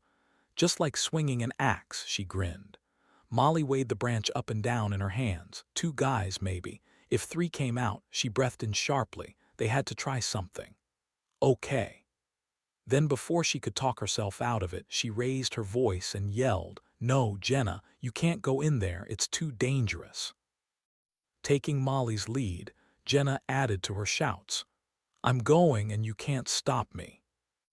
Not even a second later, as they ducked farther back into the undergrowth and stopped yelling, the door opened. Diego stepped outside with 2 other men. Instantly, one of them spotted Jenna's jacket. "There, boss. Someone's out there." "Then go," Diego yelled furiously, shoving the guard down the steps. "Get my daughter." As the guard walked closer, Molly held her breath. When he reached the jacket, he cursed. Picking it up, he looked into the bushes, then back at Diego, who motioned for him to keep going. Deliberately, Molly coughed. The guy raised his gun and stepped into the trees. Come out, wherever you are," he called out in a sing-song tone. Molly raised her piece of wood. Jenna did the same. As the guard moved past them, they jumped, whacking him so that he yelled and fell to the ground. "Get out there," Diego was shouting to the remaining guard up on the porch.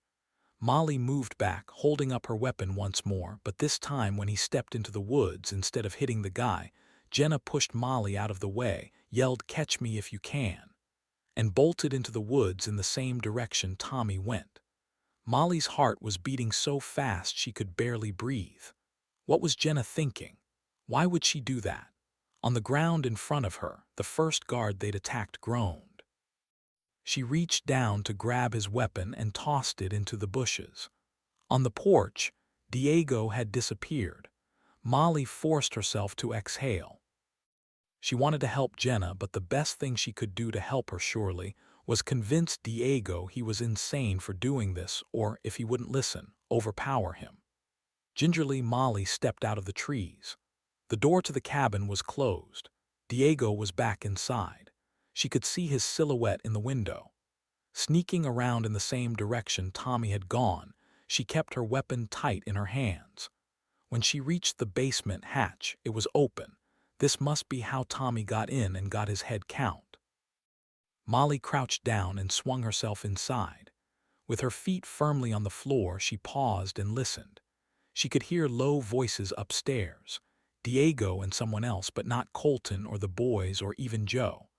Ascending the stairs, she was about to press her ear to the door when the top step creaked loudly. Molly inhaled sharply. She held her breath, but it was too late. The voices inside had gone silent. Seconds later, the door clattered open. Hands reached for her and hauled her into the room. Her tree branch dropped to the floor and someone knocked her feet out from under her, so she stumbled and fell to the floor. "Molly!" It was Colton's voice. When she looked up, she saw him, Zach and Lucky, sitting on the floor in front of the extinguished fire. Their hands were tied. Across the room, Joe was tied up too. All of them were staring at her. "You're okay," Molly breathed, looking at Colton. "For now," he replied quietly. "Where's the girl?" A voice Molly recognized came from behind her, but it wasn't Diego. It was Victor. Victor Fox, the prison guard. "Where is she?" Fox growled, grabbing Molly's collar and heaving her to her feet. As Fox looked back at Diego, Molly shook her head. "You really think I'm going to tell you where she is?" Without even pausing, Victor drew back his hand and slapped Molly across the face. She stumbled backward. Victor's eyes widened as if he was surprised by his own actions, but when Colton tried to get to his feet, yelling that he was going to kill Victor if he laid another hand on Molly, Victor grabbed her by the arms and kicked Colton in the leg, right in the knee. His bad knee. Colton fell back to the ground, unable this time to hide the pain. As he writhed on the floor and Lucky and Zach scooted over to try and help him, Molly tugged out of Victor's grasp and turned to him. "I thought you were a prison guard." She shook her head. "You're supposed to protect people, not attack people. What are you doing? And Diego, you think this is how you'll convince Jenna to give you another shot?" Victor narrowed his eyes at her. From across the room, Joe mumbled, "Molly, don't. He's dangerous." Then finally Diego stepped forward. Shoving Victor out of the way as if he meant nothing, Diego shook his fingers as if he was trying to release some tension and tilted his head from side to side. "Mr. Fox and I have a deal. He's helped me to find Jenna. I've given him resources to round up criminals like Mr. Mullins over there." "Criminals?" Molly looked at Joe, who hung his head. "Lucky for both of us, I suppose, that one of his criminals and my daughter ended up in the same place." "You see this?" Victor had stepped forward. He was holding something. Diego rolled his eyes as if he'd heard what Victor was about to say before. "This is a binder full to the brim of men who should be in jail. They escaped, but I'm rectifying that." Swaggering a little as he walked over to Joe, Victor stabbed his thumb at a page in the binder and said, "Some of them, the not-so-bad ones, get taken to the police station. Others, the really bad guys like Mr. Mullins here, well, they're dealt with." "Executed, you mean?" Joe yelled. His face was red and tears were running down his cheeks. "Well, if that's what you're going to do, just get on with it." As Joe spoke, rage flashed across Victor's face. He drew back the binder and slammed it into Joe's stomach, then across his face, then his shoulders. Joe crumpled into a ball, ducking his head to protect himself. Molly looked at Diego. "You can't let him do this. It's his thing, not mine. I'm here for my daughter." Diego stepped back, simply watching as Victor took out his anger on Joe. From behind her, Lucky called out, "What he did was an accident. He didn't mean to kill that girl. Leave him alone." Panting, Victor finally stopped. He looked at Diego and straightened his shirt.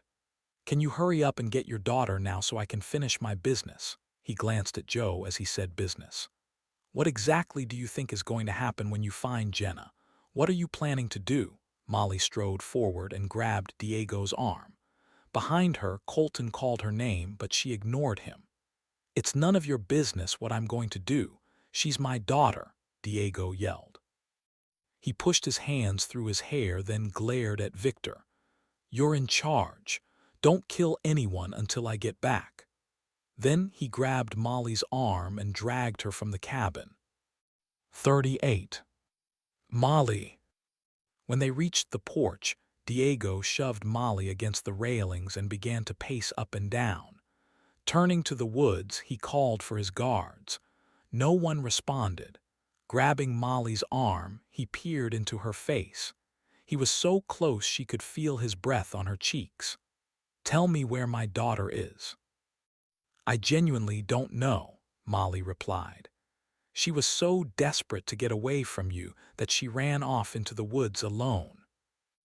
Diego straightened his shoulders and drew a deep breath, then looked back at the cabin.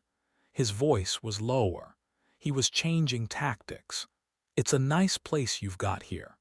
He reached into his pocket and drew out a lighter. "It'd be an awful shame if it went up in flames because you weren't cooperating." "You wouldn't do that. You're a fireman, you know what could happen. The whole woods could go up." "Not likely," Diego said. "There's been some heavy rain, and besides, it's a risk I'd be willing to take to get my daughter back." Molly pressed her lips together. She was not going to say any more, not a word. Diego examined her face. He waited. When she didn't speak, he let out a guttural groan, then grabbed her wrist and dragged her down the steps toward the woods. "Which way did she go?" he asked. "Tell me, Jenna. Jenna." Molly frowned at him. Something in his voice was different as he called Jenna's name. "You're worried about her." The words left Molly's mouth as she was still forming the thoughts. "You're actually really worried about her." Diego was pacing again, this time under the cover of the trees. When he stopped, he noticed Jenna's jacket on the ground and picked it up. "She's my daughter," he said. Molly noticed his fingers tighten on the jacket. "She's my daughter. I'm supposed to protect her." Molly almost scoffed. "Protect her? You think I don't care about her?" He turned back to Molly, anger returning to his face. "You think I didn't worry about her every day since she left? Worry about what she was doing out here, about her getting hurt, about her winding up dead without me to keep her safe." Molly shook her head. Was he serious? He genuinely thought the way he'd behaved back at the Cal was the way to keep Jenna safe. "If you care for Jenna, this is not the way to show it." Diego was looking at her, his eyes scanning her face as if he was trying to understand what she was saying, when behind them a gunshot rang out. Molly froze. Diego looked from the woods to the house, then ran back into the clearing in front of the cabin just as Victor emerged from inside. "What was that?" Victor asked, trotting down the steps. Before Diego could answer, however, something moved in the trees and Molly turned to see Jenna and Tommy marching Diego's men out of the woods. A flash of something that was almost like pride crossed Diego's face as he saw his daughter, but almost as soon as it was there, it was gone. "Jenna Maria Cruz, come here now." Jenna stopped and tilted her head at her father. No, she was holding one of the guards' guns and now marched forward, handing it to Molly, who instinctively switched places and grabbed hold of Jenna's hostage. For a moment, As Jenna looked at her father, her expression wavered.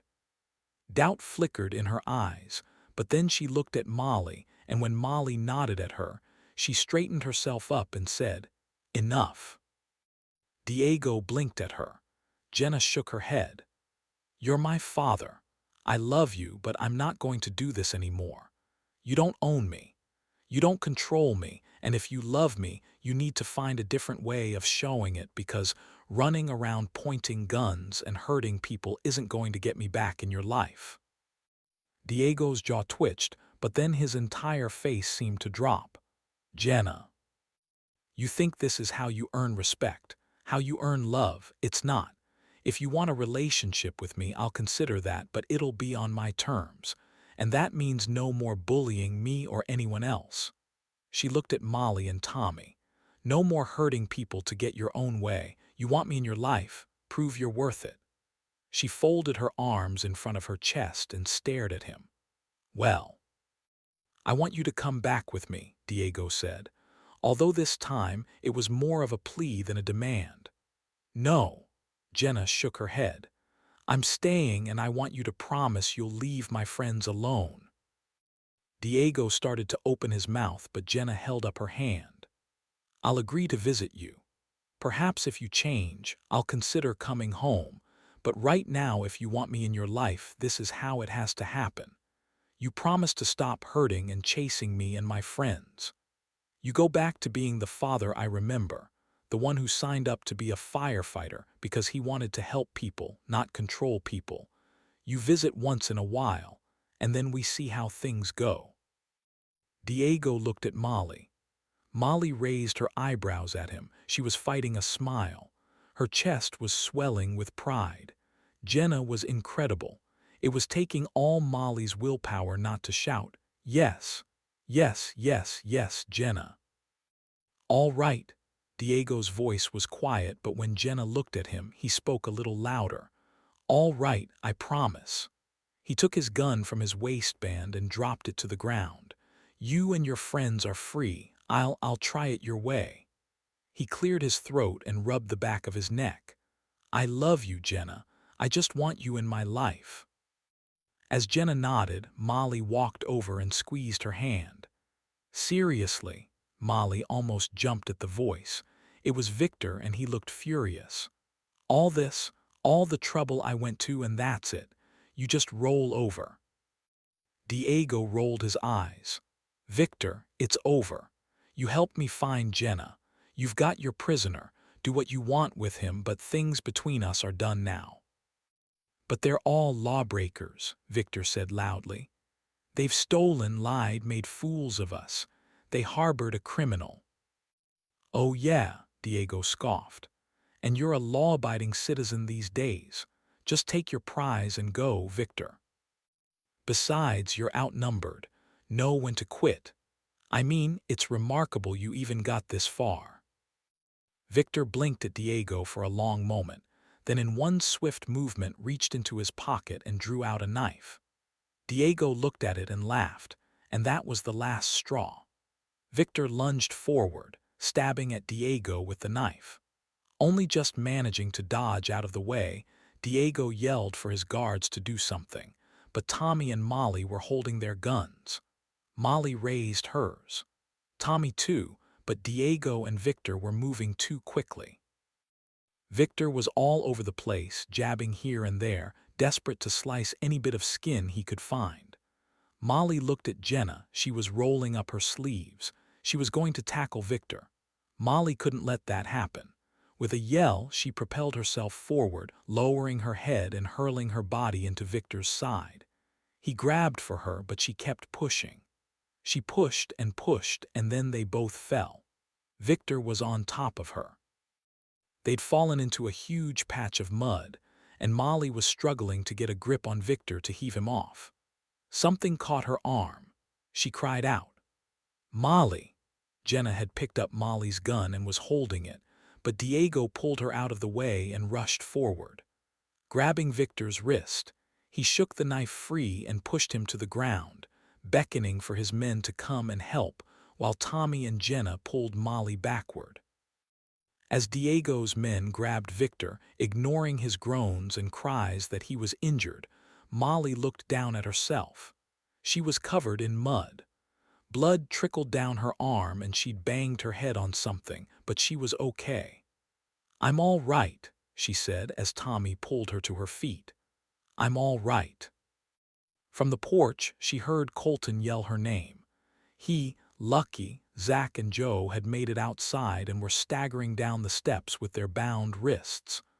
Colton made straight for Diego, but Molly grabbed for him. "It's okay," she said, shaking her head and glancing at Jenna's father. "We have an understanding." "You do?" Colton frowned at Diego. Diego nodded. "We do." He was holding Victor's knife and stepped closer to Colton. Colton's body tensed, but keeping eye contact, Diego simply sliced Colton free from his bonds and stood back. "An understanding?" Colton asked Molly as Diego moved away to talk to Jenna. "What happened out here?" "It's a long story." Molly shook her arms and bits of mud flew into the air. "A really long story." 39. Colton. "What do we do with him?" Molly was looking at Victor, who was now sporting a pair of his own handcuffs and sitting with his back up against their log-cutting stump while Diego's soldiers guarded him. "Diego offered to take him back to town, but I think I'd like to go with them," Colton said, trying to stop himself from telling Molly to go inside and see to her injured arm. "I think that's a good idea. We'll be fine here." Molly breathed in slowly as if she was trying to convince herself that was true. "I know you will." Colton was watching her face and was about to ask what exactly had prompted Diego's sudden change of heart when he heard the cabin door open. "Hi." It was Joe. Looking sheepishly at Molly, he rubbed the back of his neck and cleared his throat. "I, just wanted to say thank you. And I guess, now that the boogeyman's been captured, I should be going." As Molly reached out to shake Joe's hand, Colton breathed in slowly. Strangely, finding out the truth about Joe's past had made Colton warm to him. Yes, he'd made mistakes, but with the missing pieces in place, everything that had seemed so suspicious about his behavior made sense. "Actually," Colton said, offering Molly a look that he hoped said, "Trust me on this one. Joe, if you want to stay, I'm not going to throw you out. You've been useful. And as long as there are no more secrets." As Molly's eyes widened a little, Joe's eyebrows tweaked upwards. He shook his head and then, for perhaps the first time, smiled. "Thank you," he said. "Really, thank you." Then he looked at Victor. "But Mr. Fox has some of my friends prisoner back at the police station, and I'd really like to go check on them. They're not family, but—" "But they're your family," Molly said. "We get that. Of course you should go." Nodding, Colton folded his arms in front of his chest. "I'll go with you. I know the guy who's running things at the high school, a cop, a good guy. We can hand Mr. Fox over to him and let your friends out." Looking up at the sky, Colton added, "It's too late to leave now. We'll stay here tonight and then first thing tomorrow we move out. That all right with you?" As if he was surprised to have been asked, Joe nodded. "You mind relaying that information to Mr. Cruz? I'm not quite in the mood to talk with him just yet." "Sure thing." Although older, Joe reminded Colton a little of Lucky, as if he simply wasn't used to being given any level of responsibility or trust. "That was nice of you," Molly whispered as Joe trotted down the steps and approached Diego. "I'm a nice guy," Colton replied. Then, because he couldn't resist any longer, "and this nice guy would very much like you to go see to your bleeding arm before it gets infected." "Little bit of an overreaction," Molly said, smiling, "but okay. If you say so." They were at the door when she looked back over her shoulder and added, "Where do we keep Victor tonight?" "Oh, I think a nice damp basement with a cold, hard floor should suffice." Colton tensed his jaw. "Maybe I'll leave the hatch open and hope it rains." 24 hours later. As they approached the police station, Colton tried to focus on the task at hand rather than the changes to the buildings and streets since they left. Somehow, it looked both cleaner and more disheveled at the same time, but it felt safer, which must be down to Hicks. "We'll leave Victor at the station, then go find Hicks," Colton told Joe. "I'll watch him," Diego volunteered. Nodding, Colton examined Diego's face. His change of heart seemed genuine, but after what they'd been through, there was no way Colton was going to offer this man his unconditional trust. Diego Cruz would have to prove he was a changed man. Jesus! Diego had begun to cough. The stench. Colton wrinkled his nose. Next to him, sweating from the pace of their quick march back into town, Victor's face paled. "What is that?" Colton asked Victor. Blinking quickly, Victor looked from Joe to Colton. "No idea," he croaked. "Maybe best to go straight to this friend of yours, Hicks. There's nothing inside worth seeing." "Except my friends," Joe snapped. At that, Victor looked down at his feet and licked his lower lip. Colton was about to grab him by the shoulders and ask what the heck was going on when the door to the police station flew open. Coughing and spluttering, someone stepped outside. Colton gestured for everyone to keep still, watching closely. Then a smile spread across his lips. "Hicks!" He raised his voice and moved forward, dragging Victor with him. "Hicks!" At the entrance of the station, Hicks looked up and pulled a cloth away from his mouth. "Colton, what the heck are you doing here?" Hurrying forward, Hicks didn't even hesitate to throw his arms around Colton and slap his back. "This here is Mr. Victor Fox." Colton stood back and gestured to Victor. "He's the one who's been running around bumping off prisoners who have escaped from Fairfield." Hicks' eyes widened. "Is he now?" "He even chased down me and my friends, threatened us." Colton nudged Victor forward, enjoying the fact that the man's chubby knees were trembling. "Then I suppose you're responsible for what I found in there." Hicks' face had set into a stony stare. "Are you?" He raised his voice. "I said, are you?" Why, yes, sir." Victor's lower lip began to tremble, "but I was only trying to keep the town safe." "Shut up," Hicks pulled on Victor's arm. "I don't want to hear it." Waving at Colton, he gestured for them all to follow and began to drag Victor inside. As they entered the building, Colton slammed his hand over his mouth. The smell was awful. "I found a dead body in here," Hicks said, shoving Victor through some double doors that led to a line of open cells. "And a bunch of men, trapped, with no food or water." Victor had begun to cry. "I'm sorry," he muttered. "You will be." Pulling back one of the cell doors, Hicks shoved Victor inside and, drowning out his cries of protest, slammed the cell closed. Back outside, away from Victor's cries to be released, Hicks rubbed his hands together and shook his head. "I won't leave him in there to rot. I'll just leave him long enough to let him think about what he did to those poor men." Colton glanced at Joe. His face was pale. "I think," Colton said, "that those men were Joe's friends. Hicks, I know they're technically felons, but—" "Don't worry," Hicks cut in, looking at Joe. "I let your friends go. None of them had committed any offenses since their escape.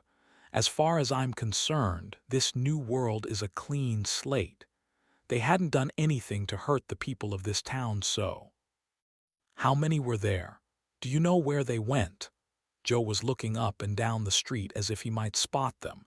When he returned his gaze to Hicks, he added quietly, "The dead man. Do you know his name?" "I don't, I'm afraid," Hicks said solemnly. "But I know the ones I let out said they were heading to Fuller's Woods." Hicks nodded to indicate the direction. "I told them they could stay, but they said they wanted to stick to their original plan." As Joe's eyes brightened, he looked at Colton. "You know where they're headed?" Colton asked. Joe nodded. "Then you better go catch up with them." Colton patted Joe's shoulder. "Good luck." "Thank you." Joe looked from Colton to Hicks. Both of you, thanks." Then without looking back, he set off to find his friends. As they watched Joe leave, Hicks turned slowly to Diego.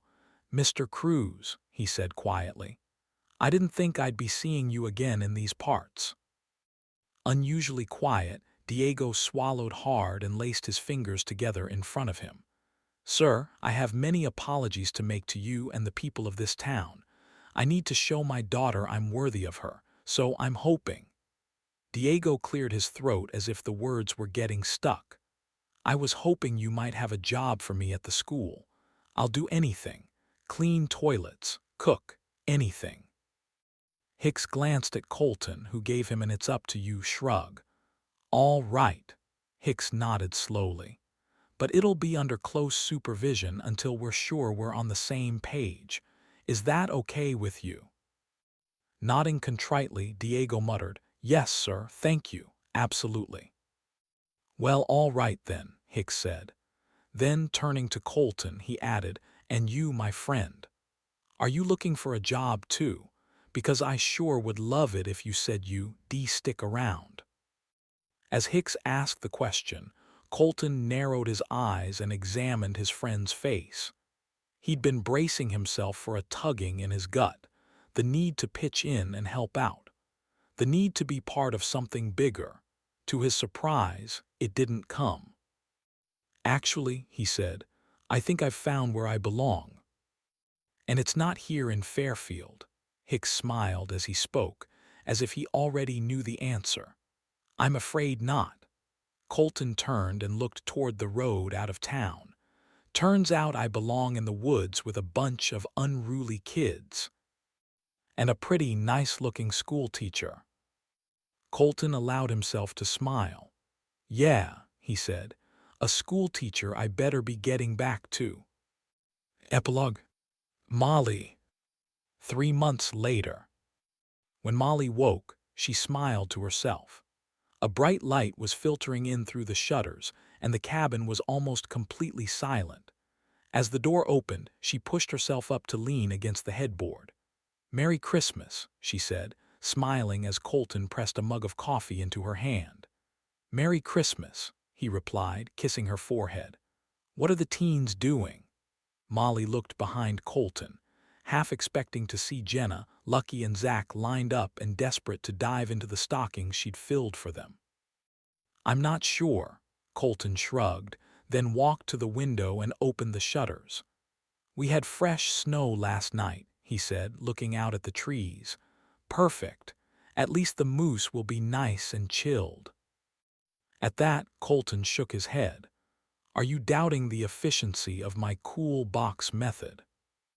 "Never." She smiled at him and pulled her sweater on over her head. "I'm sure it's foolproof, but I've never had Christmas mousse before. I want it to be perfect." Molly stood up and slid her feet into her slippers. "It's weirdly quiet in the living room. Are you sure they're not getting up to no good? Where's Tommy? Is he supervising?" "They're teenagers, not toddlers," Colton chuckled. "I know, but they're so excited to have Scarlett and Eric visiting today I'm worried it'll go to their heads." Molly was heading for the door. "Then we should definitely go check on them." Colton stepped in front of her and opened the door in an exaggeratedly chivalrous fashion. Molly laughed at him and narrowed her eyes. "You're strangely joyful today. I didn't realize you liked Christmas." "Who doesn't like Christmas?" As Colton followed her down the hallway, Molly smiled at the paper chains she'd strung up a few days ago. They were in the living room, too. As she stepped inside, half wondering whether to make more decorations, she gasped. Right there next to the fire was an enormous fir tree. "When did you do this?" she breathed. Next to her, Colton shrugged his shoulders. He looked pleased with himself.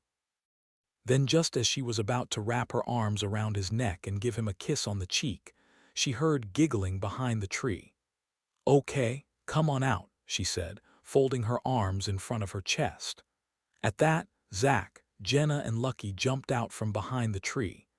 Jenna was holding a large box and pressed it into Molly's hands as she gave her a peck on the cheek. "We found decorations," she said. Up in the attic weeks ago. Molly looked from one sneaky teenager to the next. So, this whole thing about not having a tree. She turned around and raised her eyebrows at Colton. About it not being a priority. That was just to throw me off the scent.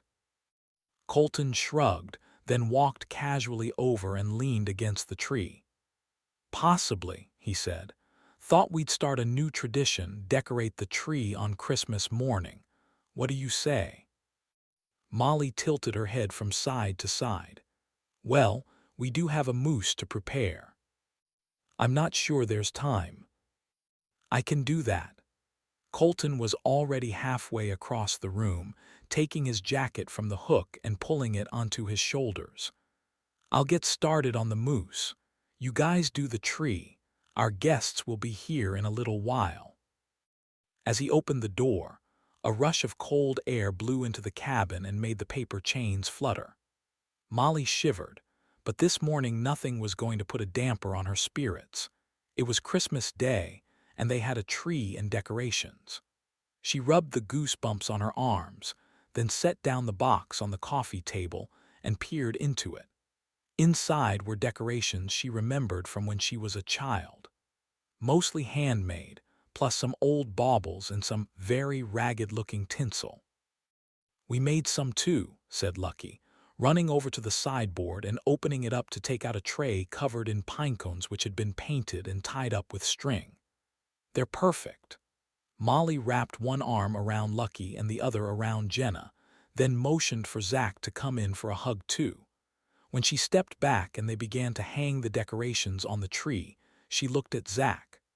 Where is your brother? Zach laughed, still sleeping. He said all he wanted for Christmas was to sleep in. Molly laughed too.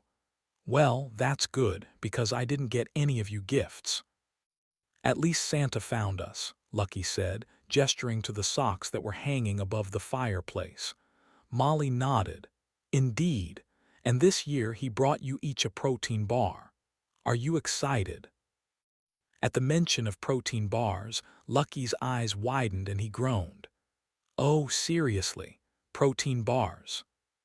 Stringing tinsel around the top of the tree, Molly laughed. No, not seriously, she said, glancing at him. But wait until Colton comes back inside before we open them, and until Tommy is awake.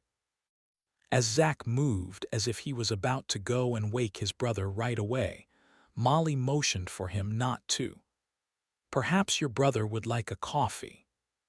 Rolling his eyes, Zach put down his handful of decorations and plodded over to the kitchen.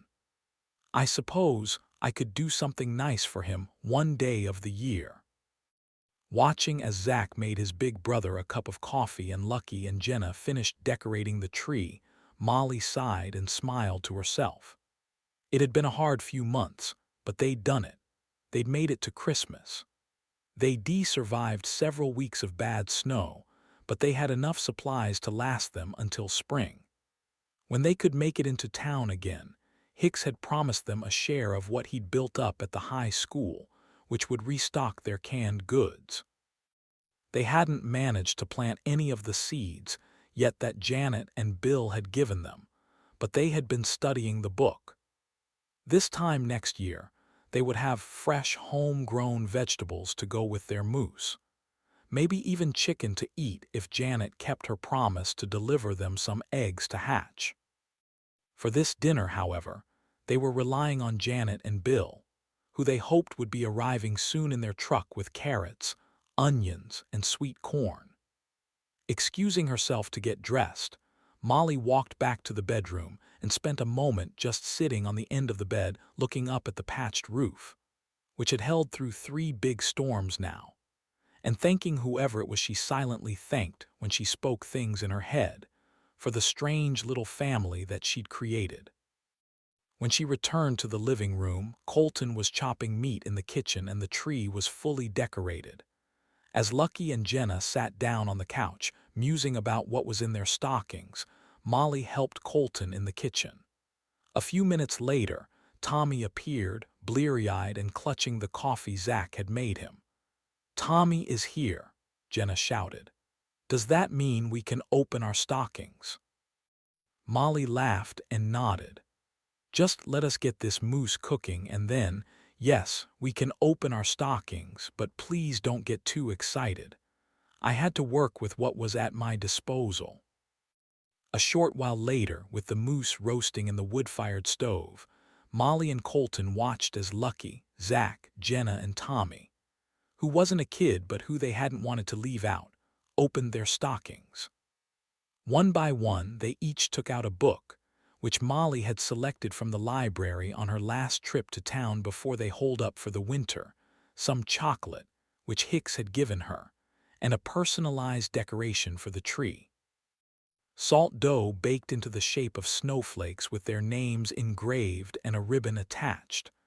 As Jenna's eyes started to well up, Molly wiped tears from her own eyes and reached into her pocket.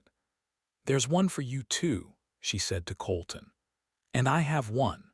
Shall we put them on the tree?" Colton nodded and squeezed her hand. "Yes, we should." "Aw," Tommy nudged Molly's shoulder and grinned at her. "Gee, thanks, Mom and Dad." "Shut up," she said, "or you'll be getting the wrong end of the mousse for your dinner." Just as they finished hanging their handmade snowflakes on the tree, they heard a noise from outside. A truck. It must be Janet and Bill. Jenna ran to the window and peered out. "It's them," she called. Together, everyone grabbed their coats and rushed to the porch as the truck doors opened. With a snow plow attached to the front, Janet and Bill had made it to them via the track they'd cleared earlier in the week and were opening the doors for Eric, Scarlett, and Argent to tumble out. As the twins shrieked and rushed up to the house, throwing their arms around their friends, Alex carried Laura up onto the porch while Tommy hurried down and brought Laura's chair for her. "Argent, dude, you look cool," Tommy said, ruffling Argent's fur and admiring the big red bow around his neck. "I was kinda hoping you'd come dressed as a reindeer, though." "We brought carrots," Janet said proudly, handing Molly a bag. "Onions, sweet corn, and potatoes." "Oh, wow." Molly pulled Janet in for a hug, then guided her inside. "Then we better get started." She was about to unload the vegetables onto the kitchen counter, while the others chattered loudly in the living room, when a tap-tap-tap on the door caused everyone to stop talking. Molly looked around the room. They were all here. Who could possibly be knocking? As tension filled the air, Tommy walked over to the door. Molly noticed Colton looking for his gun. Slowly, Tommy pulled the door open. "Diego." "I came for my daughter." Diego leaned on the doorframe. He was panting, his coat covered in snow, and his face was red. As Jenna stepped forward, Diego looked at her. "Dad." "I couldn't spend Christmas without you," he said. Jenna gestured for Tommy to let him inside. As he slowly walked in, Diego reached into his coat. Molly put down her bag and moved to rush over. "Stop," she said. Diego paused and frowned at her. "I brought Jenna a gift." He'd taken out a small brown package. "I won't stay. I just wanted her to have it." And then he turned and walked out, closing the door behind him. Jenna held the package in her hands as if it might explode or disintegrate. Looking at the others, she hesitated. Then Eric said, "Go on, open it." Gingerly, she turned it over in her hands and unfastened the string. When she opened it, Molly saw her face grow pink. She shook her head, blinking quickly, then held the open package for Molly to see. "Swiss Family Robinson," she said. "He gave me a new copy of Swiss Family Robinson." As the others smiled, Molly walked over and put her hand on Jenna's shoulder. "He can't have gotten far. Why don't you go ask your dad to stay for Christmas dinner?" Jenna looked around the group, then back at Molly. "You're sure?" Molly nodded. "Yes, it's time for a fresh start. What better way to celebrate that?" A few hours later, having played every board game in the house, enjoyed the Christmas cookies Laura had made, and eaten far too much mousse, Everyone collapsed in the living room. "Charades?" Scarlett asked. The others groaned. "Give it a rest, Scar. Haven't you won enough games yet?" Zack teased. In the kitchen, making coffee, Molly leaned against the countertop and smiled. "We did it," she whispered to Colton. "We made Christmas good." "You made Christmas good," Colton said, putting his arm around her. "None of us would be here if it wasn't for you, Molly O'Neill. We have a lot to thank you for." As he hugged her, Colton reached back with his other hand and opened a drawer beneath the counter. "I have a lot to thank you for." Molly frowned as Colton pressed a neatly wrapped gift into her hands. "I didn't get you anything," she said. Colton didn't reply, simply tilted his head and gestured for her to open it. Gently, Molly tugged the string. As she looked at the gift inside, her lips spread into an enormous smile. "My side of the mountain," she breathed. "How did you even know?" Colton shrugged. "I pay attention," he said. "Marines are trained to pay attention." "It's perfect." Molly pressed the book to her chest. "Well, Diego kind of stole my thunder," Colton said, glancing across the room at Jenna and her father. "No," Molly replied, slipping her hand into Colton's. "He didn't. This is wonderful." She smiled as she looked at their bustling little cabin, full of people and smiles. "It's all wonderful. I guess picking your own family has its benefits." Colton's eyebrow twitched as he smiled. "It certainly does," Molly thought. "It certainly does." Dark Nation Book 3.